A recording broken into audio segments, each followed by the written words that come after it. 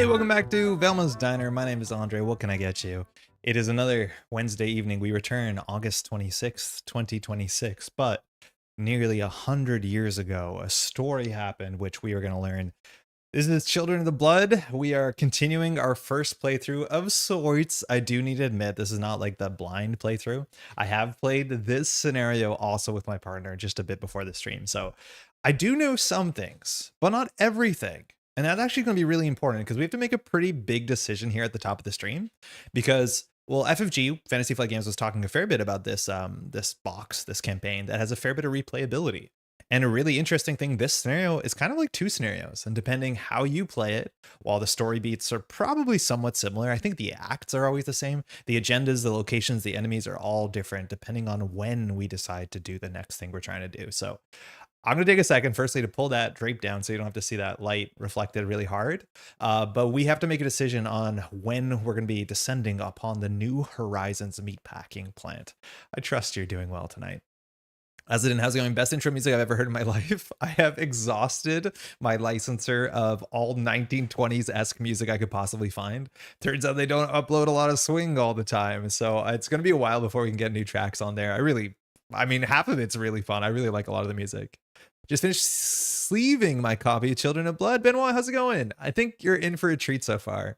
Again, I've played one scenario we played last week, had a great time. Turns out we got like a heartbreaking ending. We were so close, and I was even reminded in the comments, I definitely made a mistake that actually could have mattered. So in the last scenario, unfortunately Daniela was defeated by a token pull. She was trying to defeat Julia Stern, who was getting away, and she took a token pull that did just 1 damage to her. It turns out we were misplaying Aerial Pursuit though, and Aerial Pursuit caused 1 extra damage to Daniela, which could have been the difference maker. Give me 1 second. Something is broken, as it usually is around here, so I just need to hit a button. Why does that keep happening? So whenever we draw Aerial Pursuit, it says, that's not good either. 1 more second. Studio mode. Oh, that's not good. You shouldn't see that, actually. Okay, so Aerial Pursuit says, Surge, the nearest non-elite enemy moves once towards your location. If it engages an investigator, it makes an immediate attack. You see how I stumbled there? And that's because I stumbled across the if. There's an if on that. I always read this as it engages an investigator, it makes an immediate attack, which is not what it says. It says if. So when it came to the Waterfront District people, the Waterfront civilians, they are aloof. So they would not engage us, which means we wouldn't have got hit, so we would have saved a damage. So it did save us an action because we got a free engage off of the Waterfront civilian, but actually you don't need an action because Parlay doesn't require engagement. So we took 1 extra damage, and it actually was the 1 extra damage that had a huge impact on our campaign so far. So thematic, you did scrounging music for the diner. Thank you. I think the last little thing I want to do is that when we log in, I want to hear the bell of the door, the diner door. I think I need to figure where to find that out. There can't be that many. It got to be easy to find a doorbell. 1 second.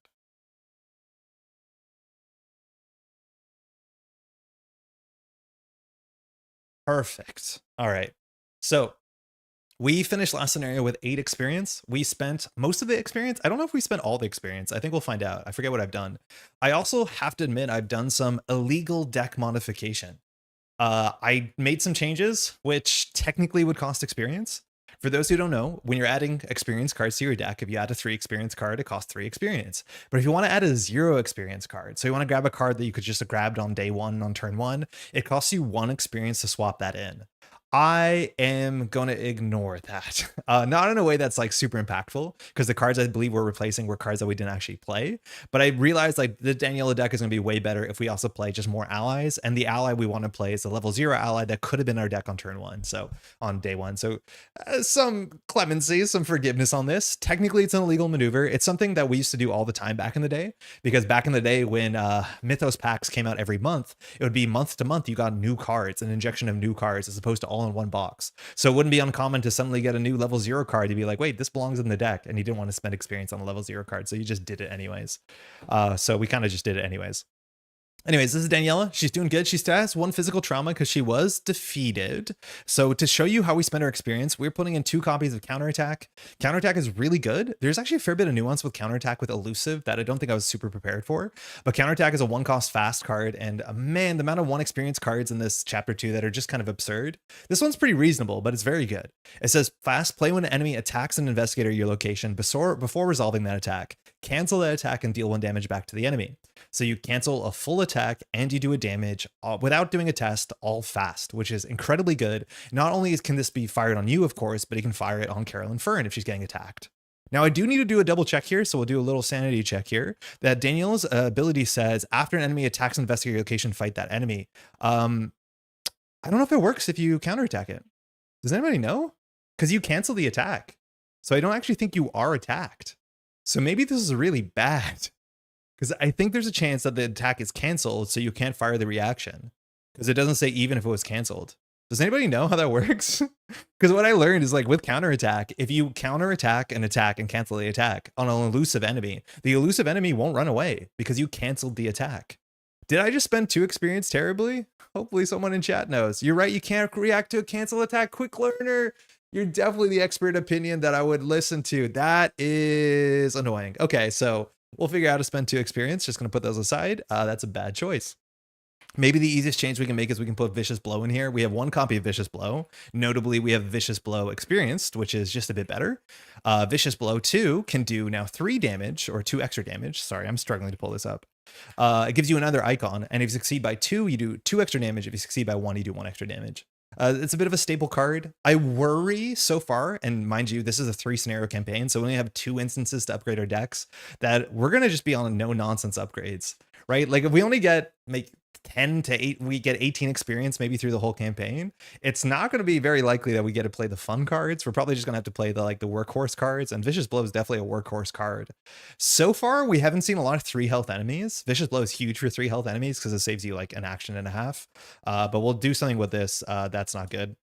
And then, of course, as I mentioned, we're going to play Charisma because we want more ally slots, because we want to have a lot of soak. Guardian in Chapter 2 has like 700 great allies, but only 1 ally slot. And this is still the only card that you can play in Guardian to give you another ally slot for the last 10 years. So we're going to have to play it as permanent. You're the expert opinion. That is a little bit of a disadvantage for shorter campaigns. Yeah, I think that's a substantial disadvantage for shorter campaigns. It's like you're not going to get to the weird luxury experience. For what it's worth in Chapter 2, there's not that many cards to upgrade with, but like I think it's going to even shrink the card pool. Right? Like when I look at the Guardian cards I can upgrade, there's already like only 50% I would consider, because the other 50% I don't think are great cards. And then out of that, it's just like you have to pick the best, like, 50% of that, because you don't have that much time in the world and that much experience. So we're gonna feel it for sure. That means we have 2 more experience. We could just play another Vicious Blow, but then we have 2 deck slots back. So we'll give it a quick look at what we can add into the slots because of the mistake we made. Because I don't think we want to play counterattack in Daniela. It doesn't make any sense. You feeling more playing with Legacy? Yeah, with Legacy, you probably even feel, well, it's weird. With a bigger card pool, you're going to touch less of it as well. It's weird. I guess you feel it on both fronts. Tony, how's it going? I haven't got to play it yet, but I did sleeve up and build decks. I'm very excited to play. Let me know how it goes. So far, my responses have been, I've been enjoying it a fair bit. Can't wait to try Children Are Out. Blood Out, my group is starting the Dream Eaters this weekend. Oh, similar kind of idea, like short campaign. You do get a lot of experience from Dream Eaters, but you do have to build 2 different decks. It's an interesting kind of similarity to Children of Blood. This is just basically unofficial Legacy rules from Mythos Pack time. Yeah, exactly. No guilt. So to show you what we did with no guilt, the cards that we took out is we took out 2 copies of Restrained, and we took out a copy of Physical Fitness. This is what we traded to get these cards in. Mind you, Vicious Blow was traded for a Vicious Blow.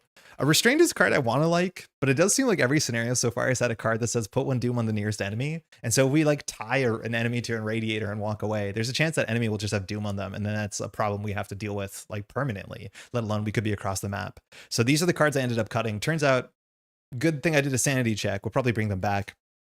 I also caught Physical Fitness, which is not an immense card.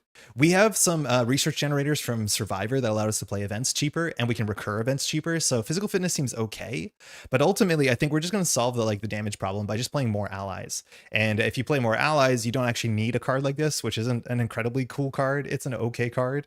So that got cut, but again, we have to kind of fix this. For our weapons, we have now a whole bunch of weapons. I think I made a small level 0 change here just because I realized that like Service Revolver is actually pretty good. So in terms of physical weapons, we have Danielle's Wrench, and we have the Fang of Zabor Moarte, which we got from Scenario 1. I don't think it's a stellar weapon. It seems like a very risky weapon, but as a weapon that has technically unlimited charges, if you're just doing a single damage at a +3 boost, actually comes in pretty clutch, because we can use that for like 1 damage. But if you're trying to use its text to pull blood tokens, that's going to be really contextual on a whole bunch of different things. So I don't know if we're going to use the full text on the Fang of Zabor Moarte, but it's not a bad place to be. Danielle's Wrench, we haven't pulled it yet, but obviously very good. In terms of the guns, though, we're just on guns. We're on the 1911s, and then we're on 2 copies of Service Revolver. So Service Revolver double dips on Daniela's text, which is good because if you're firing it, you might as well fire it twice. But it doesn't actually fire Daniela's text. You just have to get attacked anyways. Then you can shoot the revolver, and then you can attack with another gun. So you do get a 2 for 1. It's just like Service Revolver on its own is not exactly what you want with Daniela. I had a machete here and I cut the machete because I realized machete's text is also like really unfortunate when it comes to Daniela and elusive enemies. Because if an elusive enemy attacks you, I think it runs away and then you Daniela back, which means machete can't do extra damage because you're not engaged with the enemy. I'm not sure the ordering between elusive running away and Daniela's text. Maybe somebody knows, but my intuition is it attacks you, it runs away with elusive, and then you can respond. But unfortunately, machete only does extra damage if it's engaged with you, so it seems like a non-bow against elusive. And there's a fair bit of elusive enemies we've seen so far. It looks like bat horror is like in every scenario in this pack, so as we've seen, so that's interesting. Now, this is the illegal change we made. Well, we have 2 copies of Logan Hastings, who is like the really good econ card we can play, gives us a stat boost and a whole bunch of money. We're just going to play 2 copies of Alexei Saburov, who is kind of like Peter Sylvester and what's her name? The other lady that gave you a fist and that healed damage that came a bunch later. Jessica Hyde, I think. Alexei costs 3, takes our ally slot, has good soak, and says when your turn begins, heal 1 damage or 1 horror from Alexei Saburov, which means we don't need healing cards. And we definitely need a card like this, which is a very much a survivor thing. So Daniela can continually get hit and like recharge and do all that good stuff. I concur about machete too. Yeah, I don't think it works then. So that's unfortunate. So that's not a good thing. We replace it with a revolver. The more I use it, the more I like Service Revolver. It's also cheap enough to replace without feeling bad if I need to replace a hand slot. Yeah, it's really cheap. It doesn't come in with many bullets, but like a 2-cost gun is like pretty unheard of in this game, as much as you can't fire it when you want to. So Alexei's also going to make it a lot easier for us to fire our text, which in the last scenario, we didn't fire our text a lot. So even if it's like an elite enemy, like a big boss, we don't mind putting 1 on Alexei, 1 horror on Alexei, 1 damage on us, 1 horror on us, and then like that's good enough. So we cut these cards, but immediately I need to figure out how to spend 2 XP and 2 card slots. If you have any good ideas, it's like we're in a weird spot because I kind of want to play Sledgehammer because Sledgehammer is really good and fun. But the issue is Sledgehammer doesn't exactly work with Daniela's text. And on top of it, it uses both of her hands, so we can't do Service Revolver. The other like no nonsense upgrade is just to upgrade the 1911s. So we could upgrade a 1911 to make it slightly boostier and ignore Retaliate. For what it's worth, Retaliate's like not the end of the world because if we whiff an attack, it attacks us and then we attack it back, which sometimes can actually just be good for you. Probably not. But like that's the other no nonsense upgrade. Again, we can play also Survivor level 2 and lower, but a lot of the times we want to keep our events at level 0 because we can recur them with our event recursion thing. So I'll take a second to figure that out. But otherwise, you've seen the rest of the deck. It's pretty reasonable. With Charisma, could you throw in Bodyguard 2? I had Bodyguard. It's Bodyguard 3. Oh, Bodyguard 3 is mislabeled. I wrote it as the price. I mean, I think we can. I originally had Bodyguard in this upgrade, and I was like, nah, we should just cut this and play Alexei's, because I think Alexei is like better than Bodyguard. The thing with Bodyguard is you can block from anybody at your location, which is pretty good. I do think the maps are pretty big in scenario 1 and scenario 2, so we might end up splitting up a bit. And then of course, when Bodyguard is defeated, we get to deal 2 damage testlessly, which is not bad text. It doesn't even have to be engaged with you. The thing is, like with Alexei and Logan, I think our slots are gonna be filled forever. So I can't tell if I want a 3rd ally. Like, I don't know what to do about that. But I probably should consider Bodyguard, and it's an easy enough swap. It's probably more impactful than 1911, I'll be honest. But yeah, I'm just gonna push this problem to the side for a second, but we do have to fix that before we start. We're already starting a bit late today, so. Hey, BBix, how's it going? That card is so good. Scrape by is nuts. Scrape by is nuts. I genuinely don't understand parts of chapter 2, right? Like chapter 2 has some nonsense 1 experience cards, and Scrape By is maybe the most nonsense 1 experience card FFG has ever printed. I don't understand this card. Personally, I love the art. I think the art and the color is just like really, really great. This is a 1-cost fast that just says pass your test. What? What's going on? How is this a card they printed? I don't understand why this card is a 1-cost, 1 experience. It has a wild icon on it too, for whatever that matters. Yeah, I guess we could play 2 copies of Scrape By, and it's probably worth it. Even if we can't recur it, I mean, it's probably worth it. So I think I'm going to lean, yeah, towards 2 copies of Scrape By. We can't recur it because it's not a level 0 card, but like, it's good enough. Like, with Scrape By, you can do any test in the world and you know you'll succeed. It'd be like, oh, evade, you're 3 to 7, who cares? Right? Like, it's just so absurd. You think it'd remove itself from the game? Yeah, and you think they couldn't recur it in the game with the do or die and that red card I don't know the name of. But like Hunter's Instinct, I don't understand some of the level 1 cards in this game. They're nonsense. Yeah, Hunter's Instinct has a level 2 version. The thing is, like, I don't think we're going to be playing enough events. And I think this is like a really good encapsulation of why maybe a short campaign feels a bit rough. Because if we upgrade our Hunter's Instinct, it's only good if we also upgrade our events. And I literally think we don't have enough time or experience to upgrade both of those in a way that makes sense. At least if we were Miguel, sure. But because we're Guardian, it's a bit weirder. Anyways, we'll swap over to Carolyn. She's perfectly healthy. She's been okay. I don't think I love our upgrades. Our upgrades are like surprisingly, well, they're obviously functional, but the upgrades are like not changing assets as much as adding events. I'm usually much more of an asset player, especially in Seeker, but we have some really nice events. So I'm going to start with the most boring upgrade, which is Magnifying Glass 1. This card also got an upgrade. It's been around forever. I think the text on this card is like hyper cursed because this card has been around for a really long time. It's a reprint of a card from 2016. But this card having this upgrade means that they can never print cards that say whenever an asset enters play, get some sort of benefit, which is like such a easy design space to build around, because if you had that card, you could just play this infinitely and then the game would break. Regardless, it's now cheap, it's 0, and then you can return it, which our hands are crowded. So it's like fine. This was largely I didn't know what to do with 2 experience, and we probably should have just floated it till the next upgrade. Now, 2 copies unflappable. I think there's an issue our 2 investigators have is that they're not good at evading. And I think if we run into a boss, maybe Daniela can just tank the boss. But if we run into a boss and we have to evade the boss because the boss has bad text or boss has, bad text, we need someone to evade. So we're on now 2 copies of unflappable. We've upgraded them for 1 experience, which is not a lot. Now it is +3 boost, which puts it at 6 evade, which is pretty good.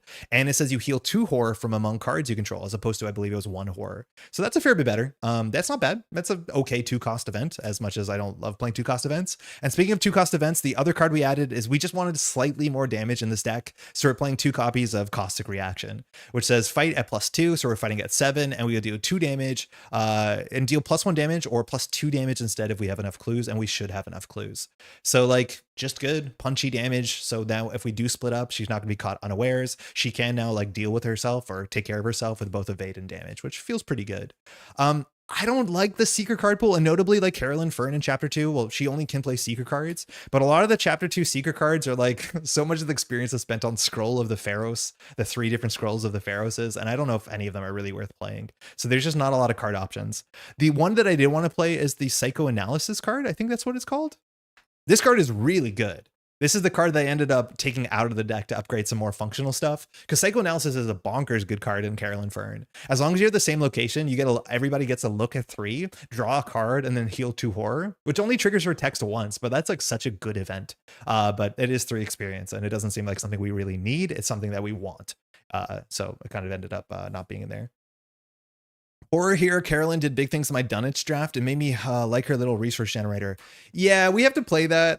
We're cutting one of them, but the other one's still in here. I still haven't played her little resource generator private practice, and I'm just not a big fan of this kind of card, because if you don't draw it really early, it's not going to be positive on credits. And even for this to be like resource positive, you're going to have heal like 5 or 6 horror to make this better than emergency cash, which is like kind of a tall ask, but we'll see. I don't think we fired her text for the first like 3 or 4 turns of the game.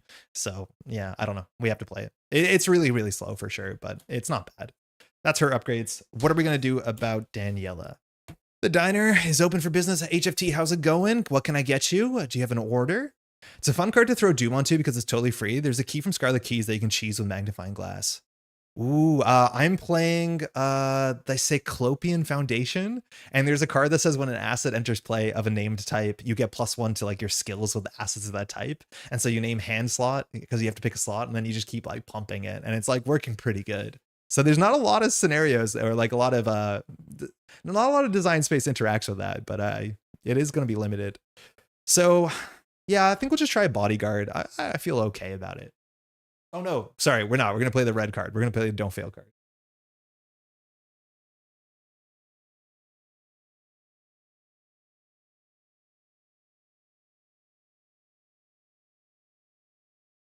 She can play Model 52, which is kind of cool, but like you kind of want your hands to be open. 2 copies of Scrape By. Seems good. Okay, so with that, I made a slight mess. Don't worry about that. Let's dive in. We have to make one really big decision off the top, and chat, I will allow you to make the decision. Maybe it won't be the right decision, but no matter what, we're getting a narrative. I think we're already off the best like golden path, if you want to call it that. But regardless, there's a very important decision at the top, and I'm going to allow y'all to decide entirely. So hopefully we figure out something interesting. All right, let me just catch up on the guide. So again, this is chapter 2, scenario 2, chapter 2, I guess. And we're going to be playing something called New Horizons. New Horizons is a name that has shown up before. I think on the back of Miguel's text. Miguel's an employee at New Horizons, which is a meat packing plant that opened up in Arkham past the flood, after the big old flood where nothing bad happened. Yeah, so we've also know it in the first scenario as being the place where Julia Stern worked, and every night she came home later and stranger until of course she became the thing that we hunted across the Waterfront district. Danielle, yeah, Daniela, I know there's an achievement about Daniela, but I looked at the back of her card really quickly and I couldn't find the word New Horizons. Maybe I'm just looking for meatpacking plant. I thought she was a mechanic. Yeah, I don't think she works there. Nothing better ever happened at Arkham ever. All right, scenario 2, New Horizons. With Detective Reynolds at your side, you head to the New Horizons facility in the Waterfront district. Well, the way I see it, we've got two options, Reynolds says. We can go in now and conduct our search. I got the warrant and it'll be more official, but there's also people who are working. People complicate things. Or, he produces a set of lockpicks. We wait until after dark. Add a cultist token to the chaos bag for the remainder of the campaign. So this is our first cultist. The tokens matter a bit more if you're playing Mystic, but that's now in the bag. There was no cultist. We have 2 skulls now, 1 cultist, 1 tablet, 1 fish face, and 5 blood tokens are starting in the bag because of what just happened. Here we have to make a very big decision. It says the investigators must choose as a group, and there's 2 distinct setups for scenario 2 New Horizons, and they do kind of, I'm assuming, play like 2 different scenarios. Either we can choose to search during the day, and it says, hint, prepare to talk your way in, or search after dark, prepare to fight your way in. This is a meat packing plant that it seems vampires are hanging out in. So you can make your decision, chat, but do we want to do our investigation legally during the day, or do we want to break in at night? Are we better at talking or fighting? Honestly, we're kind of in the middle. We're legitimately kind of in the middle. She tunes engines of the meat factory. Okay, hold on. I need to read this. She only just paid off her new garage when Arkham was devastated by a cataclysmic flood, sending her business quite literally underwater. Rather than mope, she rolled up her sleeves like always and got back to work. But she works an extra shift, tuning up engines at the new meatpacking plant. Yeah, it says there. So she's an employee there. Unfortunately, the story doesn't ask, like, is Daniela playing and does anything cool about that? Good catch. It was just a flood, and rumors of the contrary are literally insane. You don't want to be sent up to the nut house, do you? It was a flood. Things happened. It's fine. Occult Records was the big star of the deck. I did a Highlander draft at Singleton, and I bounced Occult Records and refilled it with something. Fast horror heal, a clue grab is nice. Occult is the totally fast one, right? Yeah, this one's actually kind of sick. I'm kind of into this one, especially the way that it interacts with her unique, where you get +2 to the willpower test.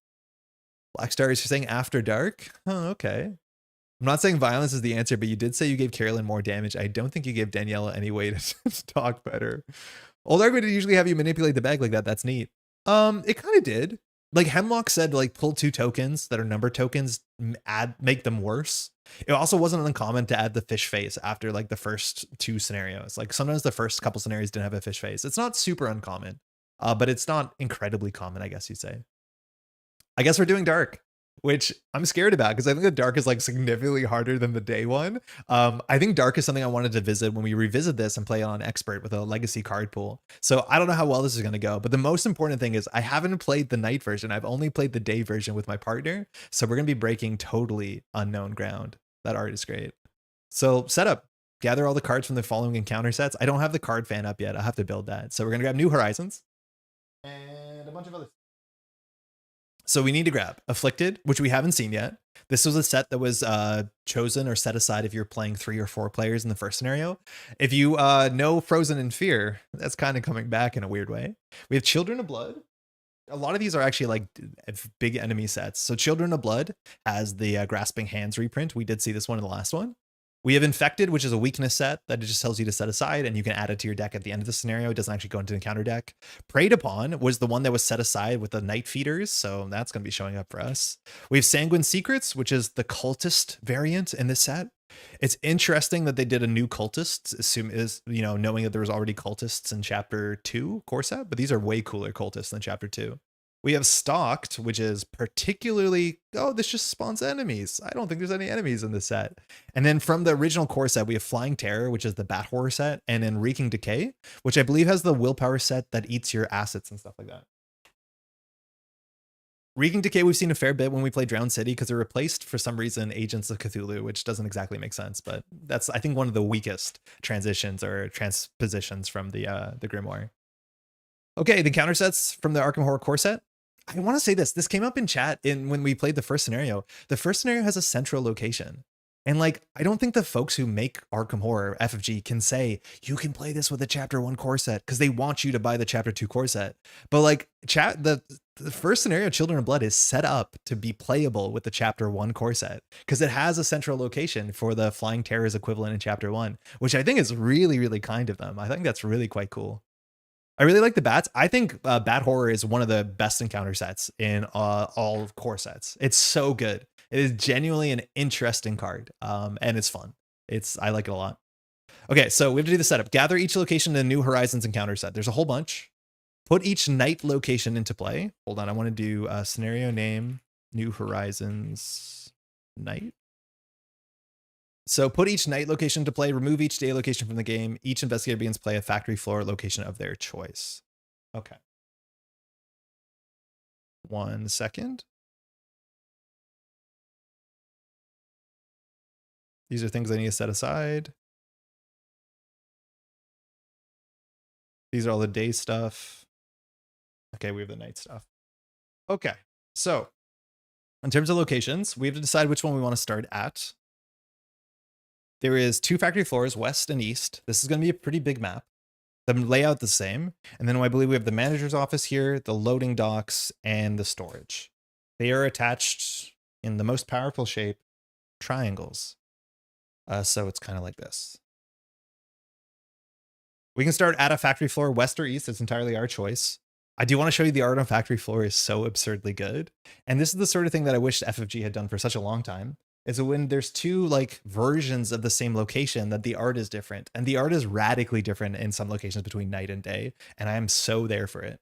I wish that they did this also in the first scenario between Dusk and Dawn, but Dusk and Dawn not only have the same art, but you'll notice that these are night locations, which we got to see this. I'll show you the full art in a second, but we saw this when we saw the first encounter, the first scenario, that there was like night versions of acts or agendas, and they had this sort of like night theming where it's not the normal like brown color, and I think that's so cool. I'm so into that they've done that.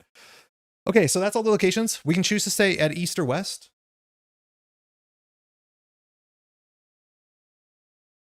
Anybody have a favorite direction? I need to find our investigators. Here we are. We get split up. Let's just split up. So we'll just play on the sides of the table that we started the game on. Notably, we're meant to do our mulligan first, but we're not going to do that. If you're playing on easy or standard, set cavern entrance shallow tunnels and descending tunnels, and all 3 copies of side chamber aside out of play. This is the same thing that we saw in the first chapter, which used different locations based off the difficulty. And I think that's so cool. It genuinely wants me to, it's like really encouraging me to go and play this again, which is awesome. If you're playing on harder expert, use a different set.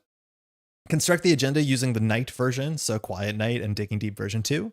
Then gather each copy of the Zabur Moarte enemy. And if we're playing on standard, we get to use Source of the Blight version, and we remove the other 2 Zabur Moartes.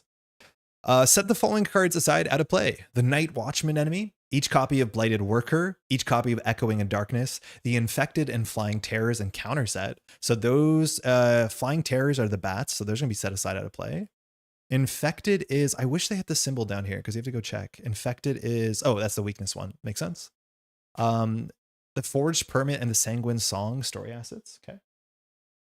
Remove Javier Rivera from the play, and each copy of Factory Worker, shuffled and counter set. You are now ready to begin. So pretty simple setup, which is cool. Sick. Not too bad. If you start during the day, there's a bunch of factory workers in the factory, and they're like doomed kind of civilians that you have to parlay. They're not too hard to parlay, but the difference is we don't have to talk to them, so there's going to be no workers on the floor, but I'm assuming there's going to be worse things on the floor, at least in terms of them not being happy we're here. We're playing on standard, just standard. Night might be harder, but we're playing night standard. All right, let me give this a proper shuffle and we're off. How's everyone doing tonight? I thought my partner and I might have finished Children of Blood last night. We had to postpone, but I'm super excited for the finale. And I think at the end of tonight, we also have an interlude we have to read. So a lot to go through tonight. Encounter deck is pretty healthy. This one does not have a scaling encounter deck size based off of player count. Also, we have to remember Daniela has an extra weapon. She has the Fang of Zabor Muerte, and Daniela has Reynolds, who is a reasonable ally as much as we didn't take charisma. And I'm assuming he's not going to be as cool as Dorothy Simmons. Unflappable seems like a well-constructed one experience card. You'll do great. Thank you. Yeah, it seems good. I mean, the jump up from 0 and 1 experience is like 1 horror and 1 evading stat, which is seems reasonable for 1 experience. Downloading comfy UI. What's comfy UI?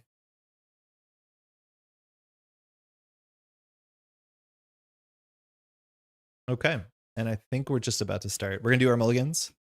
The order that we mulligan at, I think we're going to do mulligan with Daniela first. If Daniela doesn't have a weapon, like there's a small chance that if we mulligan into a caustic reaction, we'll keep it. It's not a phenomenal card on turn 1 because caustic reaction really wants you to have extra clues for it to do more damage. So we'll see what we do. Okay.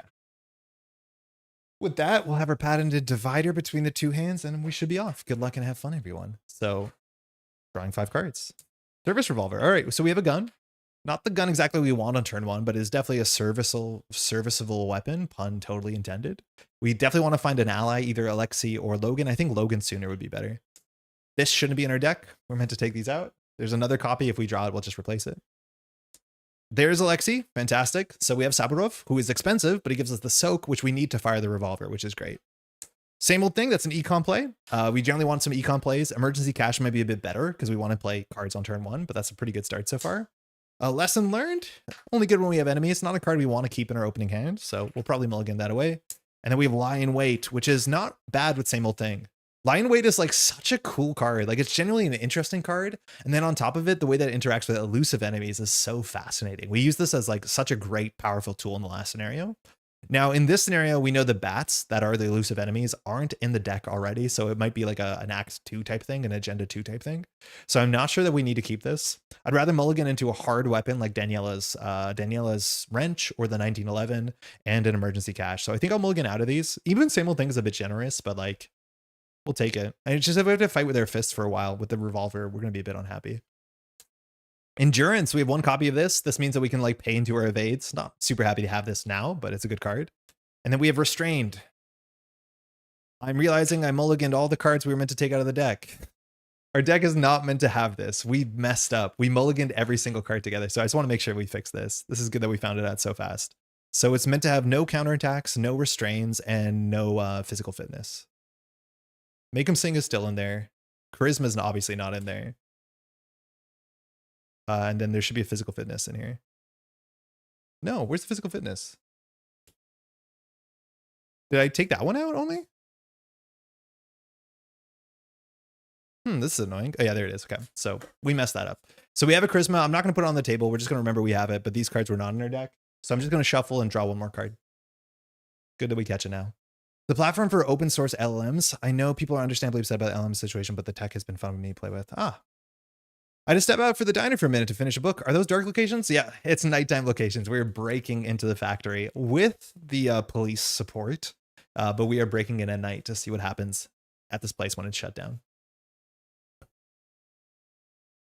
And we have scrape by. Okay, so that was our influence spend. We can force any 1 test that we want to. So that's not bad. We'll shuffle these into the deck. We didn't get our 1911, so our weapon situation is a bit weird, and we're not playing right tool for the job. I think our deck has 6 weapons, so it shouldn't be that hard to find something, but it's not like Guardian has any card draw. So sometimes right tool is the best you have. And we didn't take the psychoanalysis, which is the way to look at 3. Okay, not a bad start. We'll swap over. Carolyn, she's already shuffled. We're going to try and mulligan into her cat that gets clues for horror, because definitely we want someone to have horror so we can heal horror. Perception's probably not a card we keep. Neither guts.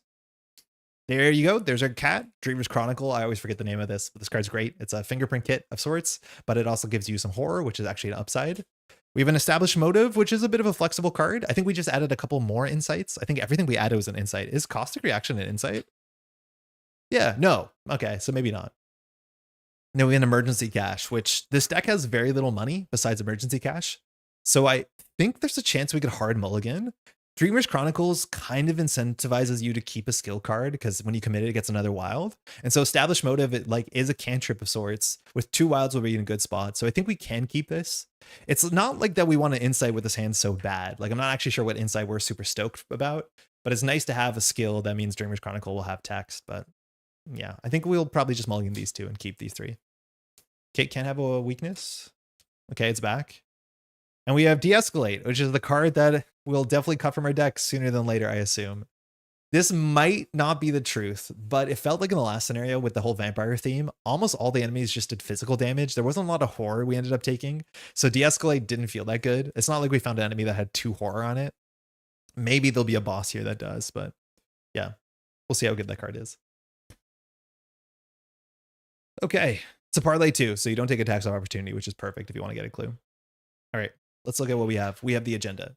It is the night version. Oh, that's not good. Hold on, why is that broken? Something's broken. It is broken. 1 second. This is the first time we set this up. I had to set it up right before the stream. It should know what the act and agenda is, but clearly it doesn't. So our act should be Quiet Night. Our agenda should be Quiet Night. Just give me 1 second, kindly. We can troubleshoot this. I need to look at the agenda registry. Quiet Night agenda. New Horizons Night. Oh, I see why. Okay, that should fix it.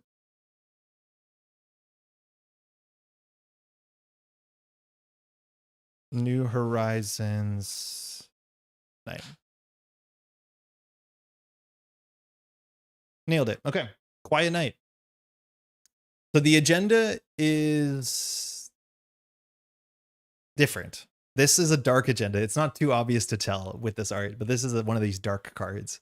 You find your way into the meatpacking facility through the back entrance, coming in through the loading dock. After you break in through the locked door, you find the warehouse to be quiet and dark. Silvery moonlight streams in from the high windows to illuminate parts of the factory floor, but you can't shake the feeling that something is hiding in the shadows, watching you. 6 doomed to advance. The act is, this is the same no matter what day or night you play it on. That's 2 New Horizons. Great art there from Pixeloid. The New Horizons facility is one of the more recently constructed buildings in Arkham. The clean windows and crisp black facade present a welcoming exterior. Crisp brick facade present a welcoming exterior, but your instincts tell you that not all is as it seems. Objective. If you resign, you get resolution 1, so we could any percent this if we really wanted to. Also objective. At the end of the round, if investigators are in storage, may spend 6 clues as a group to advance. So 6 clues to advance, we can leave. Storage is down here. Now, all of these locations just have flavor text besides Manager's Office, which the night version of Manager's Office looks like this. I just want to show you this first. But Manager's Office and the night locations look like this. This kind of looks like you stared at a light bulb for too long and then it's kind of inverted, but that's what these cards look like because they're night cards. It says investigators cannot enter Manager's Office unless the investigators found the manager's key, which obviously we don't have that, so we can't go in here.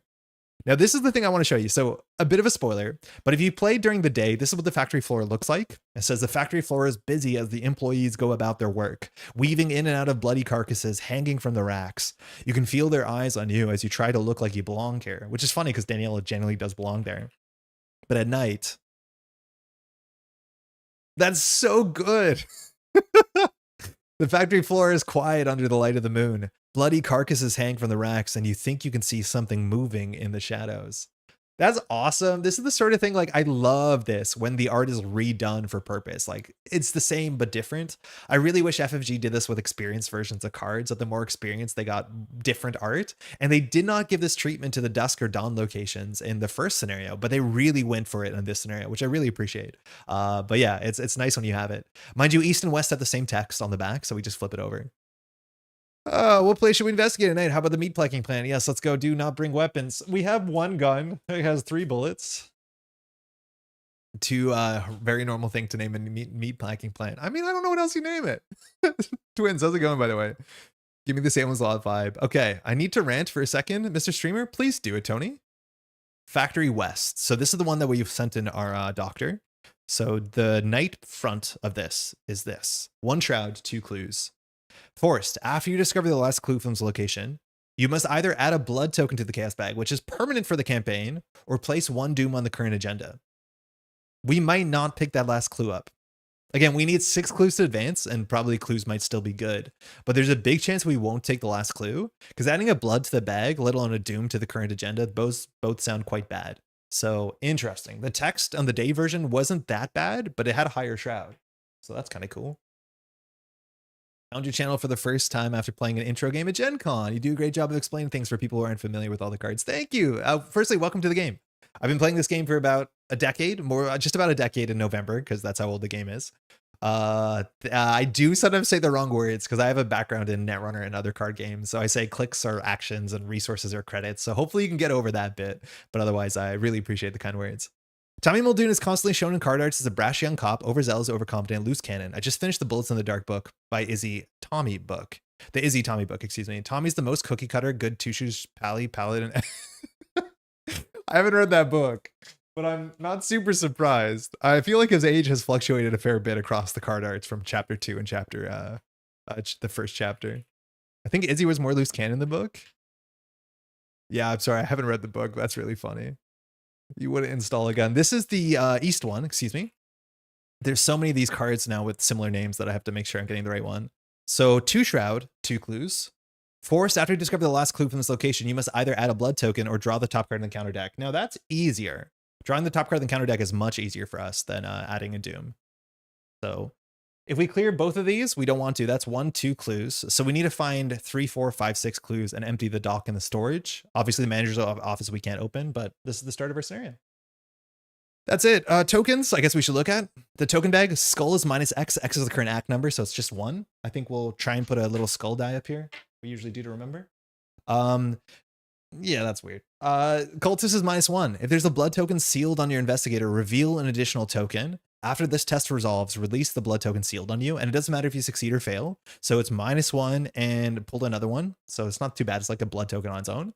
Tablet is -3, but -5 if there's a blood token sealed on you. After this test resolves, release the blood token sealed on you. So again, doesn't care if you succeed or fail, you unblood yourself. And then fish face is -4. If you fail and there's a blood token sealed on your investigator, take a damage and release the blood token sealed on you. So that's if you fail.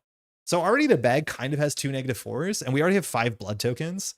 What I'm really appreciating about blood is like the more blood in the bag, the worse the bag is. But then if they're sealed on you, the bag becomes nicer. So there's this like cool, exciting self-balancing mechanism of the blood coming on and off. I want to say when I played with my partner and then I told her to release the blood token, she didn't put it back in the bag. She put it aside with all the blood tokens. And then I told her, no, that goes back in the bag. She was pretty upset about it. And I'm like, I get it. They're really hard to get rid of. So far, I think we've only seen one way to get rid of blood tokens, and maybe not even. Okay. That's it. Daniela has I don't think she has a lot of books, so she's technically at the wrong location, but I think she's just going to kind of set up here because she has 2 books. So it's not like we're going to do a 2-to-1, but there's nothing bad that'll happen from the actual token card, from the tokens so far. Just if you fail, you can seal a blood. So I guess we'll start with, I don't want to empty any of these locations. So I think it's pretty likely Caroline can just get 1 clue, come down to the loading docks, and then see what's up. Either play Dreamer's Chronicles, play Emergency Cache, but I'm going to try not to get the 2nd clue from this location because the Doom and the Blood seems like way too much of a cost. All right, so this is the West one at night. So first action, Caroline, she's just going to go for it. We're just going to investigate. Yeah. Oh, hold on. Are our stats reset? 3, 5, 1, 3. No, that's right. All right, so we're going to do 5-to-1. I need to put on the Blade Blood Rave music for completely unrelated reasons. My old game store used to have a giant pile of expansions because the staff all played it during the free time. Always been curious. The game has been really good for a long time. You're getting into chapter 2, right? Like there's not too much chapter 2 content. And the first campaign only being 3, scenarios feels maybe a bit underwhelming. But if you can pick up any of the old stuff, that's totally playable with chapter 2. It's a Doom or Blood. Yeah, both of them feel expensive. So Skull's -1. We'll take the clue. Second, we'll bounce down to loading dock. Of course, the night version. So this is the loading dock. It says the loading docks at the rear of the facility are home to stacks of crates and wooden pallets. The doors out are locked and secured. It would take some effort to get them open again. Flip. 3 shroud, 2 clues. So we need clues. Action, test 3 fight to force the loading doors open. You may place one doom on the current agenda to decrease the difficulty of this test by 2. If you succeed for the remainder of the scenario, this location gets action resign. The investigators talked about this exact card in a recent live stream to be like one of the difficulties at night, which seems to be harder than day, is like sometimes you can't just resign. Sometimes you have to break out. And notably, our act says that as we get a resolution when we resign, but it doesn't tell us how we resign. So we actually are trapped in here literally. And I don't know if we're going to blow an action to try and blow the doors open right now, but in theory you could to preempt it. Last action, I think we could just play the Dreamer's Chronicles, but I'm pretty sure that there's a card in the deck that says discard an asset you control. So I don't think I want to play an expensive card and just pass the turn. So I think for our last action, we're just going to play Emergency Cash to get 3 resources, and then we'll pick up the next clues next turn. So we'll just play eCash, gain 3, and pass. I don't like to play a huge ass and just pass with no other sacrificial assets, because I'm pretty sure there was that card, Noxious Fumes, that says like discard an asset. All right, it's Daniela time. On that note, she's going to probably just install a bunch of cards. So I don't think we need Alexi turn 1. Issues, we have no money in her hand. We would definitely want a bounty or emergency cash. We definitely want to play the revolver because it gives us some sort of click compression, so we could do like action compression. We might just do service revolver, Alexi resource, and that's our whole turn, and that's like our setup. Because then next turn we can play same old thing if we draw an event we want to play. Because like these we don't really need to hold money for, so we'll start there. Ooh. It's a neat design direction. Yeah, it's cool. I'm into that. So first action, we'll spend 2 for the service revolver. Comes in with 3 bullets. We can't shoot it unless we get attacked, so it's only for defense. Next, we'll play Alexi. That's all our money. So Alexi has 2 damage and 2 horror, and the start of turn, not end of turn, which is the difference between Jesse and Peter, is that he heals at the top. And then I think we're just going to take a resource. We're going to pass. The sole reason I survived my intro game, I mean, Alexi is infinite damage. Think of the proposition. We're going to do our upkeep. No enemies. We draw Logan. No. We should like saying we don't want to play Alexi because we want to play Logan first, because Logan is our econ generator, and you want to play your econ generator before anything else. Now we still don't have a weapon, but we'd be much better off served playing Logan first than defeating enemies to make money and use that money to play Alexi. But unfortunately, sometimes it do be like that. On the other side, we draw Guts, which maybe that will be good for us for the Mythos phase. Doom will add 1 of 5. Sorry, of 6. Lead investigator is Carolyn. Loading dock is a fantastic location design. It's really cool. It's really cool. All right, Carolyn draws Child of Blood. We have our first enemy, and we're not really prepared to deal with it. Now, we could just engage it and do an attack, but Child of Blood, man, the art on it is phenomenal. This thing has 3/2/3. It says the piercing eyes, the bloody claws, the chilling screech. The creature is no longer human. This does not come out if you play during the day, so we have a couple more enemies here. Other side, Daniela draws Voices in the Night. Haven't seen this one before. This art looks familiar. We haven't seen this art before, have we? Revelation, put into play in your threat area. After an enemy engages you, discard Voices in the Night. The enemy attacks you. Wait, that's sick. That's really good for us. Test 3 willpower if you succeed to discard Voices in the Night. If we just engage it, it attacks us and we shoot with the revolver. Wait, this is like free tempo. I mean, that's incredible. That's a card you want. It saves us an action, technically, sort of. So I think we're gonna go in and save Carolyn in the loading docks, which is perfect. At least this 1-in-1 lines up with Alexi perfectly. All right, we're gonna start with Daniela. She's gonna first come down here, then she's gonna engage this thing. When she engages it, as the enemy after an enemy engages you, there's a difference in engages you and engages it. I don't think so. I think those are the same. I always get this wrong. I think they're entirely the same. So you discard it and the enemy attacks us. Engages you and you engage it are the same. Massive enemies are a bit different on that front, but enters your location or you enter its location, those are different. I know that, but engages you, engages it are the same. So this thing, the Child of Blood, is going to swipe us for 1-in-1. We'll just put all on Alexi. And then we're going to fire a text, which says after you get attacked. Can't you play Logan for your other investigator? Have I been playing that wrong? We can play Logan, but we don't have the money. We have an extra slot because we have Charisma, but you only have 1 ally slot. With Charisma, we just don't have the money. So after an enemy attacks an investigator at your location, fight that enemy. This is an investigator at your location. I thought it was you. Was the original Daniela just her? I thought it was just her. After enemy attacks an investigator at your location. I didn't know that was anybody at your location. That's actually kind of cool. So we get hit for 1-in-1, and then we can fire the service revolver. So the service revolver says after you're attacked, we will attack back. We're attacking at +1 for 1 damage. So we're attacking 6 to 3 on the Child of Blood. There's a small reason to boost here, but it's probably not worth it. Oh, this is discarded in a second too. Cultist, that's -1, and we don't have to do any of the attacks because we have no blood sealed on us. So the Child of Blood is defeated. This is discarded as well. And we have another action here, which is probably just draw a card to take a resource. Probably just draw a card because we need to find a more permanent weapon. So last action, we'll just draw a card. Lesson learned, order lull. We could have drawn first. I don't think there's any enemies in our deck. We could have got a clue, but it's not that big of a deal. Playing from one investigator's hand into another investigator's ally slot. Oh no, you definitely can't do that. I don't actually think there's a single card you can play under control of another investigator. That's why they print weird cards. I can't show teamwork, but teamwork is a card that says you can trade things amongst players, but you can only play cards into your play area. Your play area is only for you. The only part of other players' cards that you can touch is their threat area. So yeah, you cannot do that. Yeah, she did. Just definitely triggers off of the Voices Treachery. Yeah, it seems pretty good. So we'll swap. All right, so it's time to take some horror. Notably, we actually could have taken the horror on our face so that we could heal it, but like ultimately, I think we're not gonna have problems healing some horror. So first action, Carolyn's gonna play her Dreamer's Chronicles, which costs 4. Comes in with charges. I want to use purple, but purple is the dice we use for Doom, so we can't. So then we can spend a secret to investigate. The first card that you add to this adds an additional wild, and then we can choose to take a horror to get both of the clues. So second action, we're going to investigate. We're at 5. We're going to commit Establish Motive, which puts us at 7 to 3. And if we succeed, we can look at the top 6 for an insight. Tablet is, I think, -3, -5? Yeah, -3, -5. So -3 is good. So we have the triggers. I think Establish Motive happens first. I'll be honest, besides Quick Learner having a really good video about this from years ago, I never know the order that you're meant to be firing the, like, if the skill test is successful clause versus Dreamer's Chronicle, which says if it's successful, do this. They might have the same timing, but there's technically some nuance here. In theory, the best thing we can do is Establish Motive first to give us more information, but we're always going to take a horror. So I don't know the order. This says if the skill test is successful. This says if you succeed. Those are technically 2 different things from my understanding, which is kind of wild.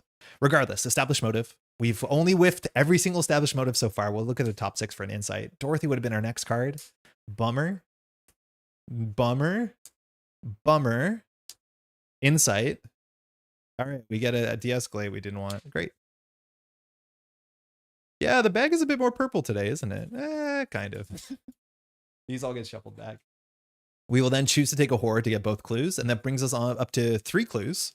So we're going to have to need 2 clues from this and 1 clue from the factory floor, or we can empty the factory floor, which we'll try not to. Okay, Dreamer's Chronicles says we can take a horror, spend a charge, and get 2 clues. Okay, not too bad. Mind you, we're meant to spend the secret when we initiate the test. Excuse me. We have 1 more action. I don't mind being 1 location left over, so we'll go to the night storage. So the night storage looks like this. Art is different. I don't think the blood is there during the day. If you want me to show you the day art without spoiling the card, I can. But it's cool that there's some subtle differences. The basement of the facility is dark and musty despite the new construction. Streaks of recently spilled blood run along the floor, disappearing into the shadows. Actually, no, I'm pretty sure the blood is there during the day. Flip it over. 4 Shroud, Victory 1. We haven't seen Victory 1 so far. It's mostly been Victory 2, which makes sense in the context of a faster campaign. Fast reaction. If there are no clues on the storage, add a blood token to the chaos bag for the campaign. Remember that investigators found the manager's keys, which is what we need to enter the manager's office. So probably we'll do that for curiosity's sake. 4 Shroud is pretty high, but we'll try and one-shot it with Dreamer's Chronicles and Perception next turn. Pretty straightforward turn so far. Upkeep, card and credit. We drew Wounded. So this is 2 actions to deal with this one. It says otherwise when we move, take a damage. So hopefully we don't spawn an enemy. And then she draws a literary analysis, which you can use to recharge your Dreamer's Chronicles. This says replenish 1 secret, so you can never go over the max, but it's already 1 short, so that's perfect. Blood's not concerned? No, that's meat packing blood. It's just what you'd expect there to be. Of course there's blood. I can't stop and watch today as I haven't run this in the night version yet, but have fun and good luck. Thank you, Spanner. This is my first time running the night version, so I'm figuring it out too. So far, only done the day one. Hopefully you enjoyed it. All right, we're at 2 of 6, so not too much going on. We draw the first card from Carolyn. Okay, I gotta mention this. This is Running Remains from the original core set in 2016. It has been a card that has been around forever. Now, this sort of test 3 willpower for each point you fail, take 1 horror. That showed up in Chapter 2 core set, but it was like test willpower and agility or something like that. It's back. And the coolest thing they did is they zoomed the art out, which honestly, I'm so there for. It's like a bit of a minor thing, but like finding a body, obviously terrifying, but turning a corner and finding a body is way worse for some reason. The body you don't expect behind the corner. Like, I think the art is scarier being zoomed out. It's the same text, and for what it's worth, fail by treacheries. If you pull the autofail, just take 3 horror. I mean, at least we have it on the right investigator. That can be pretty rough. Okay, so we are at I think 3 to 5. This is probably worth the guts here. Guts just gives us +2, and if we succeed, draw a card. So we're at 5 to 5. Even if we don't pass, we don't get the card draw. It's honestly probably better that we just do de-escalate, because de-escalate, that's what it does, is heals a horror. And this is like, I don't think we're guaranteed to draw the card off of guts. We need the card draw though. Let's just do 5 to 3. Yeah, the zooming out's kind of subtle. I like it. I actually like it a lot. Mind you, they reprinted Grasping Hands, and they didn't change the art, and they just removed the flavor text, which is weird. There's a lot of room for flavor text on that card. -4. Okay, so wish we didn't play the guts, because guts whiffs. This is like the bad case. So if we did not commit, we would have taken 3 horror. Unfortunately, how much horror do we take on this? What's the math? So we're at 5 to 3. We take 2 horror, which could be worse. Probably wanted to throw de-escalate at that, but at least de-escalate will heal in the future. So we take 2 horror. We're down at 6 already, and we have no healing to speak of. Swap over to Daniela. I was going to say, please not an enemy, but it's Child of Blood. So we actually can take 2 actions to do wounded, and then Child of Blood can strike us. And then when it strikes us, we can fire back with a service revolver. So we don't actually mind. Second Child of Blood. Okay. Rotting Corpse is already there. When the plan was being constructed, they built it around it. I mean, it's perfect to walk into the storage with the blood puddle, and then that's what you see, right? The corpse on the floor. Okay, so this is us. I think we're gonna start with Daniela. So notably, when you do an action that is not, evade, resign, parlay, or attack, you get attacked. If it's a double action, you don't get attacked twice. You still only get attacked once, but we're going to try and do wounded, which means, of course, the Child of Blood will hit us first. So we've paid the cost, and then this thing hits us, and then we resolve the effect. So while it's still on us, the Child of Blood swings for 1 and 1. Importantly, at the top of their turn, Alexi will heal. I'm going to choose to heal horror from Alexi because I think we're better at taking damage to the face, but that might be wrong because I think we're better at healing horror as a person. Yeah, that's actually probably wrong. We'll heal the damage and we'll take the horror to her face, because I think our friend here can heal us. This might be incorrect. And then the Child of Blood's going to swing at us for 1 and 1. We're going to take the 1 here and then the 1 to our face, and then we're going to shoot back with a service revolver. With the service revolver, we use our second bullet, and we're attacking at 6 to 3. Whoa, we don't have a lesson learned here, which sucks. The thing with lesson learned is if you move, you get attacked, but you actually get attacked at the original location. So it's not like we can move into here and then play lesson learned without getting attacked twice, which is not great. So it'll fire in the future. 6 to 3. +1. It's dead. And then we clear wounded. We have 1 more action. I think we're just going to waltz into here. That's it.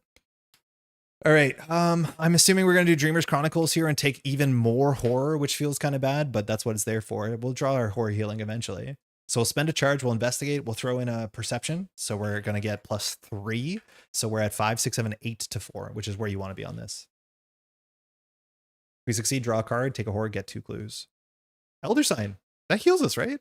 Wait, that's perfect. I mean, it's a bit redundant, so we might have to do it. Effect, heal 1 horror from Investigator. So we're not going to take a horror from this because there's no point. We can heal a horror from Investigator. It can be us. I think we're going to take it because we have this. So we're going to heal a horror from us, which fires her text, so she gets a clue. And then Perception draws, I guess. Oh, Rotting Remains shouldn't be here. Should be here. So she draws from Perception. And then we don't have to do the text on Dreamer's Chronicle. We already spent the charge, but we don't have to take a horror because no matter what, we're guaranteed the last clue. All right, so we have 5 clues. If we want to advance, we need to spend 6 clues when the round ends in the storage. So we are kind of priced into popping up to the factory floor. So I think we can do that. We do second, we go up here. This is the east floor. The east floor. So we're just not going to empty it. We're just going to investigate 5 to 2 for the last clue that we need. Oh, we could also get the keys. Yeah, we probably should. We got victory too. So 5 to 2. Okay. That's impressive. So her text is only once per round, so it's not like we're going to get the horror healing again. once per round. So we do heal a horror, which now I wish that we healed her, but we just pick up the clue naturally because we succeeded. Okay, that's it. We could make the bag worse. Suddenly we wanted to put more stuff into the bag, like more blood tokens. We're in no rush to do that because it's a fast action. So we'll wait till next turn after we draw the Mythos phase. So we just do upkeep. Want another gun? So we got Bounty, which is a turn too late, but at least we can play Logan next turn. And we drew another established motive, which I've been disappointed with the structure of our deck. Doom, we're at 3 of 6, so halfway there. We're just trucking along. First encounter card. Unnatural Decay. So this is the card that we're meant to prepare for. Unnatural Decay says test for willpower. If you fail, you must either place 1 Doom on an acid control or take 2 damage. So this is not the one I thought it was. That makes you discard a card. 2 damage is a lot for Carolyn because we have no damage healing anymore. I think we cut the bandages from our deck to play Alexi, which you don't need bandages if you have Alexi, but without the bandages, we can't heal a friend. So that kind of hurts. We could hopefully just pass this. I think we might just throw a de-escalate on top of this. So we're 5 to 3 with the de-escalate, which gives us 2 tokens. I mean, 5 to 4 is not very good. In terms of the tokens we pass +1s, zeros, Elder Sign, -1, Skull. We fail on 2 -2s, -3, -4. Blood tokens, most of them we fail on. So it might actually not be worth pitching. The thing is, if he says you may place 1 Doom, you must place 1 Doom on an acid you control. Importantly, if we place an acid on the Dreamers, or sorry, Doom on the Dreamer's Chronicle, we cannot discard the Dreamer's Chronicles for fun. Also, if we place something into our second hand slot, we can't choose to discard our first hand slot. You have to fill in your third hand slot to empty your hand. What about Doom on the gun? It has to be one of our cards. Yeah, it's an acid you control. And this is drawn by, what's it called? And even if we put the Doom on the gun, importantly, you can't just eject the revolver, and the revolver doesn't discard itself when it's out of bullets. So like in other games like Netrunner, if you just install a program, you can trash any of your existing programs. In Arkham Horror, if you want to drop something, you have to fill in your extra hand, right? It's like pretty bad. Pass on Cultist? Yeah, Cultist is a pass too. Oh, you keep playing it wrong. Oh, yeah. So each character, you have to be very clear who's drawing the encounter card because it only refers to them for a couple reasons. I mean, I think we just do this in hope. It's not a good use of de-escalate, but like we're pretty healthy. So we're going to pitch this. We're at 5 to 4. So hoping for the best. Pitching 2 de-escalate seems a bit ridiculous. -1. All right, let's go. So we pass. Swap. Swap. Swap. 1 encounter card. Sanguine Cultist. So the cultists are back. This is so much cooler than the cultist from chapter 2, which is kind of a boring cultist. 3/1/3 spawn any empty location. Empty is defined by having no enemies and no investigators. I don't think it cares about other attached treacheries. I'd have to check.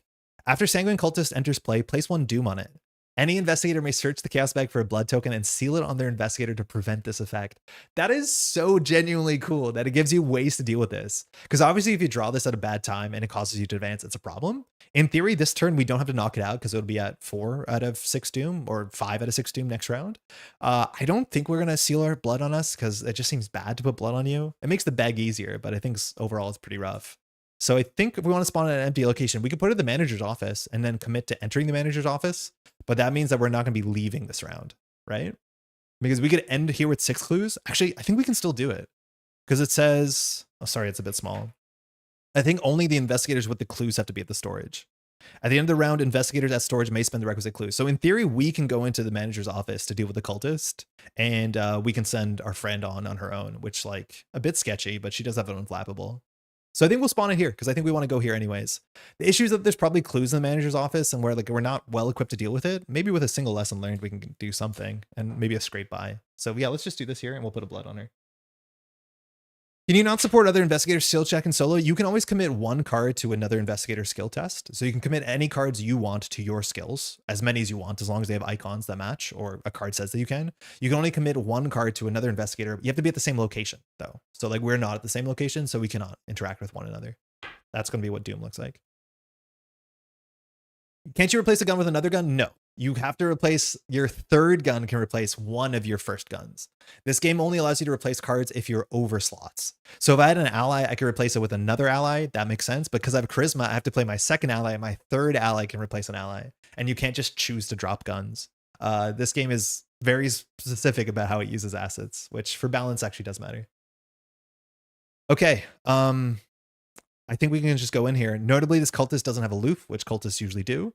We can just attack it 5-3 and hope for the best. The worst case, if it hits us, we just fight it back. It does 1 damage, which doesn't matter. So I think we're off.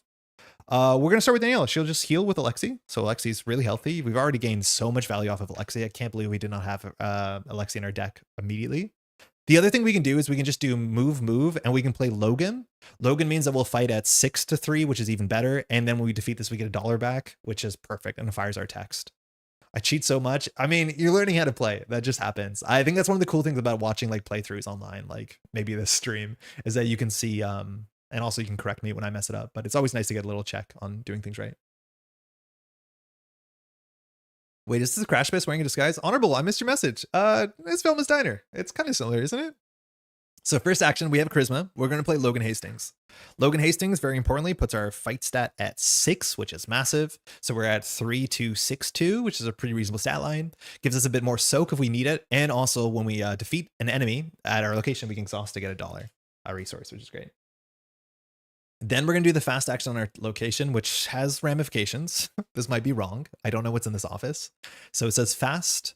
If there are no clues here, add a blood token to the bag. And this is a stack of 6. So we have 6 in the bag, 6 out of the bag. We now remember that we have the manager's keys. Second action, we'll enter the loading dock. Third action, we'll enter the manager's office. And this is one of the cool things about playing Daniela. You do not care if you get hit because you hit back. And we won't use a revolver because we don't need the extra damage. So manager's office, it says, investigators may not enter. Of course, now we can. Flip it over. I'm expecting victory there, victory 1. So it's kind of like a 2-part victory 2 location. Foreshrouds a lot. We have to work on that. It says fast. If there are no clues on manager's office, add another blood token to the bag. I don't know how much we want to do that. Remember, the investigators found a sheet of arcane symbols. Group limit once per game. Interesting. Now, arcane symbols probably some sort of spell of some sort. Maybe it matters for the campaign. Maybe it's just like a reward thing or like for the scenario. I don't think either of our investigators really want to mess with magic. So we'll see. We'll probably still do that because we want to empty it anyways for victory. I mean, it's a new campaign. We might as well hit all the buttons we can hit and see what happens. The way certain things work for balance in Arkham is oddly unintuitive. I feel, yeah, maybe you could say oddly unintuitive. All right, so we're on the east floor. If we want to get the last clue here, we have to draw the top card in the counter deck. If it's an enemy, we're in a bad spot for that. And at night, there's more enemies than in day. So I don't think we want to get the last clue. That leaves us in an awkward turn here where we don't have much to do besides move once towards the storage. So I think we're going to move once to the storage. And then we're just going to draw a card. Emergency cash. Okay, well, our money's good. Oh, we didn't spend 4 credits. Excuse me. We didn't spend 4 for Logan. 7? We should, yeah, that 7 makes sense. We've only played 1 card. So we have no reason to play the emergency cash here. Just gives us 3 resources. We don't need 3 resources, so we'll just draw one more time. Private practice. I mean, if there's a time to play it, it's probably now, or at least next turn, but I'd be surprised if I spend an action on this. Do you want to play Logan after you get in the manager's office to get attacked? Yes, but we did it first. So then we get attacked and we fight it back, right? That's the idea. Fast being tied to specific time at things that occur less often than you think is probably up there as well. I played this game for about 8 or 9 years, not knowing you couldn't play fast assets whenever, but you could play fast events whenever. Fast is the text that says like this doesn't take an action. And you can play fast events at any fast window, in which there's tons, like every skill test. There's a bunch during turn structures. But if you want to play your magnifying glass, it has to wait for your turn. I don't know why that is. There's even certain fast assets that say on it, play only during your turn, which is redundant to reminder text. Like it's not technically reminder text. It's just redundant text. But it's something I played this whole game for a long time without knowing. All right. Enemy phase. The Sanguine Cultist will attack us for 1. We'll put it on Alexei Sabarov, and then we'll fire a text, which means we can fight it back. We're just going to attack at 6-3 on the Cultist. No boost. No gun. Auto fail. Bummer. So we don't get a fire Logan. We lose a resource. I mean, it's not the worst. If we advanced, we'd feel devastated about that, but we're luckily not going to advance. Upkeep. E-cash. Detective Reynolds. So we have 2 copies of Dorothy. We have 1 copy of Detective Reynolds. If we want to play Detective Reynolds, cost 3 gives you huge soak. Damage soak of Reynolds is pretty impressive. You get +1 book, and after you discover 1 or more clues, you can choose to exhaust Reynolds, to draw the top card in the counter deck, to discover a clue from your location or a revealed location. If we're together, we consider doing that. I think Dorothy's probably a bit better, but actually our money is really good. This is probably better than Dorothy. I don't think we're going to need more money than this and emergency cash. So we'll probably end up playing Detective for the soak. Great. Doom. We are at witching hour because we're at 5 of 6 because there's one Doom on the cultist. Shouldn't be a big issue. And we draw our first encounter card. Morbid rituals. Sorry, not this one. This one. Revelation. Place Doom on the nearest cultist enemy equal to the number of blood tokens sealed on your investigator. If no Doom is placed by this effect, search the chaos bag for a token and seal it on you. So this comes with the cultist, which is really fun. So either the cultists get more blood or you get bloodied up. So there's like this cool ebb and flow to these encounter cards where when you draw them, it kind of sets the stage and eventually has the payoff. And if you can't get it unsealed off of you, which is tricky. So 5 in the bag, 1 on us. Otherwise, not a bad encounter card if it just seals the blood on you. Flat white and a slice of blueberry pie, please. Coming right up, Ren. Swap over. In the Shadows. So this is a card I haven't seen before. This was a possibility if you played on hard, I think, in the first scenario. Revelation test 3 agility. If you fail, search the encounter deck and discard pile for a creature or monster enemy and draw it. So search is our choice. We're not really well equipped here to fight because our revolver is going to be out of bullets in a second. In terms of the evasion here, we are 2 to 3. So like, I'm not going to boost in this. Not that we can. Worst comes to worst, we could play a scrape by to deal with this. But it feels like our scrape by is kind of like priced into getting the last clue at the manager's office because we're there. Not an amazing thing to spend a scrape by just to like not take an thing. How's the scenario? We're like 4 turns in. We're doing the night version. I've only played the day version once, and it's like does feel different. It feels way more frightening, which I think is the point. So we're just gonna do 2 to 3 and just hope. How are you, Ren?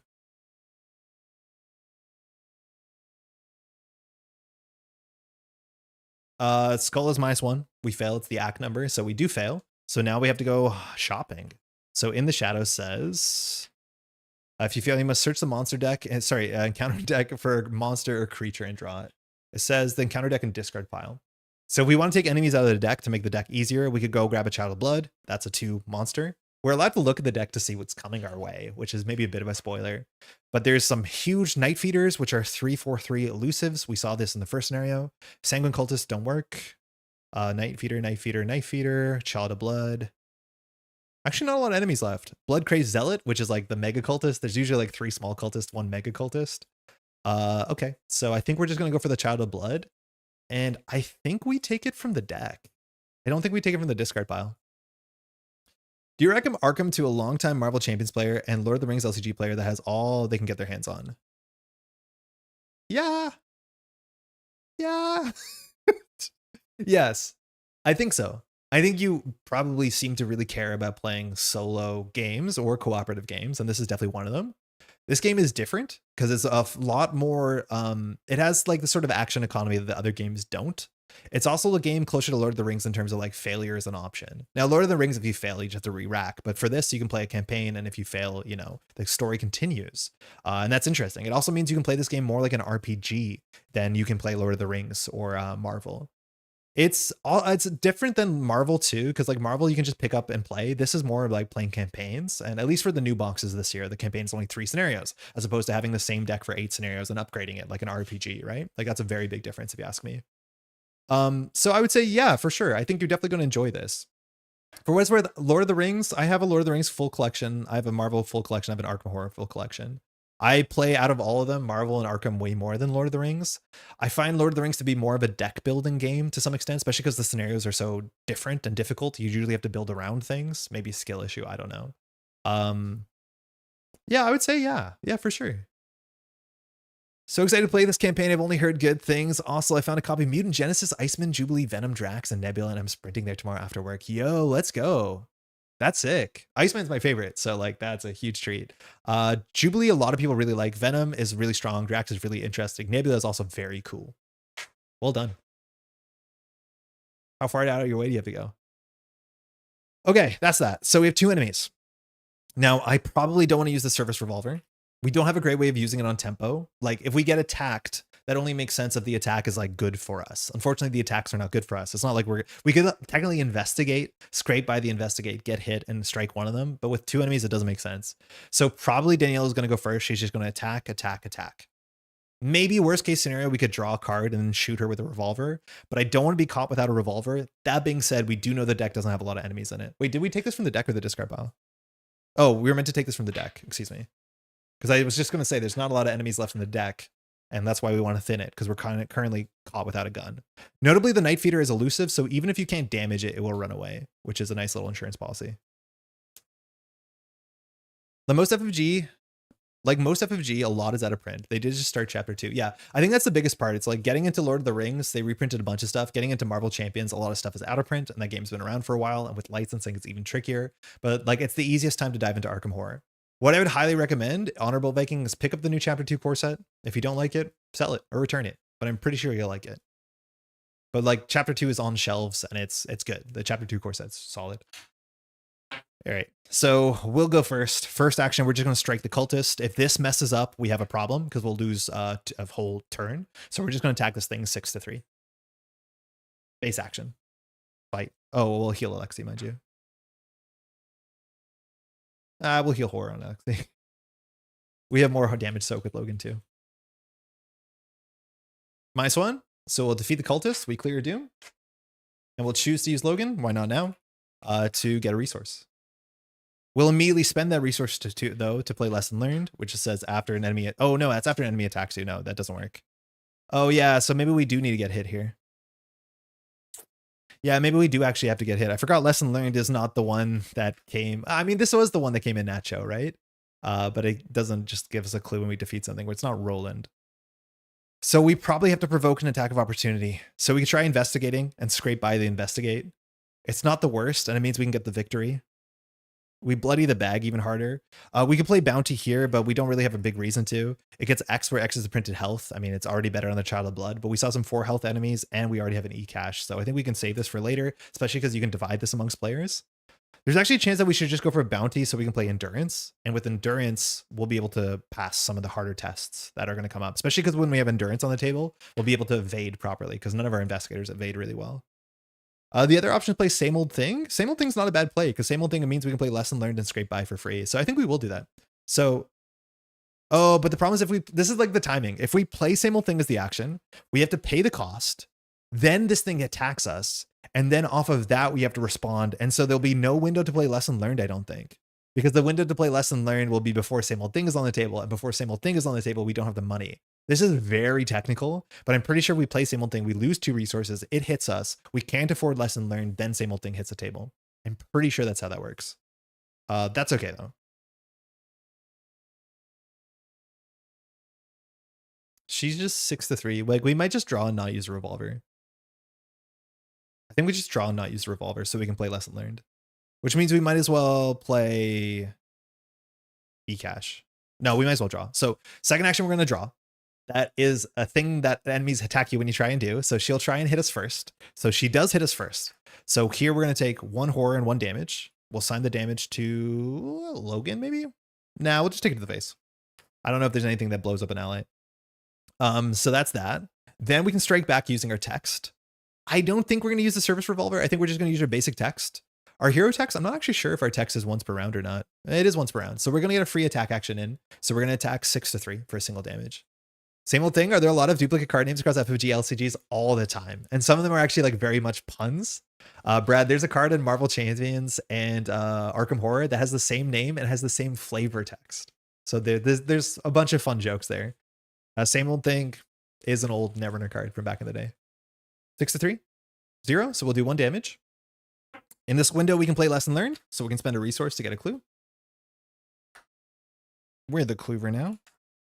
And then we were drawing, so we get a card. We have a Vicious Blow, the bad version. We have 1 good, 1 0 XP. This is the 0 XP version. And then last action, we'll just attack this thing again. So hopefully this one goes through, because if not, we're kind of embarrassed. 6-3.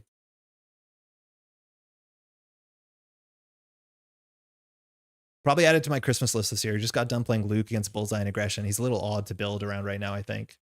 Man, Luke and Bullseye is a really good matchup, I reckon. -2, it's dead. So we did a good enough turn. Defeated 2 enemies, got a clue, drew a card. Feels fine. Really need another weapon. We'll swap. Oh, we forgot advance. Oh no, we forgot advance. We ended here at the end of the round. We forgot advance. That was why we did this. Oh, did we just burn a whole turn? I guess we just burnt a whole damn turn. It's ultimately okay, but we were meant to say at the end of the round advance. I got too caught up in talking. So we'll just do it next turn. It's okay. So I think we'll just do the setup turn thing where we're going to play Detective Reynolds. That's really bad. Always have to remember to advance at the end of the round. Is the easiest thing to forget. So we'll spend 3 on this, which we're going to get back in a second. Detective Reynolds has a bunch of soak. After you discover one more clue, you can exhaust Reynolds with that horrid text. Not that bad, though. Especially with most enemies out of the deck, but it's also kind of bad when we're split up. Our intellect now gets set to 6, which is pretty dang good. 3, 6, 1, 3. Then I'm going to choose to play private practice, and everyone is going to see how good it is. So private practice cost 1. It says after you heal 1 or more horror, you can exhaust this to gain a resource, which we have no setup for horror here. As my last action, I was going to play emergency cash, which I just threw out. I didn't just throw that out this turn, did I? Did I just play emergency cash last turn, or did I just throw it out? Chat, did I just play an emergency cash and throw it out without taking the resources? You can rewind on YouTube if you don't mind. Because otherwise, like, if we have 7, like, we don't need 7. I just don't know if it's in our hand or not. I felt like it was in our hand. And we were meant to play Cash Reynolds practice. That was meant to be our turn. But I think I just threw out the cash, and now it's no longer in my hand, and I feel lost. Regardless, I don't think we play the cash. I think we just draw a card, which means we should have done this in the other order, because you don't draw last action after playing private practice, because it's not a very functionally good card. If anyone can help me out with that, that would be super appreciated on the YouTube rewind. Let me just have some tea. We're not on coffee today. My stomach's been a bit rough.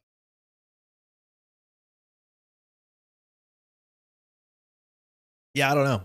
I think regardless, I'm going to draw a card, which means we shouldn't play private practice. There's another Dreamers. That's okay. We don't need that. Okay, so I might have another emergency cash in my hand. I'm going to pretend I don't until somebody tells me otherwise. You tossed it without playing it. Okay, so it's in my hand. Thank you. Upkeep. Remember at the end of the round. So here we will draw. That's what we want. A Cold Records is perfect. So again, now when we fire this, it's fast, spend a secret, heal 2 horror, which is, we only have 1 horror, but whatever. 10 test 2 willpower if you fail, discard a random card from your hand. So not playing the E-Cash is good for that. And also this gets us a resource, which is pretty good. On the other side, we'll draw a weapon for sure. We drew another bounty, which we didn't play our bounty. I mean, we probably should have played our bounty in hindsight. We defeated something with 2 health. I mean, clickless 2 resources is pretty good. I'm not good at thinking hard this late. Billy, think about me. I can't even either. All right, so we're going to spend 6 clues. We're going to advance. So the act just says one of our objectives is if investigators with clues at the end of the round can advance here, we will. So we go to, let me fix that 1 second. So this is called The Path Below, and I know what's wrong with it. Sorry, this is our first time playing this campaign, so there's some technical difficulties in my software. That card needs to be rotated.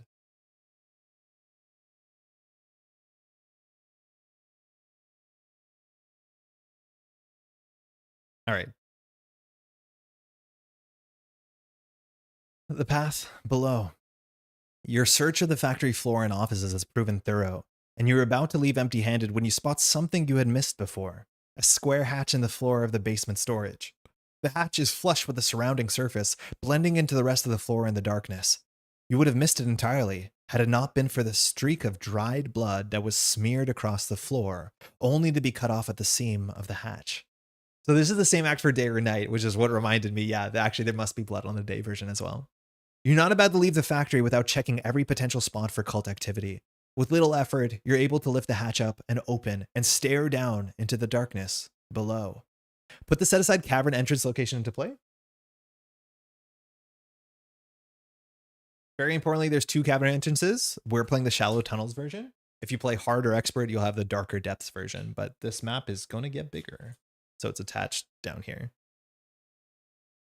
Shuffle each card from the Flying Terrors encounter set. Sorry, search all in and out of play areas for all 4 copies of the Factory Worker enemy and remove them from the game. So that text doesn't matter for us. The Factory Workers are only there during the day. Yeah, in and all play for 4 copies of the Factory Worker. In and out of play. So if they're in the deck, I guess they get removed too, huh? Shuffle the set-aside Flying Terrors encounter set and each copy of the set-aside Echoing in Darkness treachery into the counter deck, which is a treachery specifically from this scenario, which is a weird treachery. So Flying Terrors is here. You always play with that. That's the bat. So we've added 2 big enemies that have elusive and things that make enemies move and attack you, which we don't mind too much with Daniela. And then we also have to add 4 copies of Echoing Darkness.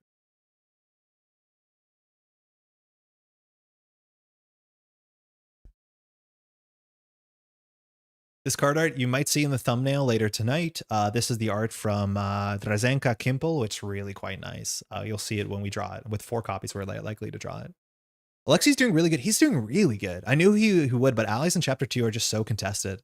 I put him in my Zoe deck so I can use the beautiful chef with meat cleavers. Yeah, he's absurd. Like, Peter Sylvester was largely Alexi, but only on horror, and gave you an agility boost and eventually a willpower boost, which is nonsense. But that's like one of the weird things about chapter 2 is like the level 0 allies are nonsense, just nonsense. And not every faction has higher level, like there's no high level seeker allies currently in chapter 2. It's really strange. All right, so we shuffled all that stuff in and we advance.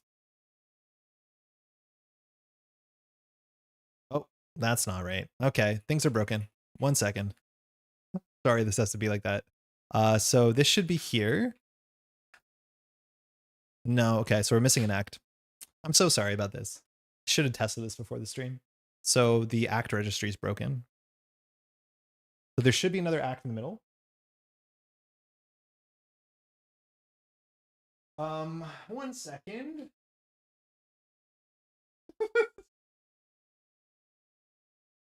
Should be called the search for answers. We need to add that.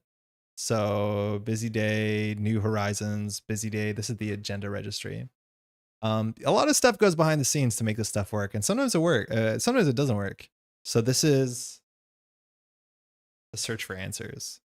The search for answers act.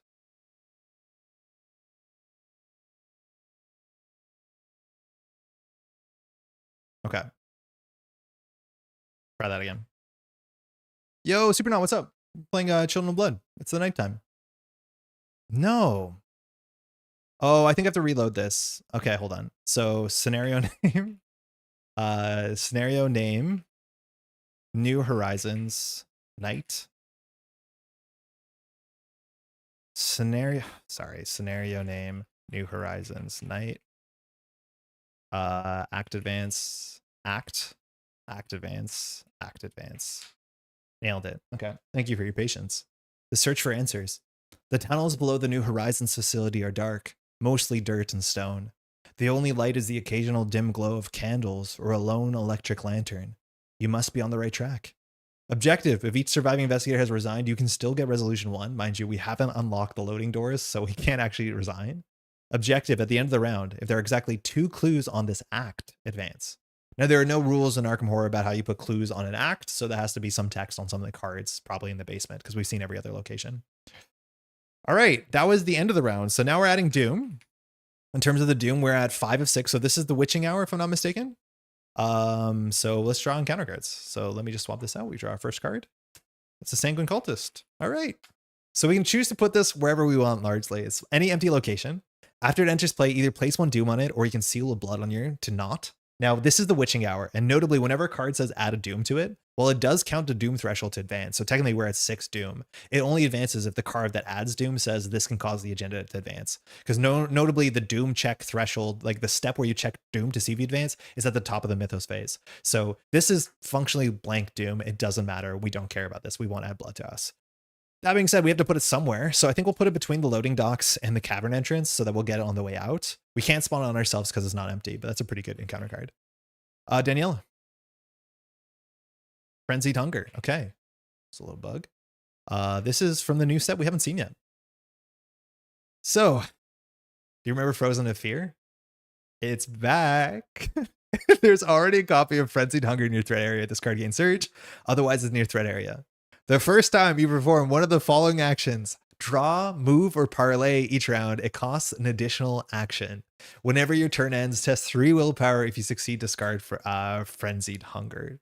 For those who don't know, Frozen in Fear was an encounter card from the original encounter set that was used all the time. That was attached to your bad your bad rogue that had 1 willpower, or your guardian with 2 willpowers, and it just sucked so much. It says the first time you perform one of the following actions, move, fight, or evade, which if that is your thing, you do that all the time, it takes an additional action. Notably, because this is in your threat area, but it's not an action, other people can't do that test for you. The best they can do is boost you.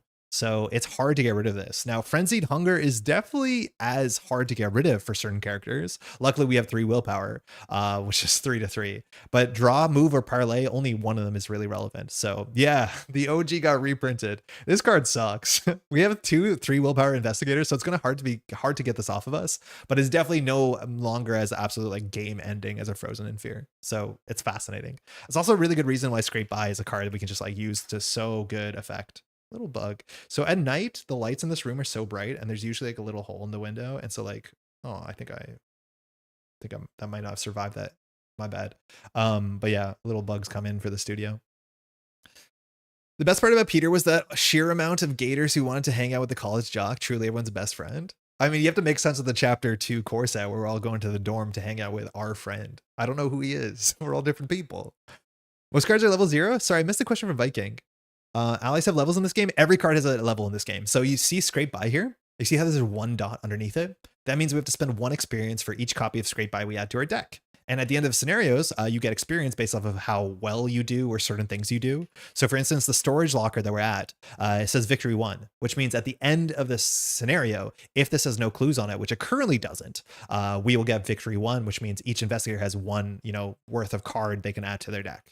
So victory is really important because it's how your decks get bigger and better. Certain decks can only play certain cards of certain levels. So for instance, we are playing a Guardian, Daniela, she's blue, but she can play survivor cards level 0, 1, and 2. So she's allowed to play Scrape By. That's a big way that decks get modified, is that you spend experience to upgrade them. And there's just as much, if not more, cards that are experience cards than level 0 cards, so that you can build decks to make them interesting. Yeah, use the XP between snares to upgrade your deck. That's exactly it. Okay, this sucks. Sad about that. But otherwise, we're in an okay spot. The question is what we do about the manager's office, because if we want to get that last clue, we're not really equipped to do it. We have, I think, like 1 book, 2 book. So we're 2 to 4. We could Scrape By to force it, but I don't want to Scrape By to force it anymore because we probably need to Scrape By to force Frenzied Hunger because we don't have a Guts in our hand. Our deck has 2 copies of Guts, which would be the best to get Frenzied Hungered, and even that's not guaranteed. Scrape By being 1 XP still cracked? Yeah, it doesn't make any sense. Make it make sense. It doesn't make sense. So we might want to leave the victory off of this. The thing is, like, it seems like the scenario is going to go deeper and deeper into the basement, so it might be very expensive to come back to manager's office. So there's a chance that trading a Scrape By here is okay. We also can do the same thing where we just end our turn at the Sanguine Cultist. It just attacks us, and when it attacks us, we attack it back, so we don't have to spend an action attacking us, which is great. So reason rogues were like D tier until the 4th and 5th cycle because of Frozen in Fear. Yeah, it was kind of an issue. Yeah, interesting. I mean, we could just start first with Carolyn and let her go into the basement alone. How bad could it be down there? Who knows? So she'll go first. She could play the Occult Records, but we're in no rush to do it. Ideally, we use Dreamer's Chronicle first so that there's 2 horror to heal. So first action, so she'll step deeper into the dark. Cavern entrance. This is the standard version called Shallow Tunnels. The tunnel beneath the facility is oddly formed of worked stone instead of poured concrete. Whatever this tunnel was made for, it was made fast. And this art is by somebody else. Most of these are from Pixeloid, which is a Hungarian studio that does a lot of like location art and a lot of item art. But this is from Walter Broca. And like this art is definitely has a mood to it, which is it's cool. It's cool there's a change of artist as we go deeper. We flip it over. Cavern entrance, 2 shroud, 2 clues, forced. When this location is revealed, put each set aside copy of side chamber into play. There are 3 copies. The backs are all the same, so we'll just shuffle them up and put them on the table. Again, these are also different depending on your difficulty. We're playing standard, otherwise they would be the darker tunnels or something else. So let me just make more space on the board. 1 second.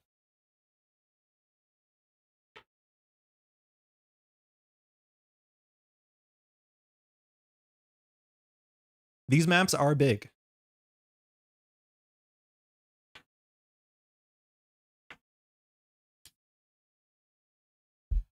Okay. Yeah. They're everywhere. And these are all located, connected one way. Not one way, but with 1 connection. And notably, these all have the same text. As an additional cost to enter side chamber, investigators at the cavern entrance must spend 2 clues as a group.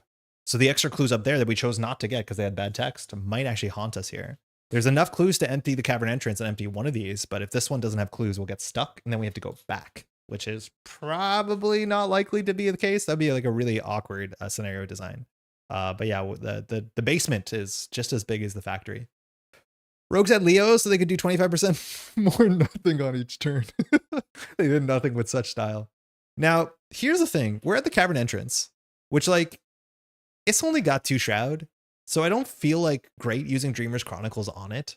It might be better just to do like Dreamer's Chronicles to get 1 clue. Sorry, we could just investigate for 1 clue and then we could like heal to get the other clue. But I never feel good using cards like this that have limited charges that are better at higher shrouds. Because like getting 2 clues off of a 5 shroud, sick. 2 clues off of a 2 shroud, what are we doing? So there's a chance here we might just blow the rest of our turn just doing clue and then like waiting for a better opportunity. Maybe that's silly. Honestly, it probably is a bit silly, but we have another Dreamer's Chronicles and we want to take horror. Chad, what do you do here? I don't feel good using a Dreamer's Chronicle on a 2 shroud. It just feels like a waste of time. I mean, I think we could just do a basic action and use literary analysis. The thing is like recharging the Dreamer's Chronicles is probably gonna be pretty good because we're gonna need 2 clue bursts. So I think I like that better. Let's just investigate. We're at 8-2, which is overkill. It's actually overkill. Let's not do that. Let's just do 6-2 and we'll use this with the Chronicles. So 6-2 for a clue. Detective Reynolds text could be relevant here, but again, it's only 2 shroud. Hey, Diner Space Grid. Joel, how's it going? I always used extra clue juice. Yeah, apparently I didn't. It might be right though. I don't feel like we're that behind on time, so that does change how like compressed you feel. So it was move, and then third action we'll do it again, 6-2. I also like to go fast. The faster I go, the less the game can fight back. You're not wrong about that. Especially because last time, -2, we died to damage, which means we went too slow. We'll swap out. Okay, so we're not going to discard a card. Check that before. And then we're here. Here we have to make some really smart decisions. And I think if we want to do the manager's office text, we probably have to fire the scrape by here, which sucks. Because I think we need the scrape by for this. But we could do get the clue, add the blood, leave. I'd use Chronicle because you have a second and a recharge. Yeah, but if we use this, yeah, I guess we would have used this and then we would have played the occult records. That's a better turn. I think you're right. Yeah, I regret it. Also, because we didn't play the occult records, we didn't fire it, which means we didn't get a horror. So like maybe it was actually better to play occult records and then just get 1 clue with occult records because that gets us a resource. I think that was actually the worst turn. I think the best turn was occult records, fire it to fire practice, get a clue. Second best turn was use Chronicles. Third best turn is whatever garbage we did. Sorry, I hit the microphone. All right. So we're gonna force this clue, which we can do. We do need all our actions, so we don't have time to play down the same old thing to get slightly more value. So we're going to investigate, knowing that we have this in our back pocket. So bad things could happen technically with the tokens, but we have no blood sealed. So the worst thing is we seal blood on us. So we're just going to investigate. We're very good at it. We're at 2-4. So even Elder Sign, I don't think does it. 2-4. We haven't pulled a blood token yet, have we? Skull is -1, no, -2 actually. It's the act. We're now in act 2. So we fail. But luckily we can play scrape by. Oh, mind you, we need to heal Alexi. We forgot. Scrape by says, cost 1, fast. Play when you would fail a test during which a non-elder auto-fail token would be revealed.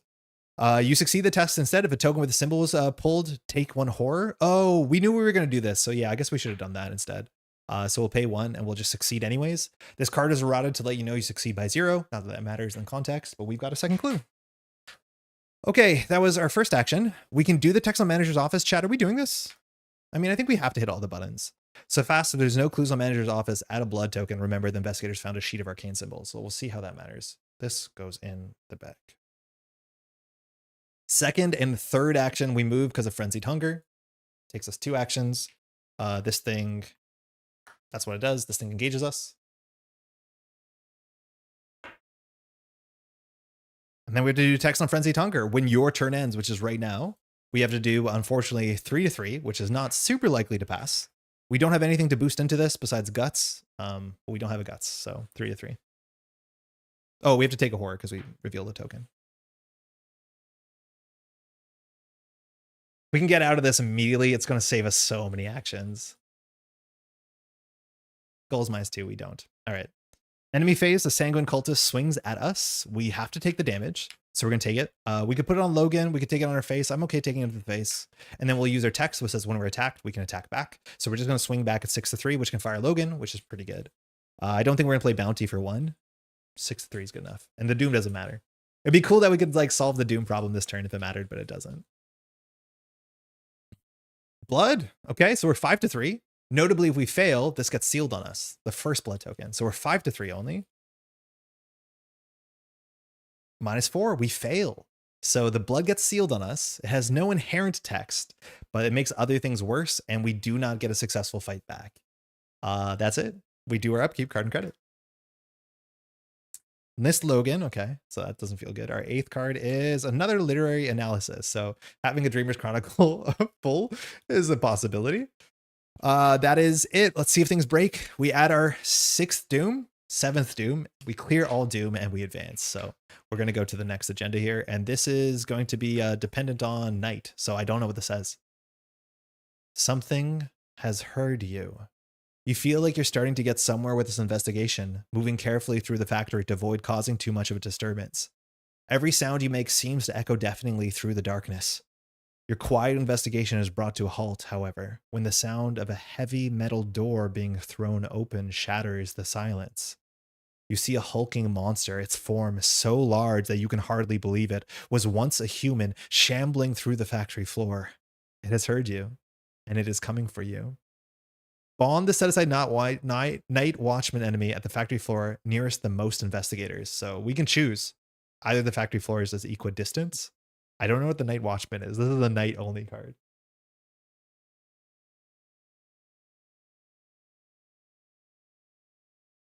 One moment, please. Where is it? Found it. It's pretty big. It's not the biggest. It's pretty big. This is the night watchman. 4. Oh, excuse me, night watchman. Do we have it? 4/6/3 hunter predator, so it eats smaller things. That's a new rules text thing. It has the night coloring. Preys most clues, so it's going to be coming technically towards always the closest player. If there's a tie, it'll be going first. So we're actually equal. Retaliate. Forced. After an investigator discovers one or more clues, if night watchman is exhausted, ready it. Otherwise, it disengages from each investigator and moves once towards the location at which the clue is discovered.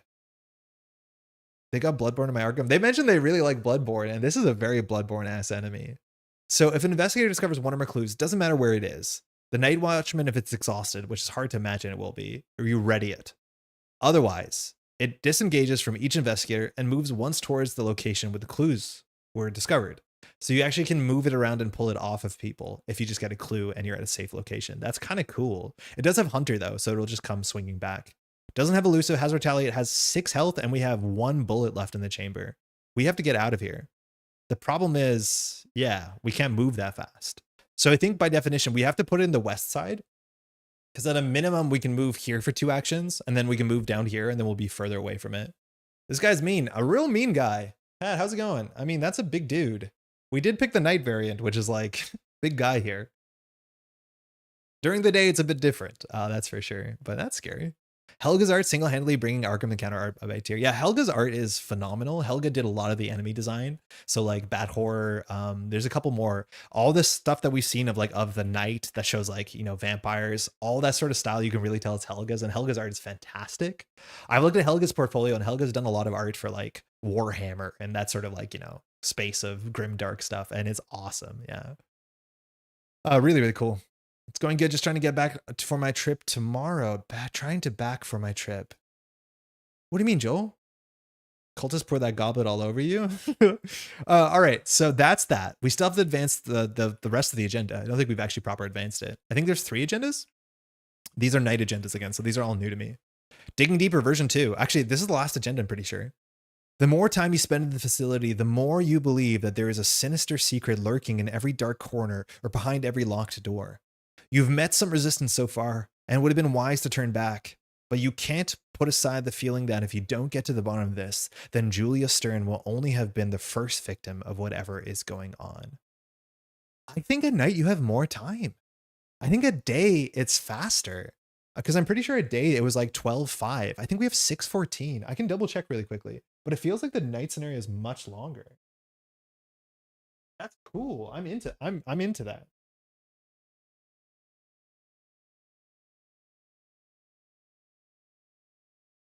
I can't find them. We'll check it later, but I'm pretty sure the night one is longer. It's just scarier. So you have more time to deal with the enemies. I think that's really quite cool. I like that a lot. Mind you, Doom should be reset, and we're going to draw our first encounter card. So let's flip it over. Oh, wrong way. Yeah, night is longer. I think night is longer. That's cool. I wasn't expecting that. The longest night and all that. So first encounter card goes for Carolyn Fern. In the shadows. That's not good. You don't want that. Test 3 agility. She does have 3 agility, which is kind of surprising. If you fail, search the encounter deck and discard power for a creature or monster. The smallest creature or monster is a 3/2/3, I think. It's the Children of the Blood that we've drawn like 5 times. We only have 1 Inflappable in our hand, so if we draw an enemy, like we might actually have to evade it. Ideally, we just succeed this, but the only thing that we have in our hand that can possibly boost this is Established Motive, which, I mean, in theory, you could like, commit an Unflappable to it, but I think we need the Unflappable. So I think we just do a 3/3 and hope for the best. I don't love this. This is a scary card. It's cool that this encounter card, I don't think we've seen an encounter card like this. That's this simple. It's just like do a test. If you fail, pick an enemy. Like it just means there's more enemies in the deck without there being more enemies in the deck. The idea is that like, did you fail the perception check? Oh, enemy sneaks up on you. Or I guess like the agility check, technically. 3/3. Please. -1, we could have boosted. So we have to search for a creature or a monster. So again, we've seen the deck. Well, actually, for what it's worth, we have the bat horrors now. The bat horrors are, if you just attack them, they run away. So like, you don't actually have to succeed the attack. Obviously, they have a lot of health, so you don't love that. The Night Feeder is very similar to the bat horror, kind of way too similar. Easier to evade, but it has heals when it attacks you. Otherwise, the cultists obviously are not monsters. They're just people. And that's it. Yeah, so the other options, we grab the Children of Blood, but the Child of Blood has like 3 evade. Yeah. I think we actually get a bad horror, no joke. New Carolyn has the Mandy stat line. Yeah, it's a good stat line. Yeah, I think we're just gonna get a bad horror. Just stack the Helga art. Bat horror as elusive and hunter. Again, the Night Feeder is like so similar to this. I'm surprised that they have the same stat line functionally. Actually, if that's the case, we should just get the other one. The Night Feeder is easier to evade. So we've seen this one in the first scenario. It's the Night Feeder. So this thing has definitely a haircut. 3/4/3. If it hits, it heals, which is not amazing for Carolyn. Maybe that's a downside. And it hits for 1 and 1. The Bat Horror is like very, very similar. It's the same stat line. It's just harder to evade and doesn't have the harder to evade and doesn't have the that healing text. Notably, if you hit an elusive enemy, even if you fail, it will run away. So that means like no matter what, we can deal with this enemy. Deal. And we can even push it to the storage. All right, Daniela draws a card. I'm not feeling great about this, and it's mostly this Frenzied Hunger, let alone this enemy that we should have defeated. Voices in the Night? Wait, this one's actually been amazing for us. So Voices in the Night says, put it into play area. After an enemy engages you, which doesn't fire on this because it's already engaged, you immediately get attacked, which at least files Daniela's text. If Daniela had one more weapon here, like if she had her wrench, she'd be golden. Unfortunately, she doesn't. Test 3 willpower to get rid of this. We probably won't because we can't, but also because we don't want to. Okay, so I think we'll start with Daniela. Actually, no, we'll definitely start with Carolyn because she needs to hit this thing off of her, and then maybe we can hit it with a basic fight action.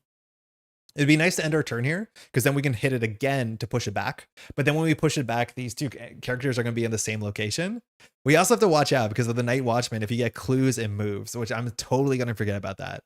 But if you discover one or more clue, this thing hunts, which means we can actually use that to get it out of sync with the Night Feeder as well. Okay, so Carolyn's going to go first. She's going to swing at the Night Feeder. She has 1 attack. So she's doing a good old 1 to 3, hoping for the best. There is no best here. There's just worse. We're hoping not for the worst. 1 to 3. We definitely need to use cards from our hand too. Auto fail. That's perfect. You want to get this out of the way. So we missed the attack, but we can send the Night Feeder to a nearest location without investigators and it'll exhaust. So we can put it in the storage, which means we can get a hit on it and start with it on us. I think that's fine. We did fail the attack. The Night Watchman says if you discover clues, right? Yeah, discover clues, not investigate. So even if we cheat a clue, we'll get this thing walking towards us, which we can't do because we did not move her first. So maybe that was bad. So I think we're going to do a bit of a setup. Okay, so Carolyn now can decide which of these 3 doors to open. It'll feed on the feeder. Oh, yeah, it will. Yeah, it will. It has Predator.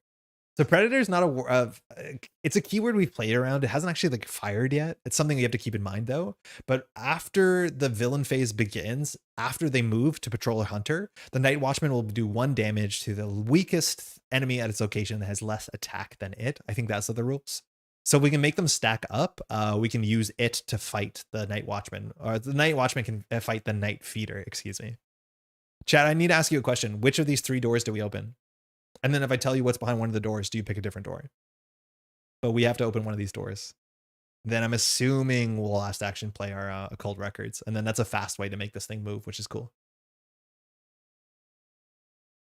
Yeah, I was going to check. Occult record says during your turn. So it's not like we can make this thing move during the enemy phase, which actually would work, right? Like in theory, if this thing moved and engaged, if we could like get clues or heal horror fast, you can make that thing move off of. We're going left. Okay, we're going left. So the side chamber, to enter it, we have to spend 2 clues. So we're down to nothing. We're going to enter this location.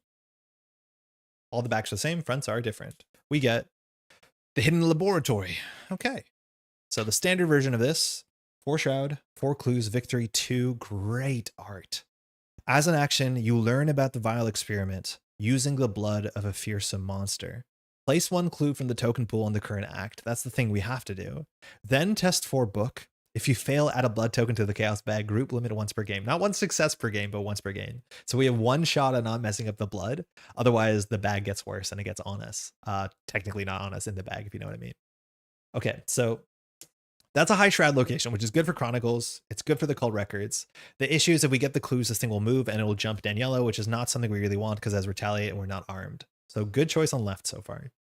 I think if that's the case, we'll probably just do like eCache records. We don't actually need the eCache, so we might just do like records draw. 5, 6, 7, 8. Then we'll be on 9. So I guess we just do this. So second action, we'll play the cult records. We'll just keep our cards together. The problem is we can't fire this because it'll cost us the thing moving. So it comes in with 3 more secrets. Fast action only during your turn. It'd be so cool if this wasn't the case. We can exhaust this to heal 2 horror, and then we can test 2 if you fail to discard a random card. Only 1 action? Oh, you're right. You're right. Only 1 action because we did move, play. No, we have 1 more. We did move. You attacked. Yeah, so true. Yeah, so true. Okay, that's it. That's good enough. We won't discard a card. Good catch. Okay, it is us. I think the first thing we're going to do is try and move because we have to move. It takes us 2 actions. So we're going to spend the 2 actions. And then obviously the Sanguine Cultist attacks us. First, we'll heal with Alexi, who just keeps healing. She smashes us for 2. For 1 damage. So we're going to hit back using our text. We are still 6-3, which should be good. I don't feel good enough playing an overpower into this because we're definitely going to need overpower to attack the retaliate character. So I think we're just doing 6-3. If this misses, it's like not the end of the world. Honestly, Frenzied Hunger is awful. 6-3. Tablet, I think that's bad. I think it's -5. Yeah, -3, but -5 instead of there's a blood token sealed on you. After the token resolves, release the token. So the bag got worse. We got better, but we release it, which means it goes back to the bag. So we fail, but we end up here. That means we have to attack this thing again. Otherwise, it's going to hit us again. That means we lost, don't get Logan. I wanted to attack this thing, but we don't have time. So then next turn, we have to attack this and move. Like, God, Frenzied Hunger is so bad. Just moving is such a mean thing to add 2 attack actions to. So we'll just attack her again, 6-3. I mean, we can't fail 3 times on a 6-3, right?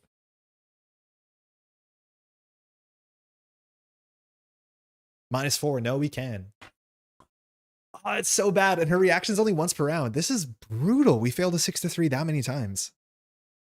Oh, this thing's going to engage us and we're going to have to hit it with the Voices in the Night, which is going to happen this round. Oh, that's bad. Yeah.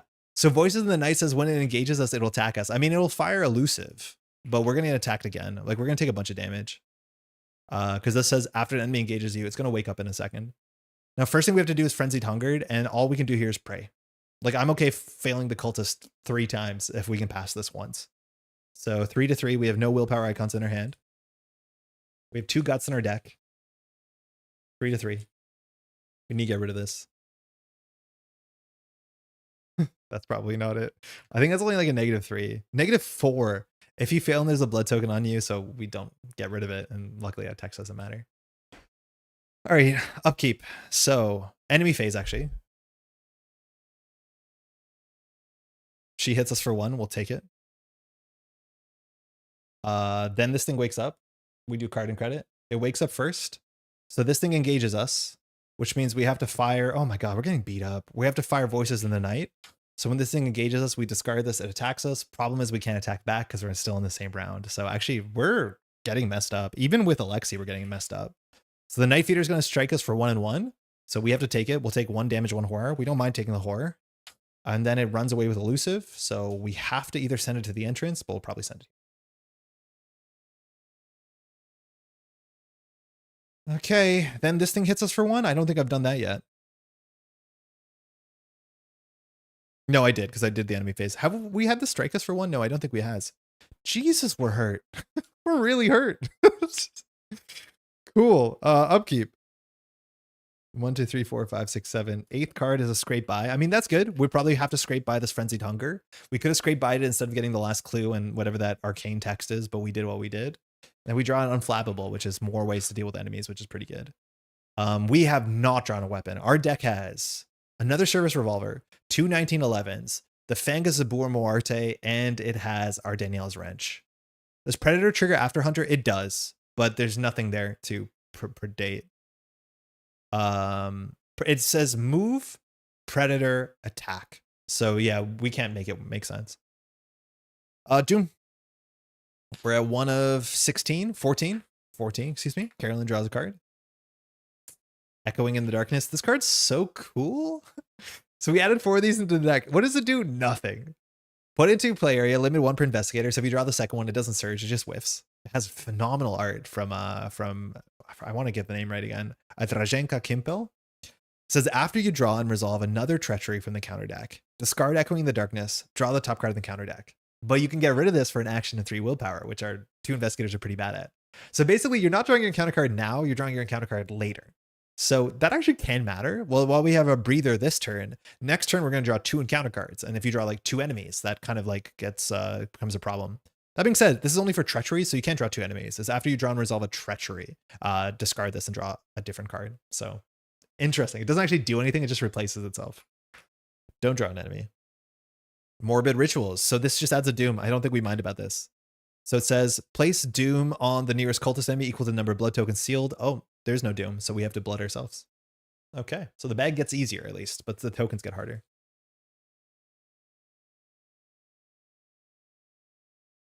Okay, how many times will this cultist hit us? I think the answer is 1 more time.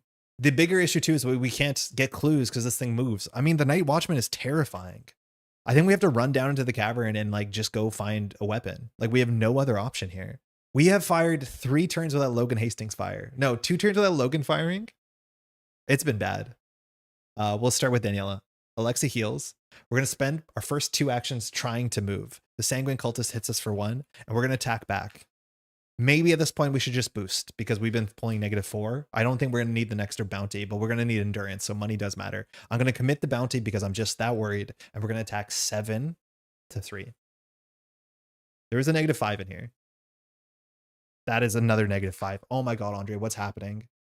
-3, -5 instead if there's a token sealed on you after this test resolves, add a release the what's going on? This cultist is hitting us every single turn. Okay, now we'll attack again. It's 6 to 3. I'm getting rid of the bounty. I don't care. Now there's no -5s as much as there's blood tokens. This cultist, 7 to 3. Jesus, 1 gun. Daniela can't get rid of this cultist. God's strongest cultist. 6 to 3. 5 to 3. -5. It's -5 again. No, sorry, it's -6. We seal a blood. We do not kill it. I don't know what's going on. We've attacked this cultist 5 times, 6 to 3, 7 to 3, haven't been able to get it. I think the bag is proper bloody, and that's our fault. Obviously, at some point, we could have overpowered this, but we know we're going to need overpower in a second, and we're going to take another damage. Every turn we've been taking 2 damage, which is a bit above our threshold of Alexi. Oh my God, that's bad. We'll swap over.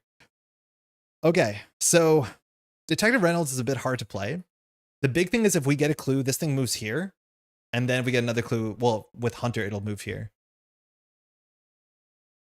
So we are actually locked. There's nothing smart we can do here. Oh, we have to do Frenzied Hunger. Hold on. There could be a good ending to this. We have to do Frenzied Hunger. And so we're pulling the 3 to, what's it called? Not that. We're 3 to 3. I mean, maybe we should scrape by, but I think we have to scrape by the Frenzy Hunger. So 3 to 3. -1. So we fail. I think we're going to have to play scrape by here. I don't think there's another way that we can get rid of this thing. So I'm so glad we added this. Fast, cost 1. When you would fail skill test, succeed by 0 instead, we did not reveal a symbol, which now for blood tokens, this card's a bit worse. We'll just clear the frenzied. Okay, it's Carolyn time. So for Carolyn, I don't know what she's going to do here. There's nothing good to do. She could heal Daniela, actually. Yeah, I think we just heal Daniela. It's low tempo, but like there's nothing else going on. Seen this one before. Daniela's bleeding out and Carolyn's off on her own saying you're doing great. She's doing killer. The problem is there's the killer that is stopping her from getting clues. So I think first we're going to pop into here. Fast, we're going to use the cold records, which doesn't have clues at our location, but that's good. So during your turn, spend a secret and exhaust this. Heal 2 horror from investigator location. So we'll heal 2 horror from Daniela. So she's at full horror, I think. So she's at 5. I'm pretty sure she can only have 5. Then test 2 willpower if you fail to discard a card randomly from your hand. I mean, I don't care too much. Our hand is fine. Worst case is discarding unflappable. 3 to 2. Gonna rewind and watch from the start. How's the scenario so far? I mean, been cool. Daniela hasn't found a weapon though, so like it's been an issue. Maybe we should just be playing right tool. But so far so cool. We've never played the night version. 5 to 2, 3 to 2. Blood. 2 to 2. Fail. Okay, so we seal the second blood on us. You can only have 3 blood on you. They don't actually stack. The only card that stacks so far is the one that adds Cultist Doom. Then we've discarded a random card from our hand, so we'll just shuffle. You can prep the agenda so you can get out an emergency. I mean, unfortunately, it's at the loading docks.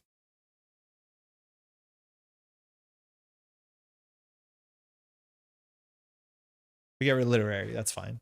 Oh, also, we have to fire private practice, which says after you heal, get $1. It's fine. So we're at 7. So we don't have much else smart to do here. Oh, I spent $1, not gained $1. So we're at 5. There's not much we have to do here. We can just test the echoing in darkness. Worst case, like we fail and we unblood ourselves. But there's nothing else we have going on. We can't make her draw. So like psychoanalysis would have been kind of hype there, right? Because we could look at 3 draw card. So we're just going to try and test this thing 3 to 3. You can add clues. They're not discovering them. You can prep the agenda. What do you mean, Tony? I don't know how to add clues. Oh, on hidden laboratories? I think you only do it if it has no clues on it. So it says you learn about the vile experiment using the blood of a fearsome. Place 1 clue from the current act. Oh, you're right. You can just do this. Oh yeah, we probably should have done that. That's too late. But that maybe is the thing we'll do next turn. But you're right. We could have just done this. I assumed you had to empty the location. Yeah, you learn about the vile experiments using a blood of a fearsome monster. Place 1 clue from the current act from the token pool. Then test 4. So we can brute force this with the perception I made up in our hand. We'll just still do this 3 to 3. I mean, it's okay.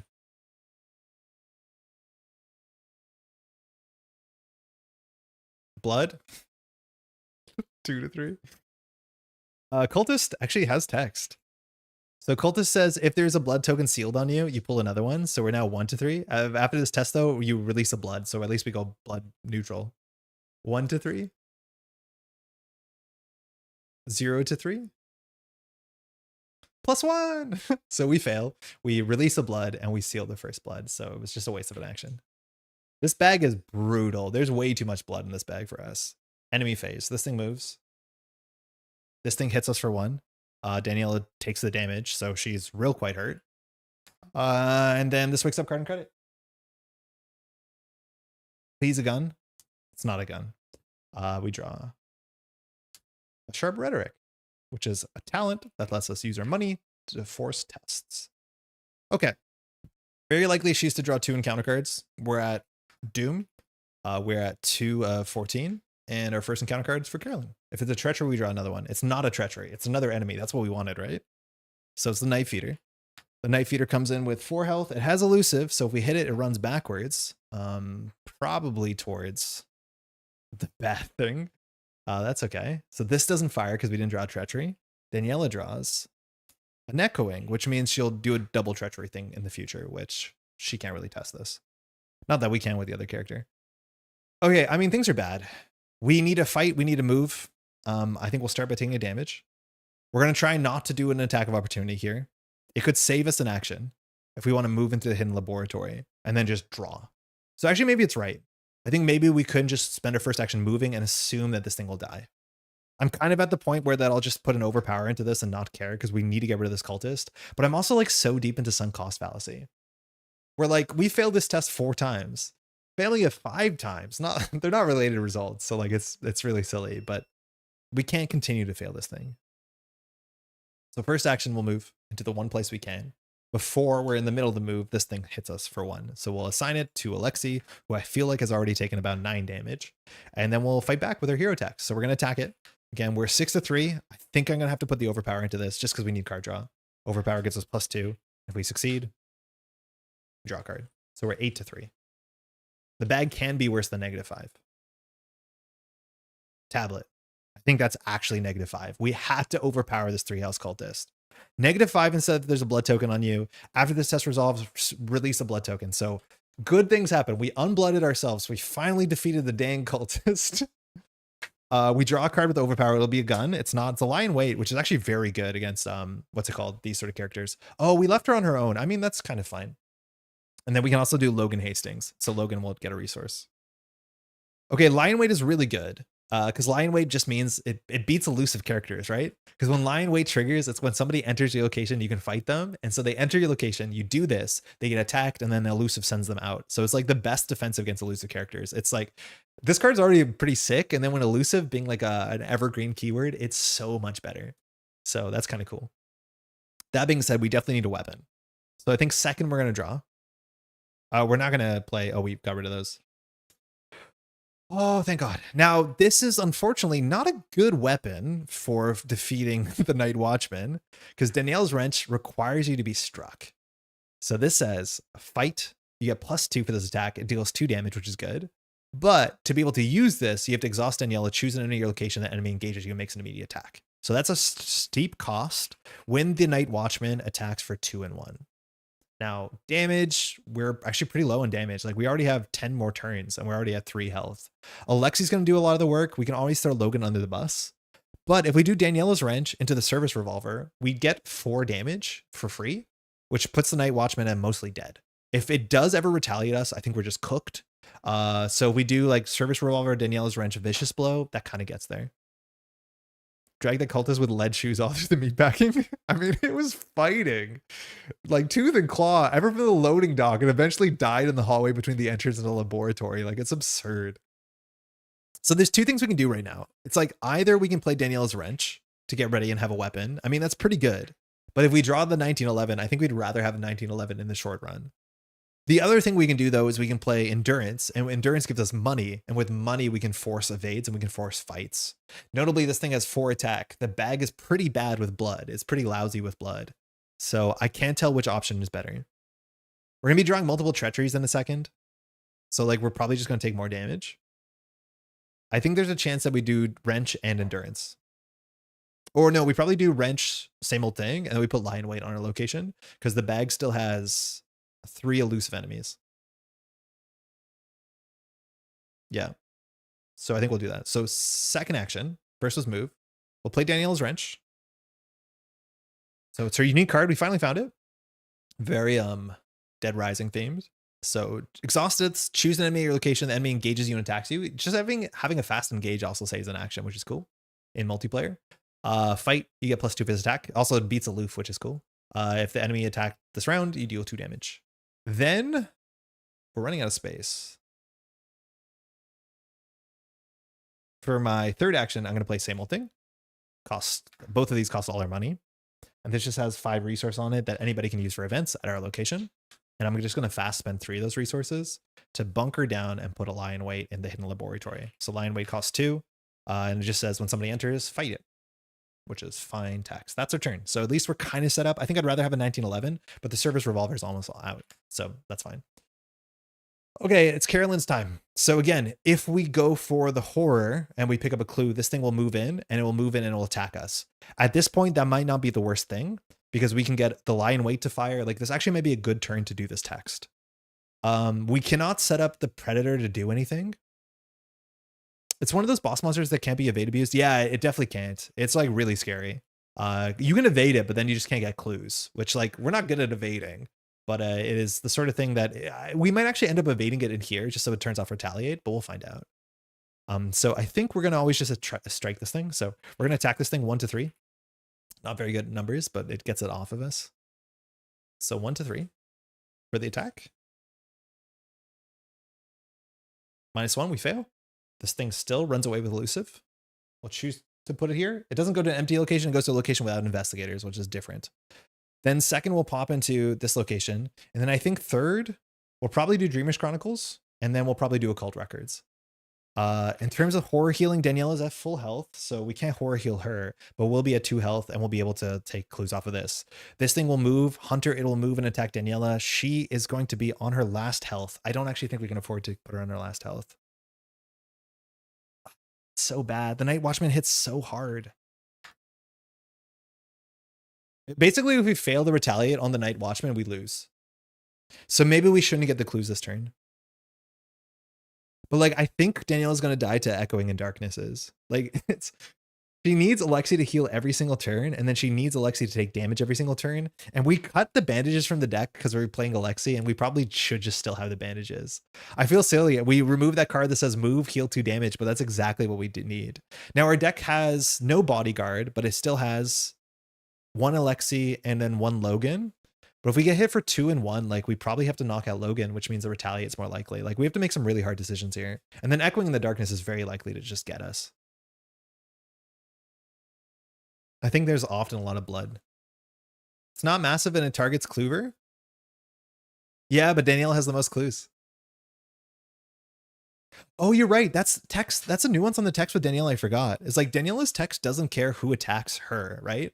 Like she can attack anybody that attacked at her location. Because it says after enemy takes an attacks an investigator at your location. So if Daniela, sorry, if she gets attacked, that will work. But the thing is, none of her cards work, right? Like Service Revolver says only if you got attacked. And then Daniela's Wrench is only if you got attacked. So if we don't take attack, like our deck doesn't work. Because this is, again, choose an enemy if the enemy attacked you this round. So you're right, we can make her tank it. But like at what cost? Like it's not actually doing anything. Notably Unflappable is also not bad when the enemy enters our location. Because we heal 2 horror, which means we end up with stuff. But you're right, we can make her take a hit. And I think we might have to. Yeah, that sucks. That's really bad. Man, I can't. We took 3 extra damage from that dang cultist, I think. And that really hurt. Yeah, this is not good. This is not good. Okay. So did they ever make a Carolyn that heals damage? Just kidding. Yeah, I think we'll do the Chronicle. You can soften it and then finish it off, maybe. Yeah, I think we have to. So I think we're going to start on it this turn, and then we'll finish it eventually. So we're going to spend a secret. We're going to investigate. This place has 4 shrouds, so it's pretty big. If we commit a card, it gets an extra boost. We have nothing that draws, but I think we'll throw the literary analysis into this, and we'll keep the established motive for later. So literary analysis gives us +3 because it has an extra wild on it. So now we're investigating for 6, 7, 8, 9 to 4, which for blood tokens, -5 is now the new -4. As much as it can get worse than that. Tablet, perfect. That's -5. So we nailed it, and we get to unblood ourselves. So we succeed. We will choose to take a horror. Oh, wrong character. We'll choose to take a horror so that we can get 2 clues. And of course, with literary analysis, we are going to recharge our Dreamers Chronicles. I think, yeah, I think. Oh, it's 1 charge? Oh, probably the records, I guess. Yeah, because we have another one in our hand. Yeah, that's fine. Now, the Night Watchman cares about that sort of thing. Didn't take kindly to that. So it enters this location. It says again, after investigator discovers 1 or more clues, if it's not exhausted already, otherwise it disengages and it moves once towards the location which the clue is discovered. Unfortunately, because we have two characters, one of them is not really good at getting clues. We can't do anything smart where we like keep moving it back and forth between two locations. But that's that. So we have one more action here. We could just play Sharp Rhetoric just to be able to boost evade if we need to, and that probably is fair. Oh, this one doesn't do evade boost. Excuse me. I honestly think like there's a big chance that we should have played the Survivor one in Daniela because it allows you to boost your willpower and your evade. And like the willpower issue is a problem with like Frenzied Hunger. We could heal a horror. This thing will come in, but then it'll attack twice. We don't want to let it attack twice. We could, in theory, do Occult Records to move this thing in, and then we could evade it with Unflappable. But with Unflappable, we've already healed horror, so we lose a bit of text on it. But in theory, we could get clues fast with records. Then it comes in, and then we could just evade it. We could also just evade it 3-3, which is not great. Yeah, I think we just chill. I think we just like we play emergency cash. We can also heal horror without getting a clue. That seems silly. So I think I'm just gonna play e-cash to get ready. I don't know. Doesn't feel great. So game 3. And that's that enemy phase. This one comes closer. This one enters. And the Night Watchman will engage whoever has the most clues. Currently it's a tie, so we can decide. So the Night Watchman is gonna engage.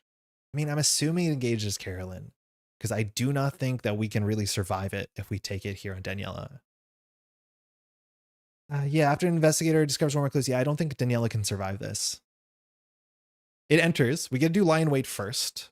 If we biff the lion weight, we end up taking retaliate damage, which means at least then we can fire all our stuff, which is good fun. So we get to fire this. This says, after an enemy enters the location, exhaust lion weight, fight, you get +1 for the fight. So Daniela is going to do this. She's fighting at 6-4, which is not that clever. We'll do a vicious blow to make it 7-4. And then I think we're going to boost this with established motive. So established motive says we can look for an insight, which I don't think our damage card's an insight. But we're currently 8-4. If we succeed, we do 2 damage. We could even do 3 damage if we want to discard the lion weight. Speaking of boss monsters, I finished Dunwich, all the Mythos packs I have, sadly. And even though I purified the blood in the altar, I also have Michael McGlynn destroyed him in 1 turn with shotgun. Woof. I like Michael McGlynn with, yeah. Well, shotgun's fun. I got to play shotgun for the first time on stream. I enjoyed it. Okay, so we're at 6, 7, 8, 8-4, hoping for the best.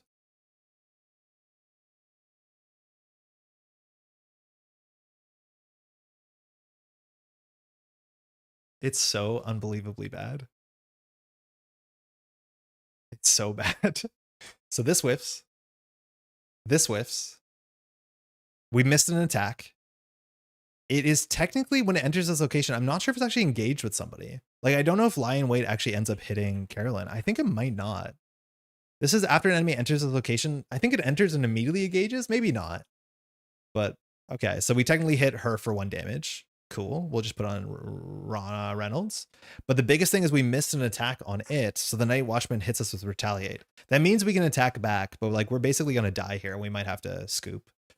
So it says retaliate. We missed an attack. So it's going to attack us for 2 and 1. So we're going to take 2 damage and 1 horror and hope for the best. So we're at 1 health as much as we're going to recur some health. Oh, that was a resource. Excuse me. 1 horror. Here we can fire Daniela's wrench using our text. If this whiffs, we die. Not necessarily. We could kill all our allies, but that seems bad. So we can now do this. Fight to get +2. So we're attacking again 8-4. And this does do 2 damage. That was such a bad auto fail. We lost 3 damage and then took a retaliate, which gives us damage, but 8-4. -1, we get it. So we do first 2 damage to this thing. Okay. It attacks Carolyn. So Carolyn has to take 2 damage and 1. I think it's pre-engage. Yeah, I'm guessing it's pre-engage. So let's just say we don't do the damage because I think it enters, then we fire it, then it engages. I'm assuming it's step by step. So then we have to take 2 damage and 1 horror. We will, taking the horror, it doesn't really matter. We can heal ourselves and then we'll take the 2 damage on Reynolds. Okay, she has a lot of soak. That's it. Upkeep. Card and credit. This wakes up. Carolyn is on 10 resources, draws a perception. We draw another weapon. And a weapon that I don't think is responsible to use. I think this weapon is terrible. The Fang of Zabura Moarte. Oh, we could have fired the service revolver, actually. We wouldn't have seen this card. But the service revolver, we're only attacking 7-4. I mean, I think we have to take the shot. If we fail, we're cooked. But I think we have to just take all the damage we can. Yeah, sorry. We forgot about this. I think we have to fire this. After an enemy attacks you, spend 1 ammo. I think we're going to do this. 7 to 4. If it fails, we lose everybody. I don't think I can feel pitch endurance to this.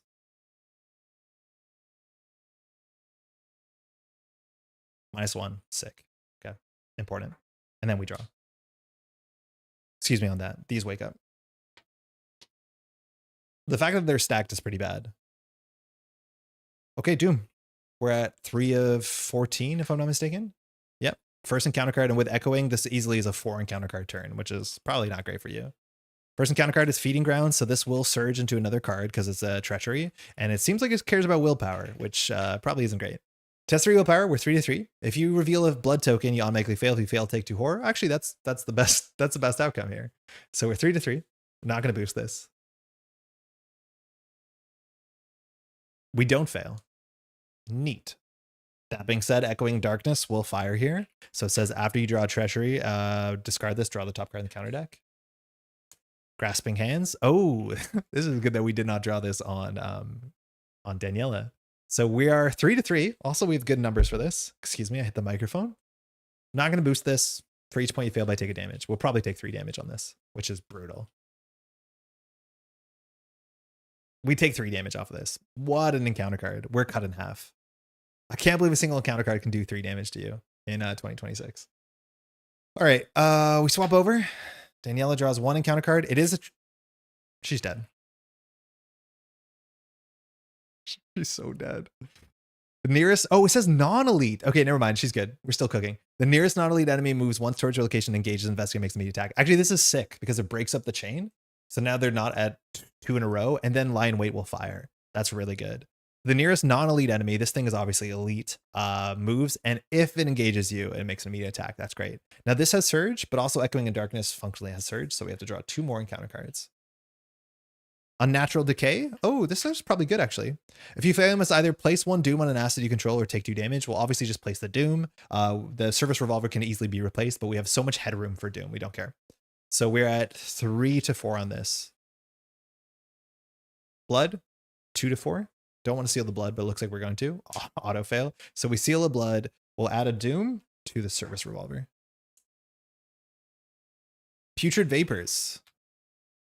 Test 3. If you fail, take 1 horror and discard a non-story asset you control. I mean, one problem just solves the other problem. That's amazing. The removal of the slab revealed a black aperture from which rushed an effluence of miasmal gases, so nauseous that we started back in horror, from Lovecraft's The Statement of Randolph Carter. So we're 2 to 3 on this. If we fail, we take a horror and discard the Doomed Revolver. We fail. So we discard the Doomed Revolver, we take a horror. That's fine. All right. Could have gone way worse. Actually, we're at 2 horror. I mean, we have a doctor. We're fine. We have professionals. Okay. So that was definitely a turn. When this thing enters, Lie in Wait will throw it backwards, most likely. So that's fine. The issue is we have to do 2 damage to the Night Watchman, and we're not incredibly well equipped.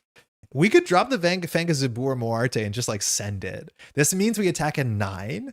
You may spend a charge to reveal 2 Chaos tokens. The problem is like you still have to succeed to test. If you get blood tokens, you do extra damage. But ultimately, if you get blood tokens, like I think we actually just play the Zabur Moarte. No, we probably don't. I think we just probably evade this thing and hit it twice with the wrench. Because Danielle's wrench is like attacks at +2. This attacks at +3. That is technically a difference. Ask any cultist. Sometimes +1 matters. But yeah. I mean, I'd rather wait for the 1911, I think. Because, like, I can't pull 2 tokens and it seem like even, what are we at? Even 9 to 4 with 2 tokens and blood in the bag. This is like very far from guaranteed. I think this is a death sentence of a card to use on a thing. Instant 3 damage. Arkham Classic, we love. Yeah. Yeah. Okay, so good thing here is, oh my god, hold on. So Unflappable says you evade with +3. If you succeed, heal 2 horror from among cards you control. The thing is, if we heal 2 horror, we get a clue, but if we get a clue, the Night Watchman readies. This is the sort of thing where I'm pretty sure you get the if you succeed success step before you get the actual evade, right? Because this is after investigator discovers one or more clues, if it's exhausted, ready it, otherwise it disengages and moves once. So this is where you actually have to look at like the grimoire and see like when I do a test, do my triggers off of if you succeed fire before the actual effect of the test. My intuition is you get this text first, then you get the evade. Because I think if you succeed happens before the successful result of the test, it's actually like really important. Because if we do unflappable and we heal 2 horror and we pick up a clue, it like does nothing, right? Like as a total wash. I don't know if anybody knows this ruling, but it's like a very arcane ruling about how the order of success triggers work. I don't know if they're just like multiple success triggers and you can stack the order. I think that's how I'm going to play it without like spending 10 minutes diving into the grimoire. So I would be like, I'll do this card text first and then the horror and then I'll evade. Why are we evading? So that we don't have to worry about the retaliate text, which will definitely kill one of our friends. Okay, so we're gonna try and play Unflappable. We are not gonna use the same old thing resources. We could, but we don't need to. We have money. So Carolyn will pay 2 for Unflappable. So Unflappable says you get +2 evasion, so we're 5 to 3. If you succeed and you control 2 or more clues, heal 1 horror. So only 5 to 3. I'm just realizing that's not really good stats, is it? 5 to 3 is not that good. I mean, here we go. What else are we gonna do? Maybe we get lucky. Maybe we're wasting a whole turn here. +1. Oh my god, we needed that. So we're going to choose to heal 2 horror from among cards we control. So we cannot heal, unfortunately, Daniela, but we'll heal 2 horror from ourselves. That means when we do that, we'll get a resource and we'll get a clue. Pretty efficient single action, and we'll evade the Night Watchman. Now, if we get another clue, this thing will ready. You downgraded to the non-upgraded version there. Oh my god, you're right. Yeah, so we have +3, so we're 6 to 3. It was slightly better. Yeah, excuse me. The upgraded version is a 2 horror from among cards you control, and it's 6, so we'd be at 6 to 3. No matter what, we pass on +1. Good catch, though. Okay, so we can't get the last clue. I think there's a chance we'll just do the text on the hidden laboratory. Notably, like, we can always leave, and we're kind of at the point where Daniela might want to resign, which means we have to get all the way back to the loading dock, break it open, and get out. Now, there's still a lot of time in this scenario, and, like, Alexei will stabilize, but, like, we die to 1 rotting, like, grasping hands equivalent, so that's pretty bad. Now, we can heal Daniela without fear? Yeah, we can do some horror healing. With occult records, we probably will. But I think we're going to try and do this first.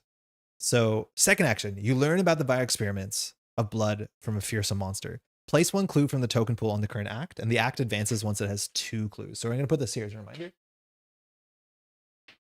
I'll just put it here. Then test 4 book. If you fail, add a blood token to the bag. That's bad. We don't want that to happen. So for that test, we're currently 6, and the best we can do is we're going to throw a perception on top of it to make it 8 to 4. And with a blood token, we could commit 1 more. Feel like we just have to get lucky sometimes. What's another blood token? -2, nailed it. So we succeeded. We don't add a blood token. Perception draws a card as our second action. We draw another occult records. Okay. So I think we can just fire the occult records here. If we discard the unflappable, we'll be pretty upset, but we'll use the occult records fast. We're not going to get a clue. We've already done that. So we're going to exhaust this and spend a thing. So we're going to heal 2 horror from Daniela. So she's getting a bit better. And then we have to do a willpower test. So we're 3 to 2. If we fail, we'll randomly take a net damage. It's just the damage. And like, she has no damage healing. She just has allies. Blood, 2 to 2. +1. Nice. So we don't seal the blood. We don't discard a card. We have 1 more action here. I think there's a chance we just play the Sharp Rhetoric because it's a card we can use in a pinch for willpower tests mostly, I guess. I thought this would help us evade, but we can only play Seeker cards. So we'll spend 2 on Sharp Rhetoric. Drawing for our deck is also reasonable, but I think there's only 1 other card we want, which is our unique card, which is a 1 in whatever. Actually, having access to the damage card would be bad. So drawing a Caustic, which we have 2, would be pretty reasonable as well. All right, Daniela definitely heals Alexei 1, who is a bit more healthy. And now we don't have to worry about retaliate. So I think we're just going to swing at this thing with Daniela's wrench. It doesn't have text, but it does give you +2. So we're attacking at 8 to 4, which is pretty good. And we're on the cusp of maybe stabilizing. I feel like having that 1 card that heals 2, we would definitely want it, and we'd probably replay it. So we might have messed up cutting that. These things have been really bad for us. 8 to 4. Blood, 7 to 4. 6 to 4, 2 blood. +1, thank God. Okay, so we do 1 damage. We're going to do it again. Shortbreading has been so good. I like it a lot more than I thought I would. I think all the level 1 talents or level 0 talents in the core set, firstly, they're so much better than the talents in the original core set, but that's like saying very little, but they're genuinely good. The thing is like boosting your book when you're Seeker, I mean, it's fine. Spend 1 to beat the -5 is good, but beating willpower is really cool. The thing is like the parlays, there's a lot of willpower parlays, specifically if we do this in the day. All right, 8 to 4 again, -1. We defeat the Night Watchman. Oh my God, we can get clues now. This thing has been such an issue, and I'm glad that we have so much time to be able to run away from things. But the Night Watchman is now going to give us an extra 2 victory, and we're definitely going to appreciate that 2 victory. What a Bloodborne. What is dead? We have 1 more action. We're safe against this. We could just play the Fang as a Boar Moarte, but I don't think it's actually worth playing. I think we just draw for another ally. You have the Fang with those 2 blood tokens as a dead Watchman, just saying? But we'd have to pull more tokens. Right? Because every blood token, we have to pull another token, you know what I mean? Yeah, nice corpse trophy. It's a big one too. We're going to need a big wall. I think last action we'll just draw. There. That's why I didn't want to play the Zabur Moarte, because we had a proper gun, and that's a way better for us.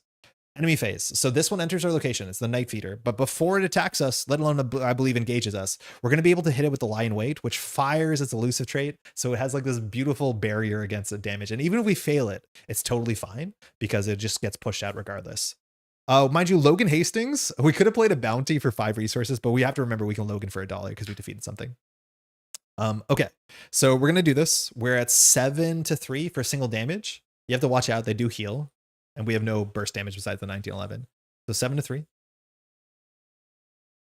-2, we're good. We won't discard it to do damage. We'll just push it back, do 1 damage to it. And then this one hunts on top of it. Card and credit, they're ready. So we only will be able to deal with 1 of them, which is a bit troublesome, but we'll figure something out. Cool thing is if we go into here, eventually the last person can push him into the Lion Weight trap, and then like you can do 2 damage for a single hit. Card and credit. Maybe we'll stabilize. Maybe we'll die to an encounter card. Who knows? I mean, yeah, where are all the guns? They have to show up at some point. And we draw a Mag Glass, which our hands are full. We did upgrade this for some reason. Probably wasn't a good use of XP, but we did what we did. Doom. 4/14, first encounter card for Carolyn Fern. Aerial Pursuit. Actually sick. Genuinely sick. This is very helpful. So I think we want to defeat one sooner than other. So the Night Feeder will move in. It will enter the Lion Weight space. Lion Weight will trigger. We'll attack it at 7 to 3. No matter what, it's getting kicked out.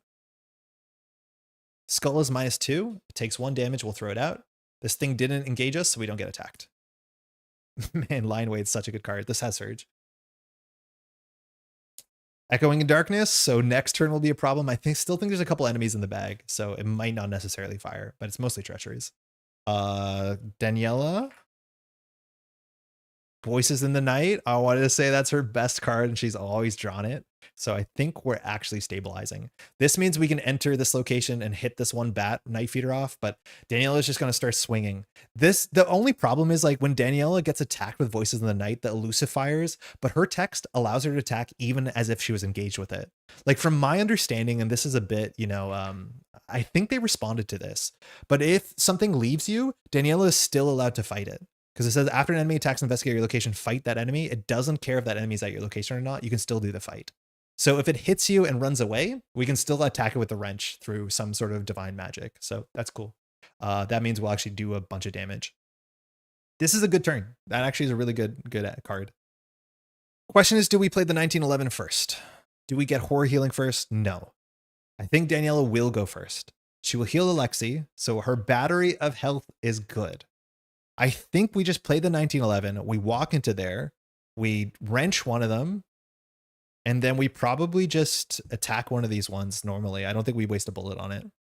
Maybe with 2 guns, we can spend a bullet on it. Yeah, maybe we can. So first action, she'll spend all her money on her 1911. Oh, excuse me, wrong button.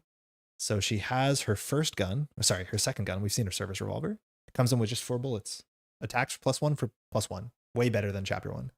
Second, she enters, the Night Feeder engages her, the healthy one, and then Voices in the Night triggers, which is good to get this triggered when this thing's not attacking to heal. So it says after you engage an enemy, discard this, it attacks you.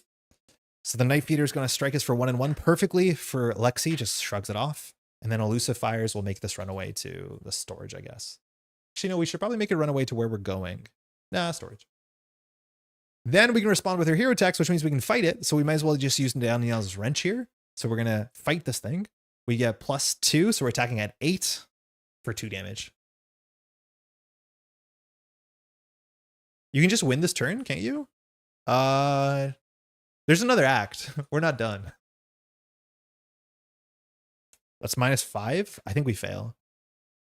So -4. No, we're good. If you fail and there's a blood token sealed on you, no, so we're good. We were at 6, 7, 8. So we don't fail. If you fail and there's a blood token sealed on you, take 1 damage and release, so we don't release. But we do 2 damage to this guy. Then our last action, I think we'll use the 1911 to keep things simple, and I think we'll just shoot at this thing. So we're attacking at 6, 7 at the 1911. This means also we have a good chance of firing Logan, which is great. We're going to need our endurance sooner than later, but we'll just do 7 to 3. Oh, it was to 3, so we were good anyways. Yeah, these things are not that hard to fight. They're just 3s. So we're at 7 to 3. So there is a -5 or 2. -3. We defeat a Night Feeder. We exhaust Logan to get $1. We have stabilized with Daniela. The problem is she's very weak in counter cards, and Alexei needs to survive constantly. We'll swap over. This is getting exciting. I mean, things are looking bad. Things are still not looking great, but like we're recovering for sure. Okay, this last clue here. The best case scenario would be just to pick it up. Yeah, there's another act. This is not it. Remember, we set aside some more at the beginning of the setup. So it might be around. Okay, so this thing, we want to get the clue because it's victory. Technically, there's no other like text that matters, but I think the victory matters. So we probably just want to get that. In terms of our stats, we're 6 to 4, which isn't brilliant. We can't really do too much to make that better. I guess, well, no, Sharp Rhetoric, we can just pay. Yeah, let's just pay $1. That's what we played this. So we'll spend $1 to make us 8 to 4 for a single clue. We don't really want to heal Daniela because it doesn't give us any value and she's pretty healthy for horror. So 8 to 4. Fish face is -4. We're fine, and we don't release a token. So we get the last clue, we get victory. Second action will pop back out. Chat. Actually, so second action, we could enter one of these locations. I think, or sorry, third action. I think we enter one of these locations. Chat, are we going right or down? They're all random. The backs are all the same. When we enter, we have to spend the clues. I don't know if there's another enemy that cares about clues, so we can just make it 2 to 2. This lion way will be fun too. If this thing engages, we can throw it into that. I don't know if this will matter. We might want to actually discard this. We probably could have considered discarding that. Which way are we going, chat? I can roll a die, or we can go right, or we can go south. Let me just finish my tea. Lower? Okay. Billy says down too. So last action, we enter the side chamber. We got the bad one. Secret chamber. 2 shroud, 4 clues, forced. When the secret chamber is revealed, spawn one of the set-aside blighted worker enemies exhausted at this location. If there are 3 or 4 investigators, spawn 2 of the enemies instead. Shuffle each remaining blighted worker enemy into the counter deck. So there's workers during the day, but if you go into the basement, you find the blighted workers. And notably, this location is not victory, and also, it does not have a way to add clues to the act. So there's 3 locations. 2 of them are necessary. One of them is just the trap. We have unfortunately found just the trap. Now, the art on this is horrendous. Like, this is a cave underneath a meat factory, and there looks like there's like dead dogs. Like, it's awful. It's so wild that you can show like a dead corpse of a human. And I'm like, okay, but you show like, I think that's a dead dog. Like, it's like, Jesus, what's the hell is going on? And we have to grab now the, what are they called? The blighted workers.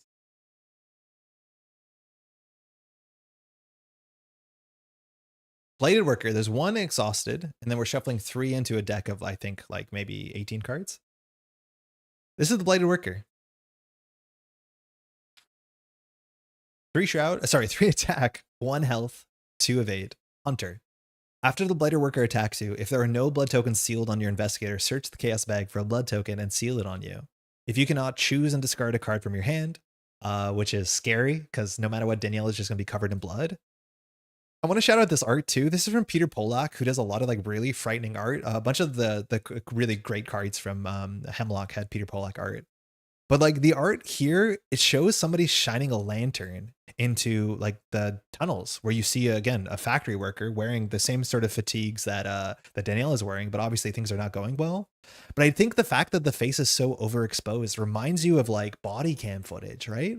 Like this is the sort of like frightening found horror footage horror where it's like, you know, the sort of bad lighting you get in the Blair Witch Project. It doesn't make any sense for 1920s because we don't have hand cameras, but the sort of like overexposed face is terrifying. Like what a good piece of art. So good. Anyways, 3-1-2. We just got to do 1 damage pings to it, which we're not very good at dealing with that. But 3 attack. It's a monster as well, so we can spawn these with the 3 evade thing that we usually fail. All right, that's it. Enemy phase, nothing happens. Mind you, these can get targeted by predator. This readies. This readies. It's on her. Attacks for 1, adds blood, and then this readies. So we got problems in a couple different directions. Upkeep. All right, Daniela draws. Make them sing. Oh, we haven't played one of these the whole campaign so far.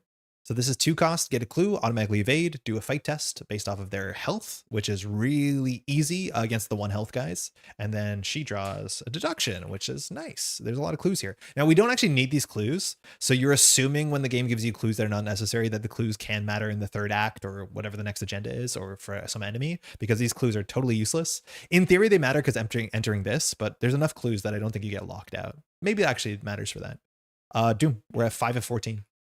No text on here. If we resign, it's a resolution, but we have to get to the loading docks. Let's see if we can keep surviving. Carolyn draws her first encounter card. Might be a double. It's a double. Putrid Vapors. The Putrid Vapors, she's doing 3-3. If you fail, take 1 horror and discard a non-story asset you control. At this point, I'd probably discard the Private Practice over the Dreamer's Chronicle with one clue on it, with 1 thing on it. I know we have another one, but like there's a lot of clues here, and like I don't think we need the money. I don't think we need the money that much. So 3-3. Horror doesn't matter. You didn't spend your clues? Oh, you're right. I didn't spend the clues to enter. Yeah, good catch. Thank you. Cost clues to enter. Good catch. 3-3. -2, we fail. So we have to take a horror. We'll just take it to the face. And then we'll discard, I think, the Private Practice. All right. Echoing in Darkness fires. There's 1 more in the deck somewhere. So after you draw a Treachery, discard this, draw the next card. Uh-oh, Sanguine Cultist. So we can't spawn this on us. Wait a second, what does empty mean? Does it just die to the Lion Way trap? So after Sanguine Cultist enters place 1 Doom on it. We're just going to place a Doom on it because we have so much time to deal with this. It doesn't really matter. But I need to check the Grimoire of what empty means because I don't know if Lion Weight means this location is empty. Can we just spawn it on the trap? Give me 1 second. Browser. Arkham Horror Grimoire. They changed the Grimoire for not being that like very horrible 2-page layout, which is great. So this is not the newest Grimoire, but it's good enough. Empty location. It's a location without enemies or investigators. I mean, that's good enough for me. That's awesome. So we're going to spawn her on the Lion Weight, which will trigger the Lion Weight. It says after an enemy enters this location, exhaust this. So we're going to fight. Now, this cultist has classically been an issue for us, so this is going to be our revenge. So we're attacking at 6-7-3. Mind you, Logan should be ready to get $1 in a second. Oh god, not again. My weakness. Speaking of that, we haven't drawn any weaknesses from either of the decks. No, that's not true. We drew a injury on turn 1. Okay, so this doesn't work because we're not at an enemy. This just says deal damage to something at your location, which would be sick to pop a Blighted Worker. But regardless, Cultist just dies. We won't discard this. And we'll use Logan to get $1. Okay, not too bad. Then she draws her real card. Torturous Transformation. Really cool card. It scales with how many of these blood tokens are sealed on you. At no tokens, you lose 2 resources. At 1 or 2, you have to take 1 damage and 1 horror. Jesus, no! That kills an ally. 3 tokens on you and investigate, take 1 damage and a horror and discard a card randomly from your hand. So at 1 or 2, it's take 1 damage and 1 horror. So if we were at 1 more in Alexi, which he heals at the start of our turn, not at the end of our turn, huge difference in some ways. We have to do a damage to a character we control. We can't take the damage. We definitely take the horror. The other options, we can assign the damage and horror because they happen at the same time to Logan, and then we just get rid of Logan. No matter what, we're getting rid of Logan, so we might as well just assign the whole farm to Logan. Our fight stat decreases, goes down to 5. Ouch. There's one more of this in the deck, maybe two more. Okay, still alive, still good. We have a worker down there. If we pop down here, we can let this thing come in and then we can deal with it next turn. We've seen both copies of Aerial Pursuit, so we're not worried about this smacking us. So I think we will go down and we'll just fight this thing. So start a turn, we'll heal the damage because we have to with Alexi. Start a turn heal. Man, just taking auto 1 damage and 1 horror, scary. First enter, excuse me. We don't want this to hit us because we have to preserve Alexi. In theory, Alexi's free value, but if we draw the card that says deal 1 damage and 1 horror, we have to be able to feed Alexi. Otherwise, we'd lose Alexi.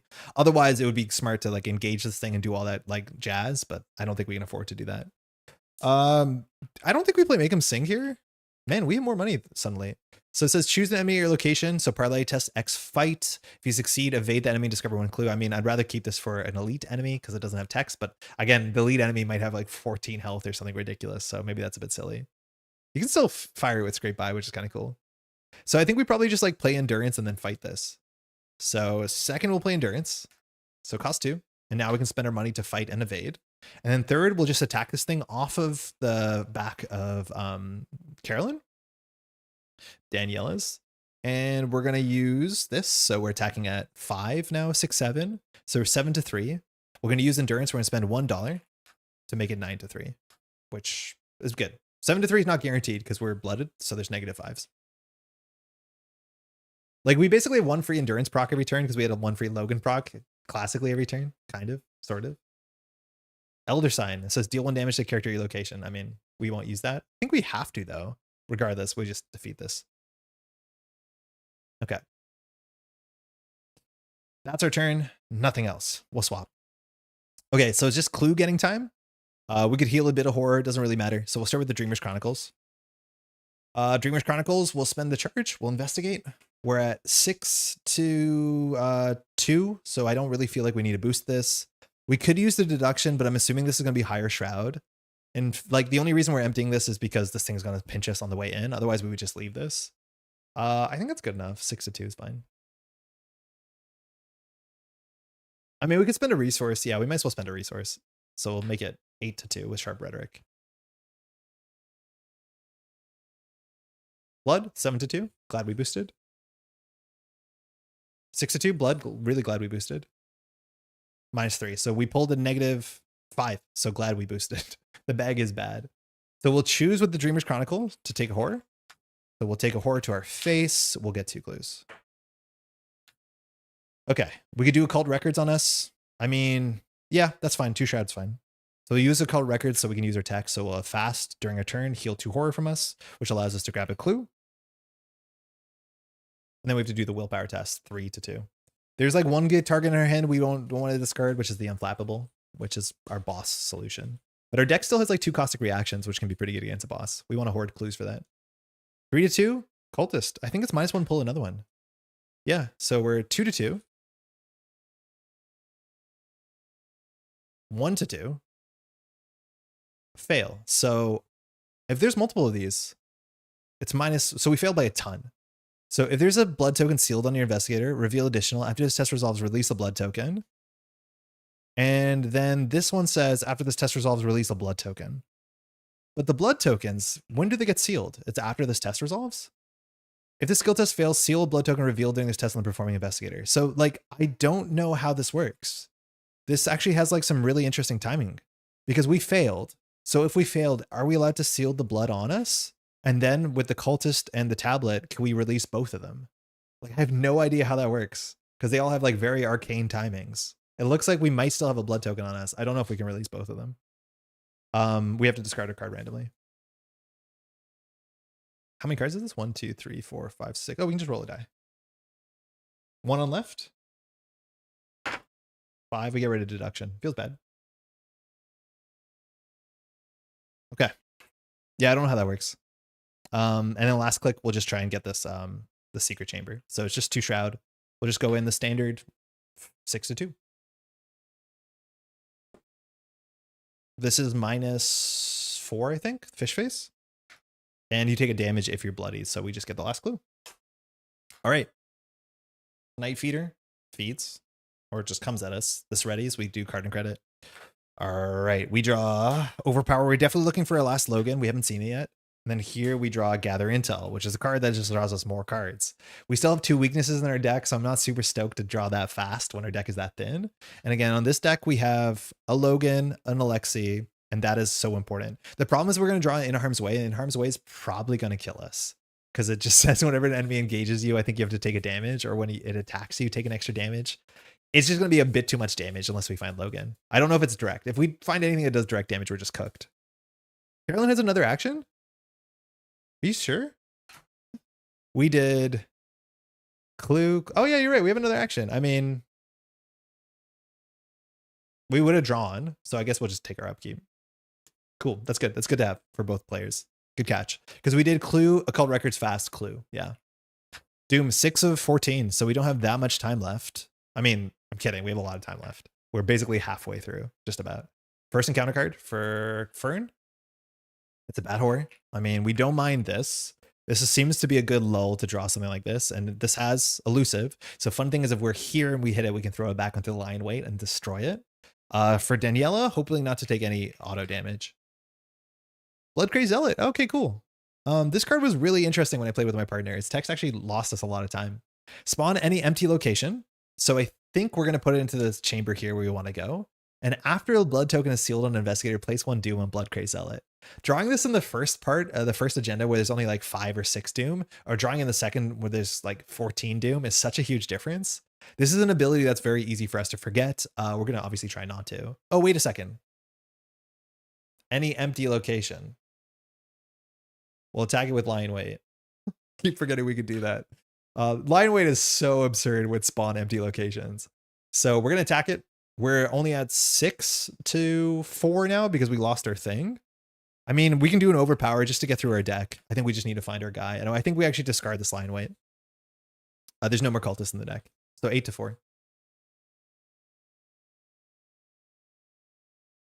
-4, nailed it. So we can either do 1 or 2 damage. We do draw a card. We got another service revolver, which we don't really have the slots for, let alone we can't really be attacked sufficiently. So I think we might just discard it because you can discard lion weight to do 2 damage, which saves us a bunch of actions. This is not useless because we can send things in with our elusive, but I think we'll just discard this. We can recur it and we have another lion weight, but this thing dies right when it shows up, which is pretty wild. Okay, so I think Carolyn goes first. She can solve a lot of issues. So, sorry, Daniela goes first. She can solve a lot of issues. So Alexi will heal the 1 horde that he can. Barely a scratch. Is he the flavor text? He must. I've had way worse, pal. Also a Netrunner reference, sort of. Okay. So we just want to hit this. Notably, if we miss and hit Carolyn, it's kind of bad.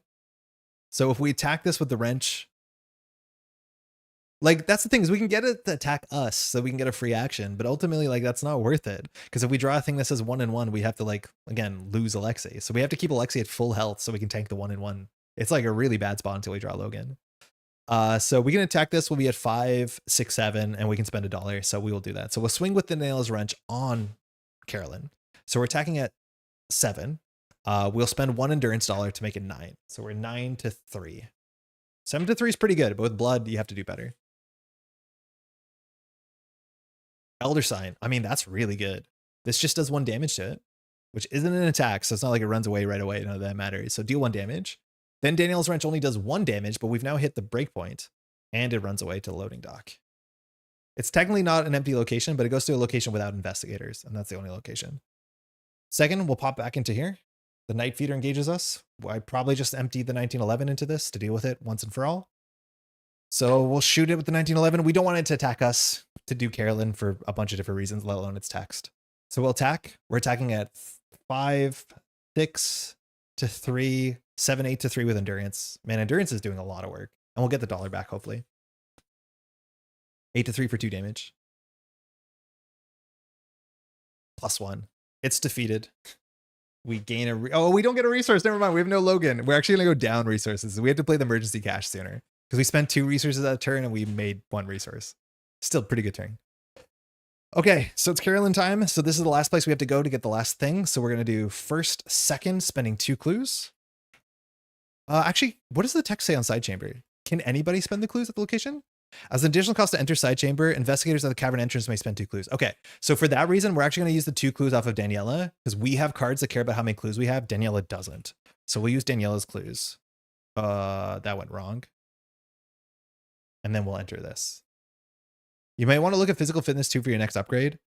I hear you. I just don't like, firstly, I just don't like the design. Oh, excuse me, physical fitness, not endurance. Yeah, we cut the first physical fitness. Imagine we still had the physical fitness in our deck. We could heal it, and then we could draw it back up with our survivor recursion. Like, we'd be in such a good spot. We cut this.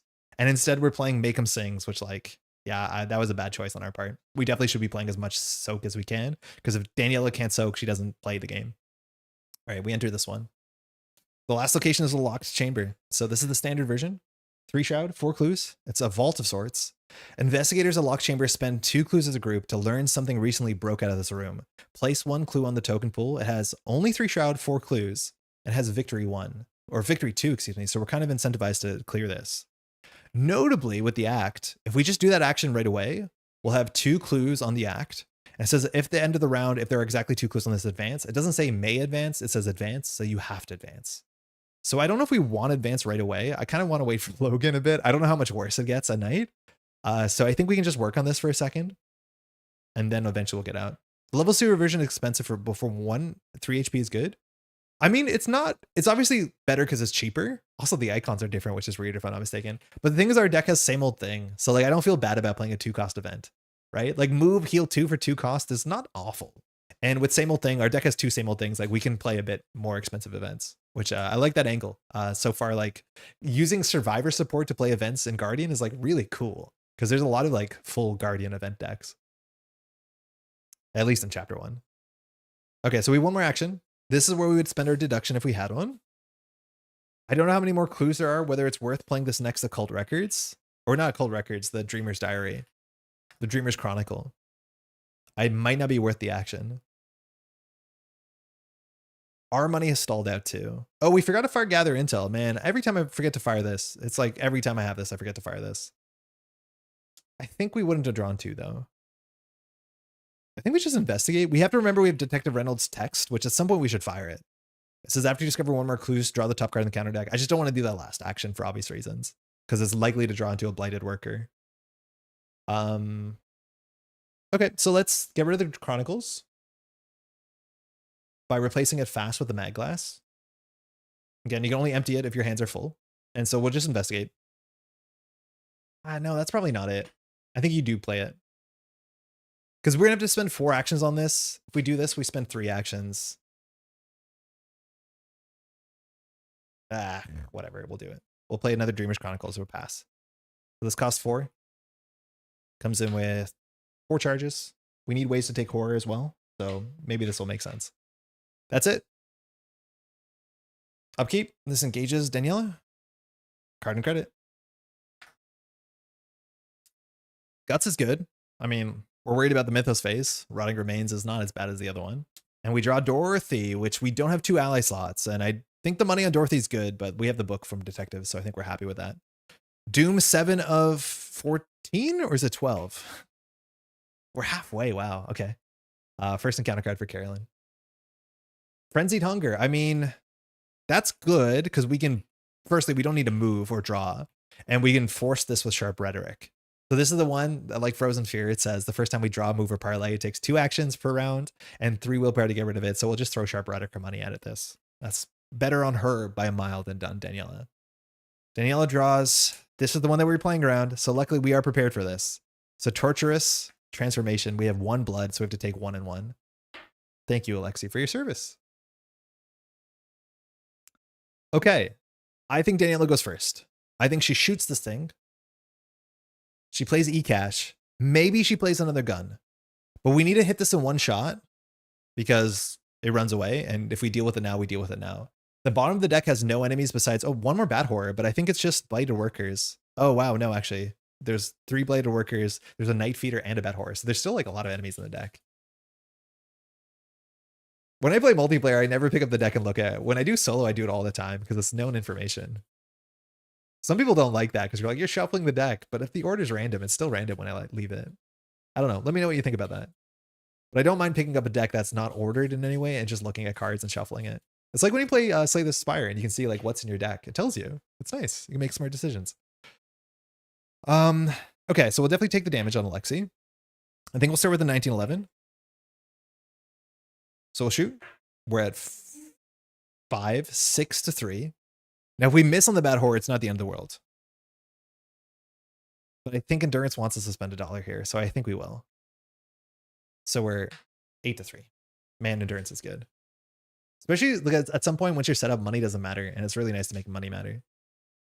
Nice 2. On the floor, but it's dead.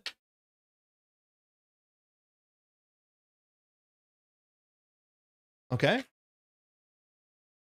1911 has 1 more bullet in it, which is unfortunate. Otherwise, we replace it. We have a dumb downtime. I think we're definitely going to play the emergency cash here. So second e-cash, gain 3. It's going to be silly. Oh, I lost 3.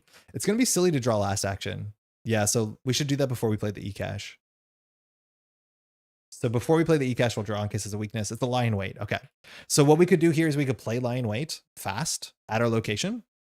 Now, this is the fast event, so we can play it during the Mythos phase, but as soon as you draw the first card, there's no window until there's a skill test. So if like we want to respond to an enemy, we might draw. The timing's a bit weird. I look because I can't remember if there's supposed to be 3 or 4 scary cards. X, my brain is bad. I have a doctor's note. Yeah, that's the thing. It's like memory is not easy for everyone. And so checking every once in a while helps a lot. Okay, that's our turn. The only question is whether we play Lion Wait. Lion Wait here is good because it's central and it'll knock out every minor. So I think we do. I think we'll just spend 2 resources and drop the Lion Wait here. There's also 2 elusive characters, which Lion Wait's perfect in the central location. So we'll do that. We'll pass. All right, it's Carolyn. So Carolyn is just going to get clues. We're going to start with the Dreamer's Chronicle. We just don't want to draw or parlay or move. That should be fine. So we're going to investigate. We're at 6 to 3. We boost a card, we get 2 boost. None of these cards do we want to boost with, though. I think we just throw Dorothy at it. So Dorothy gets an extra wild. So she's 8 to 3 for 2 clues. 0. We succeed. So we'll take 2 clues and a horror. Okay. Now the issue is with 2 clues left over, we want to heal the records. It's not that good. So I think for the last one, we just take another horror. We'll do Dreamers again. Does it exhaust itself? Spend 1 secret, investigate the first time. No, you don't. So we don't take the horror until we succeed. So that's cool. So we're at 6 to 3. I can't see us boosting this more. So I think we just use Sharp Rhetoric. Oh, I just gained 11 resources. I spent 11 resources. I'll spend 1 resource. So we'll make it 8 to 3. A bit overkill with no blood sealed on us. +1, yeah, super overkill. So we'll take the horror again, which we don't mind taking it. We'll get the last 2 clues. We got victory 2. Okay, so now we can do the text on the locked chamber. As soon as we do the text on the locked chamber, oh, that's a hard one. Don't read that if you don't want spoilers. The standard one says we can just spend 2 clues as a group. We place a clue, which will force us to advance. I think we can do it. I think we just need to push. We're low on money and we have to kind of force Frenzied Hunger, which sucks because we're only paying 1 for 1. So the money actually will matter. And the problem is like outside of Dorothy Simmons, Seeker has no resource generation. And of course, Private Practice, which we did discard. Maybe we should have discarded this. So I think we'll just do it. We'll spend 2 clues as a group. So we're on 8 clues, 10 clues, really? Because we did 4. Yeah, I guess so. All right. At the end of the round, I think we have to advance. I think it's end of the round. So it says at the end of the round, you have to advance. It's not optional. All right, that's both players, card and credit. Another Guts is good. You can only play 1 per test, though. And we get our Experimental Psychology. That's the card we really wanted. This one just helps everybody be a bit flexy. It says action, test 2 book to heal horror, which is not a great test, like not a great action. But when you get a clue, it's really good, let alone get a resource sometimes. But after you heal horror from an investigator, the investigator gets +2 to the next skill test this round. Notably, the Mythos phase is at the beginning of the next round. It goes Mythos phase, player phase, not player phase, villain phase, like Arkham Horror. So this won't help us for the next Mythos phase as much as you could find a fast way to heal, but this is only during your turn. I actually do think this Private Practice is a good card, and I miss it now, especially because we're on Sharp Rhetoric. That I do miss getting the extra resource a turn because we can use it. All right, now we have to advance the act. Hopefully things don't break here. Sometimes they do. But if there's exactly 2 clues here, advance. Evidence secured. Thanks to everything you found in the tunnels below the facility, you're finally able to put together a fairly complete picture of what is happening. The cult appears to be conducting experiments on people using containers of blood from something. What exactly, you cannot be certain.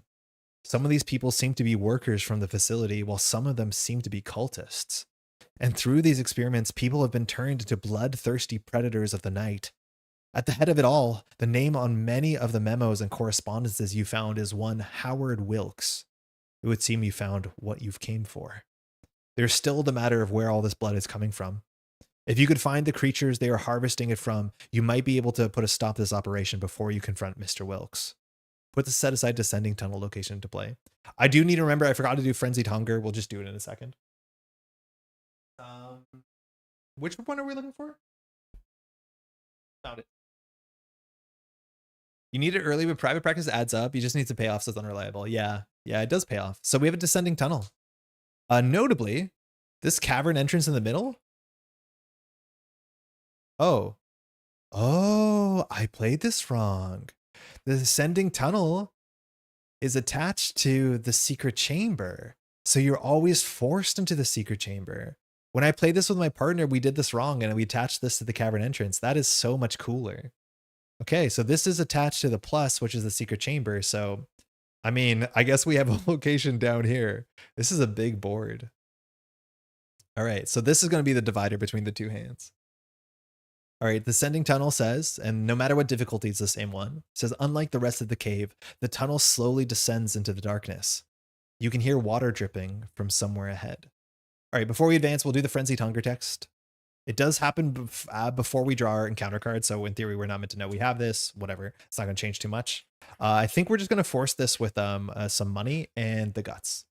So we're 3-3 off of this. We're going to have to move a fair bit, so we should get rid of this. We'll do guts to make us 5-3. With sharp rhetoric, we can spend a resource. We didn't have 5 resources, we had 4, but whatever. We're at 5, 6-3. 7-3 is pretty good because we have no curse or no blood, as much as blood can make things worse. So we're +4. We're 3, 4, 5, 6, 7, yeah. And occult records from the hand is also a reasonable pitch. Skull is -2. It's the act number, so we pass. We get rid of frenzied hunger. We draw a card with guts. So we would draw this, and then we upkeep draws. Caustic reaction. Great that we drew that. That is a very important card because our burst damage is not very high, considering we can't take attacks of opportunity anymore with Daniela. The caustic reaction says fight. We spend experience on this. You get +2 and deal +1 damage for this attack. If you succeed and control 2 more clues, this does 3 damage. And that's why we hoarded some extra clues. Okay, back to the act. Thank you for that little break. We do advance the act here. We go to the final act, bring down the beast. There's only one place you haven't yet investigated in the tunnels. The path winds ever downward, and you can feel a breeze and hear the trickle of water.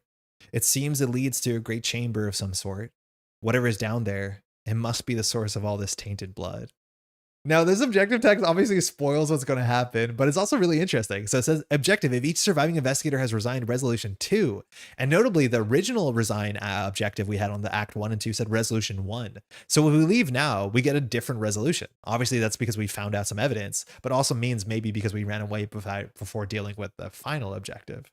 The final objective says that the Zabur Moarte is defeated, advance. And obviously we know the Zabur Moarte lives down here in the deepest tunnel beneath the New Horizons meatpacking plant.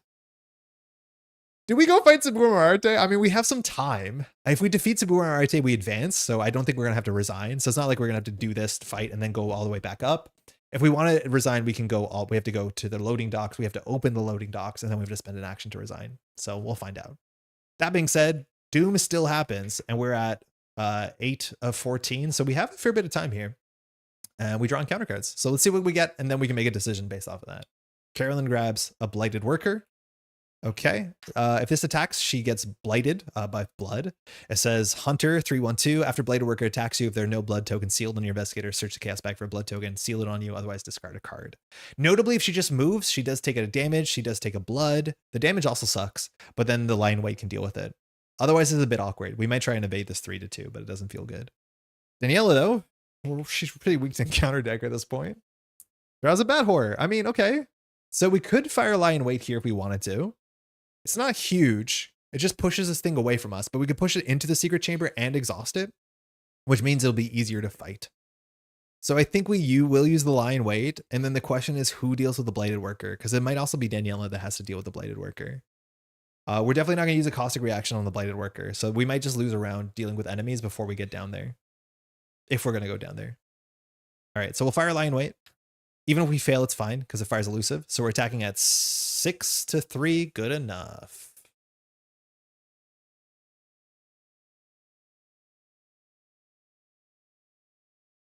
Cultist. Let's pull another. So we're at 5-3. And it says, after this test resolves, you release the blood no matter what. So we're 5-3. -4. So we fail.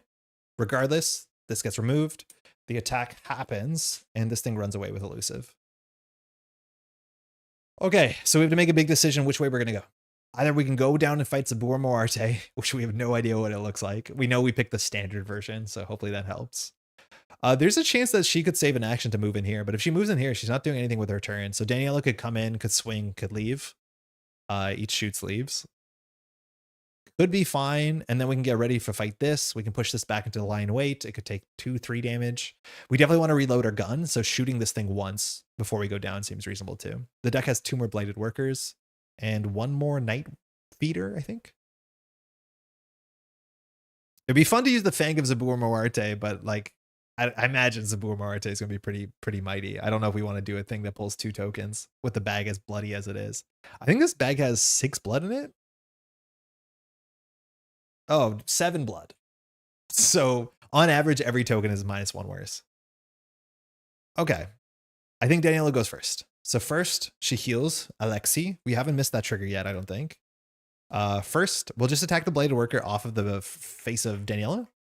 So the Bladed Worker has 3 attack. We're attacking at 5. We'll use the wrench. So with the wrench, we are attacking at 7.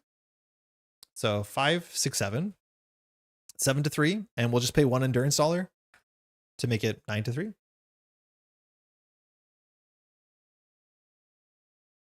-3. -2. We're good. So it's dead. We don't get $1 back. It's not our text anymore. And then we'll just go backwards. So a whole waste of a turn to deal with a 1 health enemy feels pretty bad. Not a great use of our time. In fact, like, it's kind of risky. We might have been able just to move once and save the action because then Alexi could take the damage. I don't know how many encounter cards left in the deck do 1 damage. So if I knew this scenario a bit more, I would be a bit more careful. But that could have been, oh no, but if it attacks us, it blights us. Yeah, we don't want to do that. All right, so it's Carolyn's time. So swap. Carolyn can heal horror, but there's no clues anywhere. She can take some horror healing. Again, there's no clues anywhere, so it's not that useful. The experimental psychology is also not particularly useful. I mean, I'm assuming there's going to be clues down here in this Ascending Tunnel, but we have 2 Dreamers Chronicles triggers, which seems good enough. So I assume we just do like 1, 2. I don't think we have any good way to attack the bad horror. I mean, what do we do last action? Take a resource? It might be take a resource. We could fast heal with the Called Records, but like I think we want to do that when there's clues. So I think we just get a resource. Not a super exciting turn. It feels like we wasted a whole turn to do like 2 movements and fight a 1 health enemy. Yeah, that feels bad. This will be on her. If she hits it, she can throw into a Lion Weight trap. That seems good. This wakes up card and credit. We don't have a lot of time. We need to get a lot of damage quickly. So we need our upgraded Vicious Blow. Make him sing. Okay, so pretty bad against bosses because it tests against their health, and I'm assuming this boss has +10 health. Carolyn draws deduction. Nice. Maybe clues will matter. Okay, Doom. 9-14. First encounter card for Carolyn. Feeding Grounds. Willpower test. We can pay our way through this. So this is test 3 willpower. If you reveal a blood token, you automatically fail. If you fail, take 2 horror. Don't care about this. Don't want to boost into this. We don't mind horror. So 3-3.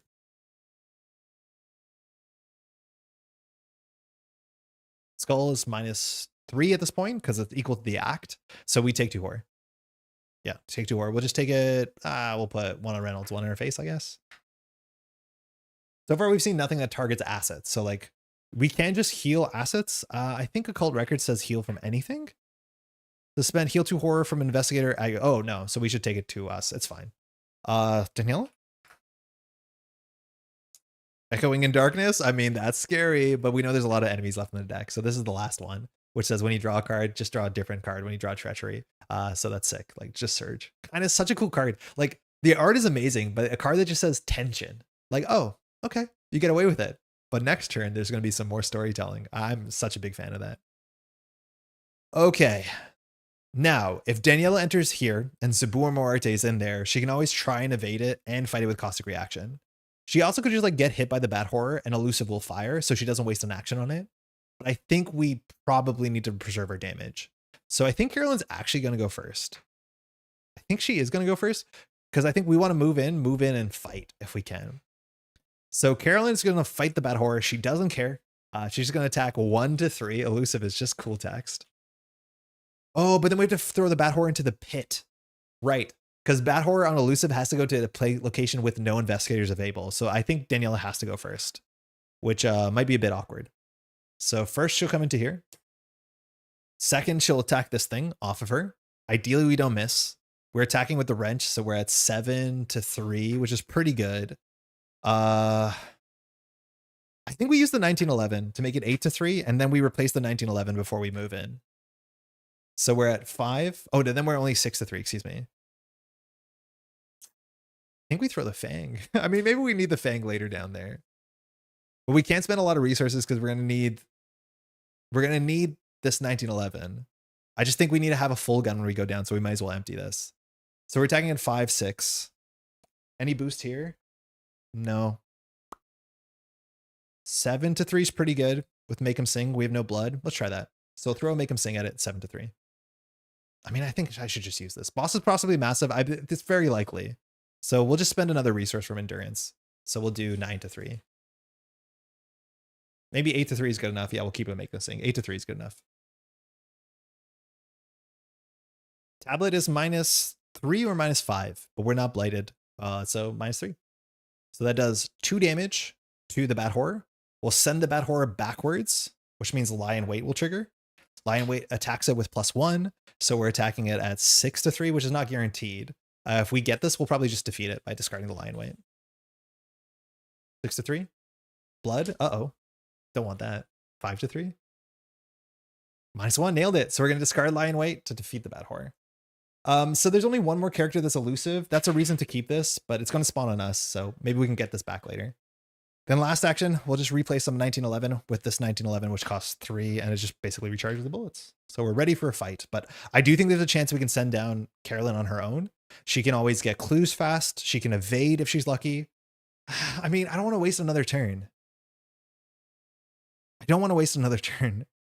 But the thing is, like, we only have so many unflappables. And like the thing probably has retaliate, and when we enter there, we need to evade it and start fighting at that turn. So like, I don't know if we go in this turn. I don't know. Our evade is only 3. And we only have 4 health. I think when we pitched Dorothy Simmons, we should have kept her just in case, because she's pretty good. In terms of damage we have a lot of damage. Caustic reaction is 3 damage. We have 1 more coming up as much as we have 2 weaknesses. We have 8 damage here, so we can like definitely get through something. I'm just worried about retaliate, which means we always have to evade it, which means we need money for endurance. If she could give money to Daniela, she would, but she can't. There's nothing else we want to do here. We could just like take a minute to heal. That could be fine. It's nice to have an occult records because it allows us to like heal fast, which is good. If it's massive, it can't follow you. If you need to run away, sure, but it will hit us, right? Like it hits us and then we leave. Which like if it does 2 damage, we're in a really bad spot with Carolyn because she'll be on 1 health with Detective on 1. Not that we need Detective, but like we have to not take free hits here with 4 turns left. Wait, is it 4 turns left? Wow, 5 turns left. Okay, yeah, we shouldn't take free hits with 5 turns left. The bottom of our decks are pretty good. Yeah, I think we just do a healing party. There's also a chance that she plays experimental physiology and like just hypes herself up for next turn. Sorry, psychology. It says heal from an ally. Then we could enter and then we could do like a boss evade. That would be sick. So maybe we want to prep ourselves up with like some book, some good old toming. So I could see us like a cold recordsing to heal Carolyn 1 for just free. But then if we discard a card, it's pretty bad. Yeah, so I don't think we do that. I think we just like play the experimental psychology. We heal Daniela. Oh, but then we can also test the echoing in darkness. So we don't do nothing. We do next to nothing. That's better, right? So first action, mind you, it's Carolyn's turn. First action, we'll play experimental. I know that we could do this fast, but I don't want to. I don't want to discard a card out of hand. Our hand has some really important cards in it. So we replace it with this. You don't exhaust this? Holy shit, you don't exhaust this. Whoa. So test 2 book. If you succeed, heal 1 horror from investigator. And then after you heal horror from investigator, oh, you do exhaust this. That investigator gets +2 to the next skill. So I think we heal ourselves. So we're gonna do test 2 book. We're at 6 to 2. If we succeed, we heal horror. We can also heal Detective Reynolds for whatever that's worth. But we probably shouldn't. Because if like he's probably gonna have to die to an attack, so we don't want to waste horror on him. So 6 to 2 on our face. +1. So we'll heal a horror. And then we get +2 for a next test. We'll exhaust this. So we're at 5 willpower. And so we can get rid of the echoing and darkness, which maybe like is the difference maker. So we're 5 to 3. We'll deal with echoing and darkness. Notably, the same old thing will help us pay for some of our expensive events because the money's not there. 5 to 3 is not amazing. 6 to 3 is a bit better. It beats the skulls. So I spend 1 resource on sharp rhetoric. I don't think we want to spend a guts on this. Yeah, private practice would actually been really sick now. I regret discarding it. So 6 to 3. 5 to 3, blood. Auto fail, bummer. So we fail and we get bloodied, which is not good. That's it, upkeep. So we did 1, 2, 3, yeah, upkeep. So there's a lot of weaknesses left here. Yeah, that's one of them. Lethal Curiosity. Oh, it would be sick if we still have +2 willpower for this, but we don't. So this card is bad. 4 willpower. We've never seen a basic weakness that just says do a test. So this is kind of new in chapter 2. For each point you fail by, you must either take a damage or place one of your clues in your location. Now, dropping clues on this location is not the worst because it doesn't have victory. You lose victory. So we can always just do this. I actually think we commit a guts to this and we spend $1. So, oh, Danielle hasn't drawn. She gets a vicious blow, the good one too. So that's great. So I think we're going to commit a guts as much as we do want to keep these. So we're at 5 to 4 with Lethal Curiosity. This is for each point you fail by. So I do think it matters to boost, and we'll boost 1 more with Sharp Rhetoric. So we're at 3, 4, 5, 6 to 4. It's for each point. Guts might not draw a card, but we can get lucky. We can't commit 2 guts for a bunch of different reasons. 0, nailed it. So Lethal Curiosity gets cleared, but very importantly, Guts actually has new text in chapter 2, which I was almost about to biff this because of muscle memory. It says if it's successful, the performing investigator draws a card. All the basic like skill cards from chapter 1 just said that the person committing it draws a card. So it's a bit more altruistic. 1, 2, 3, 4, 5, 6, 7, 8. We're good. We drew and gather intel, which I'm not going to play. It does have an evade icon though, which is important. That's it. Doom. Techno 14. First card for Carolyn. It's a blighted worker. I mean, annoying. So it's on us as 1 health. We draw. Okay, so there's 3 of these. We drew all of them. Luckily, we can take 1 and 1. Oh, wait. No, this is better. Sort of. Actually, it's not better. We have no blood, so we just lose 2 resources. I mean, Daniela needed her money here because she needs to play Endurance, so that's actually pretty poorly timed. And with Echoing Darkness, we now draw the next card as well. Yeah. All right. It's doing everything it can to keep us out of that cave, huh? Okay, so the cave. Want to get down there? Can't get down there. Too many things in the way. The deck is like 4 cards, 3 cards, and there's still 1 enemy in here. It's a Remains, a Grasping, and a Night Feeder. The bottom of the deck is brutal. For each point you fail by, take a damage. For each point you fail by, take a horror. That one's not bad for either of us, but this card's awful, and we're going to likely draw an enemy. It's hard to shuffle 3 cards, so if we have to draw a card, probably just roll a die. Because it's hard to shuffle 3 cards. Actually, no, I can't tell what's going on here. This is pretty good. Okay, so we have workers. We can just make them sing if we wanted to. It's 2 cost. 1 cost the same old thing, but money's an issue. So we succeed, we evade, we get a clue. Whatever. These things also have Hunter, which is not great. So I'm assuming Daniela has to go first, and she has to deal with both of them. Oh, not the Bladed Glade. The Bladed Worker. Okay. Yeah, that's fine. So Daniela will attack. 5, 6, 7 with wrench. So 7 to 3. Not guaranteed. But we can't spend money. 0, dead. The deck is the true Arkham. I mean, like, that's such a bad bottom of the deck. Rotting Remains, Grasping Hands, like literally the 2016 classic. We'll attack this Bladed. I think we'll play the Make Him Sing just to boost slightly. Because if we whiff, it's pretty bad. Because we hit our friend. So 8 to 3. Blood. Yeah, that's fine. 7 to 3. I was just worrying that we can't use the wrench. We can. It just doesn't do extra damage. Uh-oh. So we were at 8-3, 6-3? +1. Nailed it. Okay, not even close. This worker's dead. Problem is we have one more action here. If we enter the pit, we're kind of in the grip of somebody else solving the problem. And we're at the point that somebody else has to solve the problem. Daniela is going to enter the descending tunnel. All right, welcome to Zabura Moarte's lair. 3 shroud, 2 clues, no victory. When Zabura Moarte's lair is revealed, spawn Zabura Moarte, add 2 blood tokens to the chaos bag. We could have gone home. Instead, we get 2 more blood. The bag has 9 blood in it. It's so hard. It's like about 1 blood for every 2/3 of a token. I don't know. So spawn Zabura Moarte here. We're getting the standard Zabura Moarte because we're playing on standard difficulty. Which, yeah, also an action. Investigators at the location can spend 2 clues as a group. You attack Zabura Moarte, fight. This attack automatically succeeds and deals 2 damage. So we have 8 clues. So we actually have, wow, we have a lot of damage. Okay, that's good. Notably, though, this is a fight action, so it doesn't do attacks of opportunity. Investigators location, spend 2 clues, fight. So we have baked in damage. That's going to help. This is Zabura Moarte. We have the source of the blight, the one you play on standard. 4 health, 8, 4. Okay, it's more health than that, I think. It's 4, 14, 4. Now we have 8 damage locked in. It hits for 2 and 2, which is like just enough to kill Alexi. Has retaliate, it has alert, it also has predator, but it won't move. And after this enemy deals damage, heal damage from it. So we just do not have legal text to be able to use Daniela here because it's not worth it. That means we have to evade it every single turn, and it has 4 evade, which is monstrous. It is monstrous. Shout out to the Helgard again. Okay. So we now have seen it. We're allowed to legally leave. Daniela has no more actions. She ends her turn in the pit. If this thing is not evaded, Alexi dies, and then she will die to the encounter deck, almost guaranteed. She needs to draw the Rotting Remains, not the Grasping Hands. If she draws the Grasping Hands, I think she's probably dead no matter what. This is ready.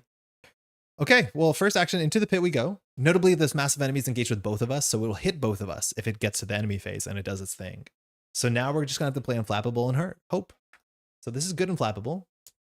We're evading at 6-4, which is not great. Again, the bag is cooked. So we're gonna have to boost into this all we can. So 6-4. If you succeed, we heal 2 horror, which gives us +2 to our next test, and we get a clue. So this is like such an important test for us right now. If you succeed, heal 2 horror from among cards you control. Okay. So we're currently 3. This gives us 3, which is 6. Maybe book before you go in. Oh, that's a good point. Yeah, I think you're right. We do book. Well, the thing is, if we pass this test, we can then do like a caustic reaction, but I don't think we need to boost caustic reaction. I like your play a lot better. So hold on. Before we go in, we'll do experimental psychology. So we need this to succeed, which is not guaranteed. So we're going to do 6-2. We can't really afford to boost this thing. Oh, we could actually, but I think we need to boost the caustic reaction. We have enough damage. We just need to survive. So we are 6-2. Mag Glass doesn't help us here. Blood, 5-2. Uh-oh. Blood, 4-2. I mean, the bag is just like that for the rest of the campaign. 3-2. Okay, so we wasted an action. We seal a blood on us. Bag got better. Better bag. Okay, well now we have to go in. Second. Oh, it's bad. So we'll play Unflappable. We have to play out of our pocket because I think we need the money off of Daniela. We could use the same old thing, I guess. Yeah, we should keep our money. So we're going to use the same old thing, $1. And then we'll spend $1. And we'll play Unflappable. So again, we're evading 6-4. This is a Zabura Moarte. If we succeed, we have so much value for us. We can heal 2 horror, which will fight the psychology, but it's still the end of the round, so it won't matter. And we have to just basically throw every evade that we have. So we're at 6, 7, 8. And this is our last evade. So like we have to kill it next turn. We do have to kill it next turn, which we probably are able to do. We have to get lucky. So that's 8. We have no evade. Oh, Service Revolver, 9. We're 9-4.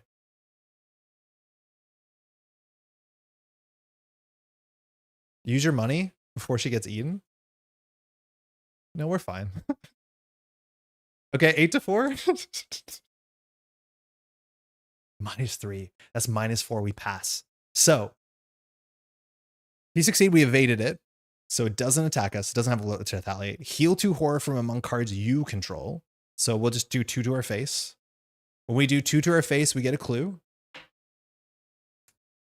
We can fire experimental psychology. I mean, we might as well in case we draw a weakness, I guess. That doesn't really matter. So we have +2 at the end of the round. And that's it. That's pretty good. Unfortunately, that's the whole turn. Enemy phase, nothing happens. This wakes up. It's engaged to both of us because it's massive, and we draw cards. We have to survive this phase, and we might be able to win this turn.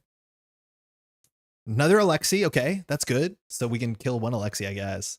And then we draw another mag glass. Okay. Did I hit the upkeep button? No, I didn't. We also should have more money. Holy heck, I got to go shop for have dinner and we're still in it. I mean, we're in the pit with Zabur Morarte, so like it doesn't get more in it than this. 1 encounter card. We know that the counter card deck is so bad. So we're hoping that this is, I actually don't know. Rotting Remains. That sucks. It's a 50-50 to get the Grasping Hands, which might actually defeat Daniela. So 3 willpower for each point you fail by take a horror. I think we want to guts this. It's not that the horror matters so much. It's just like the guts is useless because the bottom test is an agility test. So I think we just need to draw through our deck. You and me and Zabumafu. So we're going to do the guts. We're 5 to 3. Again, horror on Carolyn was totally fine, but we wanted to draw on Daniela. So we're hoping we have a 50-50 to draw the enemy. Again, willpower does not matter, but we might actually have enough damage to win. Okay.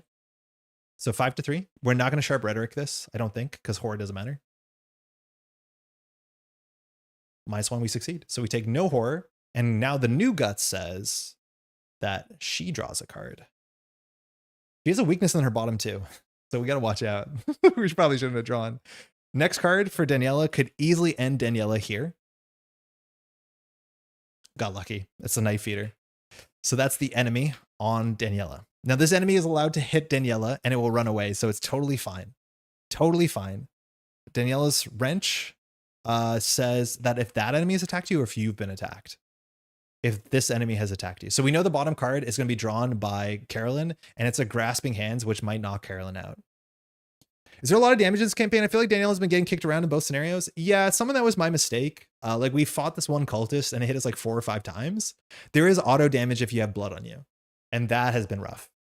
We ended up cutting the bandages from this deck and like we both want the bandages because we both want the bandages. But Carolyn only starts with like 6 health, so she hasn't taken that much. It's like Daniela was just attacked by a lot of things. Okay. So one thing that's really cool.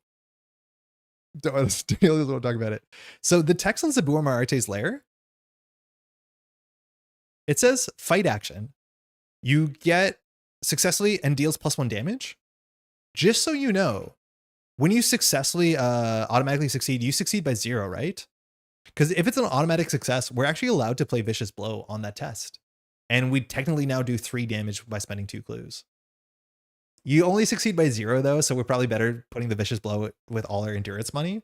But like there's a chance that we have lethal here as long as we kind of win. So Zabur Mayarte, the lair says we can spend 2 clues to do 2 damage.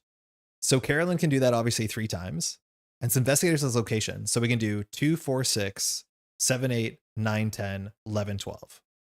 That's all of our actions though. So that's not perfect. We're short some damage. So that means if we just do clue, clue, clue, clue, clue, 1911 with Vicious Blow, dump everything into it, we can win. It's possible for us to win without dying.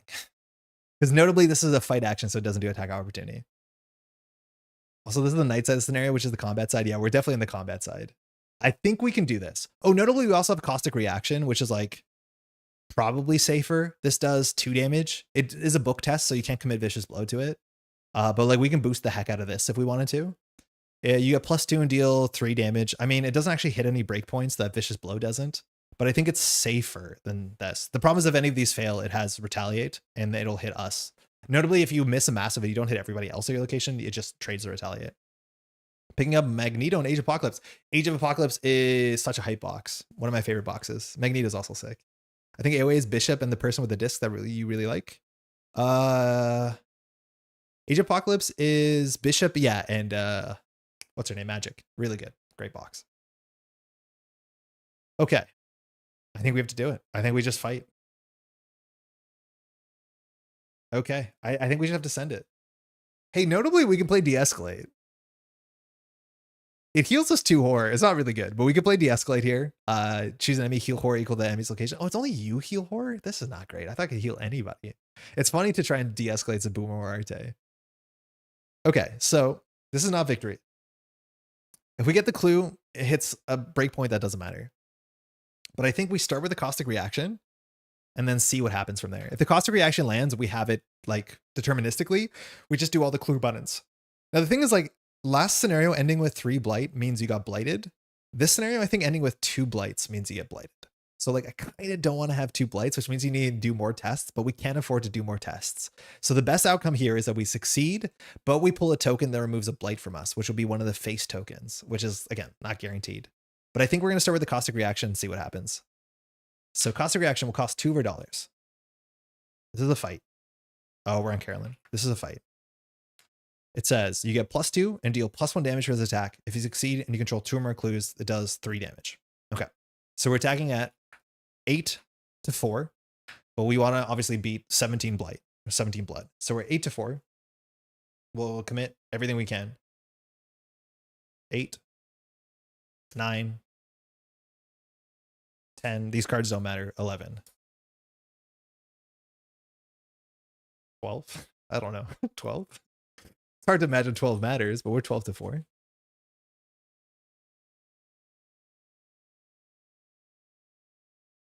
Iron Fist leaks today? No, I didn't. 12-4. Okay, 11-4. We prepared for this. Okay, 10-4. Still good. -3. So we succeed, but we don't unblight ourselves because we didn't pull a token. So we do 3 damage to Zabuma Arte down to 11. Wait, I did the math wrong. Wait, I did the math way wrong. So we can do 2 damage, 4 damage. So we can do 3, 4, 5, 6, 7, 8, 9, 10, 11, 12, 13. Oh, we also have to land the vicious blow. Uh-oh. I thought that was enough, but it's not. Funny enough, the bottom of our deck is 1 weakness and 1 caustic reaction. The caustic reaction is what we want. The weakness, we have 2 fear experience. They were in this order for what it's worth. I don't think we're going to end up drawing a card because the scenario will be over. But if we draw the caustic reaction, we actually have something. Okay. So what about if we do the secret chamber with the vicious blow? Does that work? So this is, excuse me, the Zabuma Arte's lair. So Zabuma Arte's lair says, fight, you get +1 damage. So if we do 3, 4, 5, 6, 7, 8, 9, 10, 11, oh, we can guarantee it. Okay, so we're just going to do this. So investigators this location, spend 2 clues. So we'll spend 2 clues. Wait, do we have enough clues? Oh my God, we don't have enough clues? We're short clues. Wait, we're short clues. Okay, we have to do one more test. We don't have enough clues.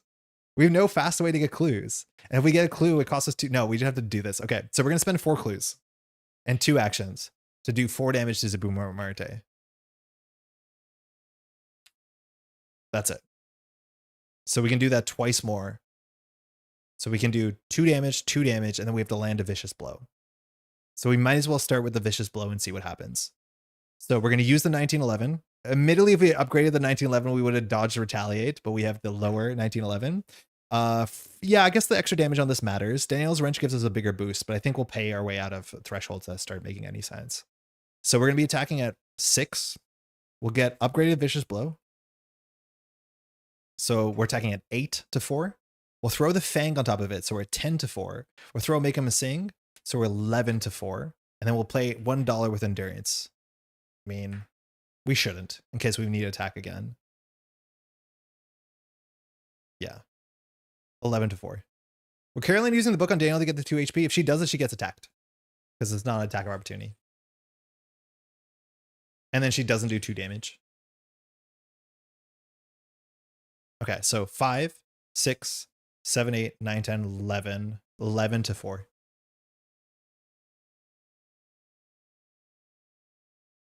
Okay, Okay. Yeah, I mean, nailed it. So this does 1, 2, 3, 4 damage.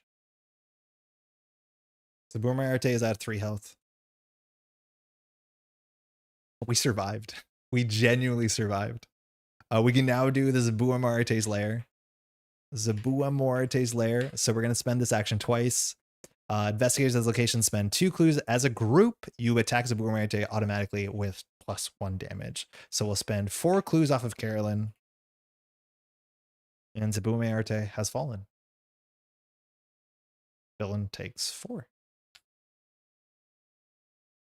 Victory 2, added to the victory display. The act advances. We hit our final objective. It's immediate, not when the round ends. We have to advance. Nightmare slain. The beast lunges towards you, maw of countless bloody fangs opened wide, ready to devour you whole. In mere moments before you meet your demise, you land the killing blow, sending the great monster reeling backwards. With a remorseful whine of pain, the creature collapses to the floor of the cavern, bleeding from its many wounds. You watch it just long enough to be sure it won't rise again, and then you pick yourself up and begin heading to the exit. You want to put as much distance between you and this facility as you can. Daniela was on 1 health for like 10 turns and did not die. This rotting grasping hands was going to be pretty bad to Carolyn. It won't defeat her, but it'll probably put her down to 1 health as well. And then we have to shuffle the deck and hope for the best. Because again, every time that she draws the 1 of 3 torturous, whatever it's called, transformation, she takes 1 and 1. Yeah, Lexi survived and we both survived. Now, I think this is going to be a bad thing that we have the 2 blight. We'll see in a second, but Zabur Arte, we actually did it, which is pretty impressive. So here we go to the resolution. It was resolution 3, I'm pretty sure. Cheeky little nightmare slaying count to call it to Bloodborne. Yeah, you're right. It is a Bloodborne call out. It's been a while since I played Bloodborne. All right, resolution 3. So 1 and 2 are both different resigns. We have 3 instead. After a grueling fight against the truly massive foe, you finally put the abomination down. This beast, this Zabur Moarte, was the source of the infected blood used in the cult rituals, spreading the blood blight throughout all of Arkham via the tainted meat. With the source of the blood blight defeated, you hope that no others can fall to the same fate as Julia Stern and others within the New Horizons factory. The case isn't over, however, as you learn that a man named Howard Wilkes, the owner of New Horizons, was also leading of the cult of Zabur Marte. Straight up typo. That hurts. It's time to make him answer for his crimes. In your campaign log, record that the investigators completed their search. In your campaign log, record the investigators defeated Zabur Moarte. Remove a blood from the chaos bag. Oh, that's sick. I mean, great. Now we're only on 8. So that's not too bad. Sorry, it shouldn't be that hard to find one, right? Got one. Each investigator earns experience at victory X for each card in the victory display. I think we got the max victory you can get off of this table. So just so we know where we are, we have 1, 2. You can get more victory and no, I think at the day you can still get the same amount of victory. So 1, 2, 3, 4, 5, 6, 7, 8, 9, 10. I think 18 experience is the most you can get going into the final scenario from what I've understood. So that's pretty good. As much as Julia Stern is still alive, which is probably the failure on us. That could have happened to anyone. Skip to resolution 5. You regroup with Detective Reynolds, ready to investigate this Howard Wilkes and make him answer for what's been happening at his facility. If the investigators found a sheet of arcane symbols, which we did, I forgot about that, any investigator may become the bearer of the set-aside Sanguine Song story asset. I don't know what this does. I just remember it has amazing art. So Sanguine Song has... Sanguine Song. Do I not have it? I do. 3 cost. Hex. We have empty arcane slots. Arcane slots. Spell uses 4 charges, 2 book icons. Investigate with your book. You get +3 book for this investigation. As additional cost to activate this ability, you may spend a charge to reveal 2 chaos tokens for the skill test. If you succeed, discover 1 additional clue for each blood token. So it's the same as the Fang. That's a bit boring. So it's like the Fang. It means now that our bag is full of blood, this is meant to be a catch-up mechanic. And it's not that bad. It's honestly not that bad. Maybe on our big boosted book icons on Carolyn. So she's definitely going to take this. I just want to take a second. I don't know if this is an original thought or this is something I regurgitated that I picked up along the way. But this is sanguine, right? Sanguine. How do you spell linguini? It's exact same. What is the chance that this is sanguini? Because I know how to say linguini. It's this, Guine. Sanguini? Car seems okay. XP, that's enough for 2 shotguns. The problem is we need our hands open because we want to play our like wrench and all that. But yeah, 2 shotguns. If the investigators found forged permits, no, that's a day thing, so we don't get the forged permit story asset. It's a sick asset. Each investigator who entered the scenario with 2 blood tokens sealed on their investigator becomes the bearer of the set aside the blood blight weakness. So we wanted to take more tests. We had a chance of unsealing the blood tokens, but while the threshold was higher in the first scenario, it's lower here. So we're finally going to find out what the blood blight is, which has its own encounter set. This is the blood blight. So it's permanent, limited 1 per deck. So it just starts in play? Permanent? Yeah. When the round ends, search the chaos bag for a blood token and seal it on your investigator. As an action, deal up to 3 damage to investigator at your location. We're very bad at that text. Release that many blood tokens from your investigator. If you've dealt 3 damage by this effect, remove a blood token from the chaos bag. Whoa. Whoa. Like the pasta, yeah, that's how you spell linguini, right? It's Linguine. It's the same as sanguini. Why are we saying sanguini different? How's it going, by the way, Andy? Okay, so this sucks. It says when the round ends, a trigger will miss all the time. We have to just seal blood on us, which again, that's bad for the tokens. This takes them out of the bag though, so it might be good. It's actually kind of interesting. You can count attack with a shotgun blast. Wait, what? Count attack? All right, so unfortunately, Carolyn is blighted. That is her thing. With an I, not an E? No shot, that's how you spell linguini. No, it's with an E. Dog, it's sanguini. It's the same. You can counterattack with a shotgun blast? Yeah, you can. I guess you can. It's the same. It's sanguini. I should have brought this up earlier. This is maybe a big flavor thing. All right. Release each sealed blood token to the chaos bag. No surprise. So there's only 2 on Carolyn. So the bag still has, I think, 8 of 12. Proceed to interlude. It's already 12:30, but we have an interlude to read. Now we'll read it next time. It's a bit late.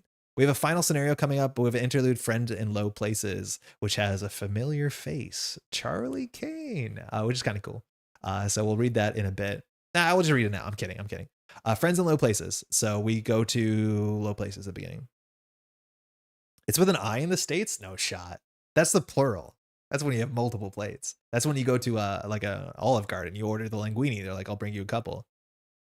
Friends in low places. You and Detective Reynolds meet up at Velma's Diner in the early morning to discuss what's next. With the police department alerted to the situation at the meatpacking facility, the detective has his eyes set on the person responsible. We managed to get a name from those damned yahoos, Reynolds says in a low tones over the steaming mug of coffee. Wilkes. Howard Wilkes. I looked into him some and he's a powerful guy. Lots of money. Lots of friends. Just built himself a brand new apartment in Northside. Calls it his penthouse. Apparently it's some French design. Reynolds shrugs. Anyways, while the people at his factory have been either becoming cultists or becoming monsters, he's been a bit of a recluse. Hasn't left his place for weeks and doesn't let anyone in. At least, until tonight. Reynolds tells you how Mr. Wilkes is apparently throwing a party at his penthouse, an opportunity to throw his money around and impress some of the other business people from outside of Arkham. He wants to expand his distribution area, get that dirty meat to places outside of town. We can't let that happen. We'll need to get into that party, and I know just the guy to get us there. As if on cue, the bell above the diner door rings. That's the bell we need for the intro of this when we come in with the stream. I need to fix that. You follow Detective Reynolds' gaze to see a familiar face enter. A disheveled man with a round face and a bald head, wearing a fraying gray suit and green tie. Charlie Kane nods with familiarity to the waitress as he makes his way to your booth, sliding in beside Reynolds. Glad you can make it, Mayor, the detective says. Charlie scowls at the remark. This will need to be quick, he says, looking over his shoulder. Worried they're still after you? Reynolds asks. Charlie turns a serious look on the detective. They always are. Together you go over the plan. Kane will get your names on the guest list for the party. You'll arrive where you and the detective will attempt to detain Wilkes. When Reynolds suggests having police backup on standby, Charlie shakes his head. Wilkes will know that you're planning, the former mayor says. If he gets wind the fuzz are waiting for him, there's no telling what he'll do. Charlie glances out the windows of the diner, scanning the dark street outside as he speaks. There's one person in particular you should keep an eye out for. Priscilla Thomas. She's a savvy businesswoman from Boston, looking to make a distribution deal with Wilkes to get his product shipped throughout the state. It would be best to try and convince her that this is a bad idea, however you need to. But according to my contacts, Miss Thomas isn't part of Wilkes' organization, so, well, try using words, not fists. If there are exactly 12 blood tokens in the chaos bag, skip to friends in low places 4. We have 8. Otherwise, the lead investigator must decide. Thanks for the help, Charlie. If you decide to run again, I'll be sure to vote for you this time. Proceed to friends in low places 2. Or, why don't you come with us, Charlie? Let whoever's after you know that you're not afraid of them. Proceed to friend in low places 3.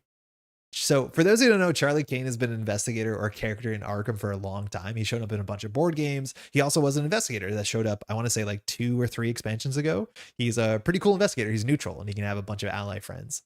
Are we going to ask for Charlie's help, or are we going to ask? We're going to promise a vote and go on our own?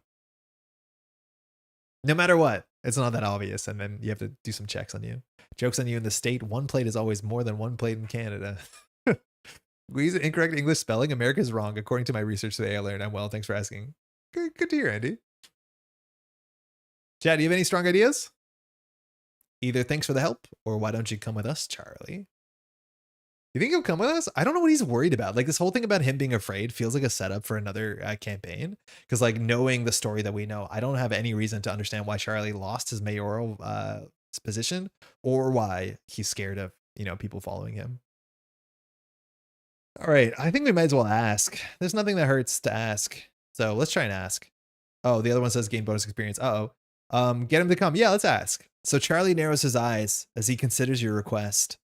You can tell him that he's mulling over all that has happened so far in your efforts to help the people of the Waterfront district. If all of the following circumstances are true, proceed to friends 5. Otherwise, proceed to friends 6. So the investigators spared Julia, or the investigators killed Julia? Nope.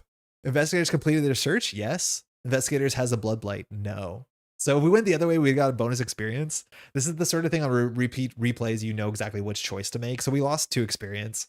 But this also makes replays exciting because you need all of those 3 conditions. When my partner and I, Maddie and I, played this just like last week, we had defeated Julia's turn. We did complete the search, but on the last turn, my partner got the second blood token and got blighted out. And she didn't have time to complete it because as soon as you defeat Sabu Marte, you have to advance. So unfortunately, we're going to go to low places 6.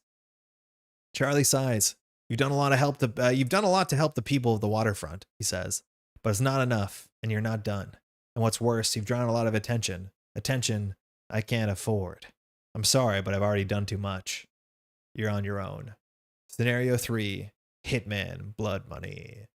All right, that's the New Horizon. So we're set up for the final scenario, which seems to be at a nice old dinner party. Whether it's going to have some Carcosa vibes or not, I think we'll find out just next week. Haven't played it yet. Pretty excited to figure out how that went, or how that's going to go. Excuse me. So we got 10 XP. That's a lot. Again, this is a 3 scenario campaign, so this is the last time we can upgrade our decks. Yeah, it feels a bit sad. It's nice to upgrade your decks a couple times and see the evolution. But I think we definitely made our deck a lot better by playing Alexi. That's obvious. Imagine we didn't play Alexi. Oh my god, we'd be so dead. So that's cool. 10 experience. I think on the Seeker side, there's not that much else we can add, right? Like there's no allies you can add at that point. Maybe you play a Charisma and then you have to spend experience on level 0 allies, which like doesn't feel great. So I think it's going to struggle. I think when it comes to Seeker, like you just spend 6 influence on the card that says you start with an extra card in your hand, which is like really good. But like this might be a bit boring. We'll try and play the 2 copies of the psychology card that allows us to like heal horror and draw 3. And then on this side, we're probably gonna have just slightly better guns.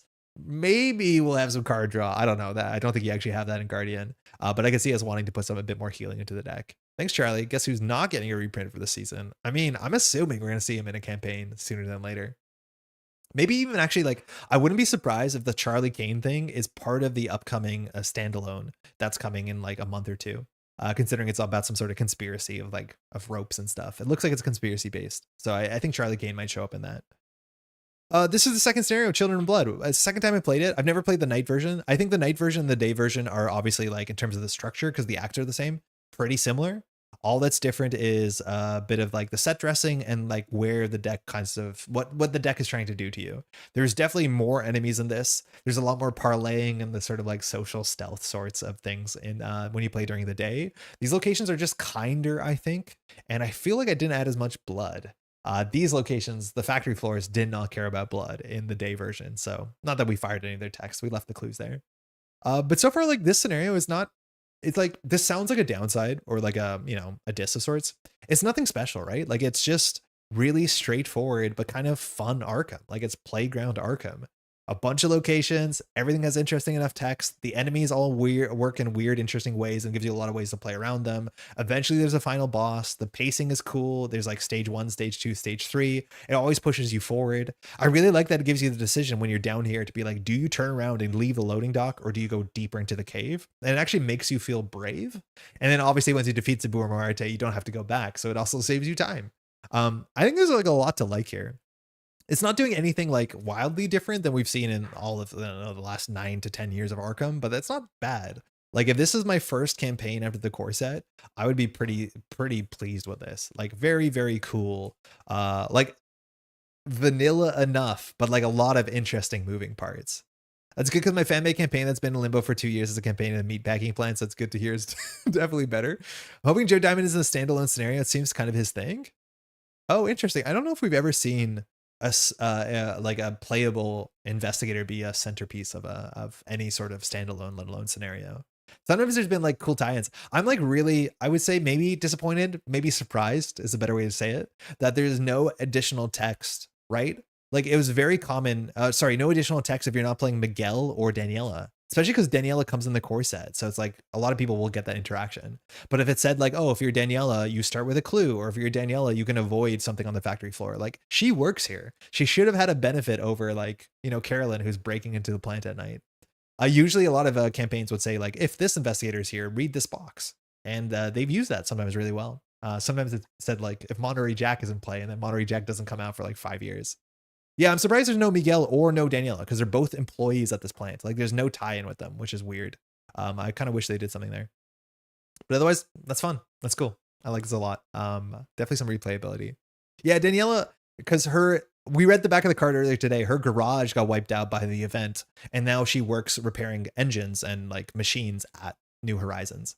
At the back of this book, it does say if you play with Daniela and Miguel, there's a special achievement, and that's because they are tied into this location, which is cool.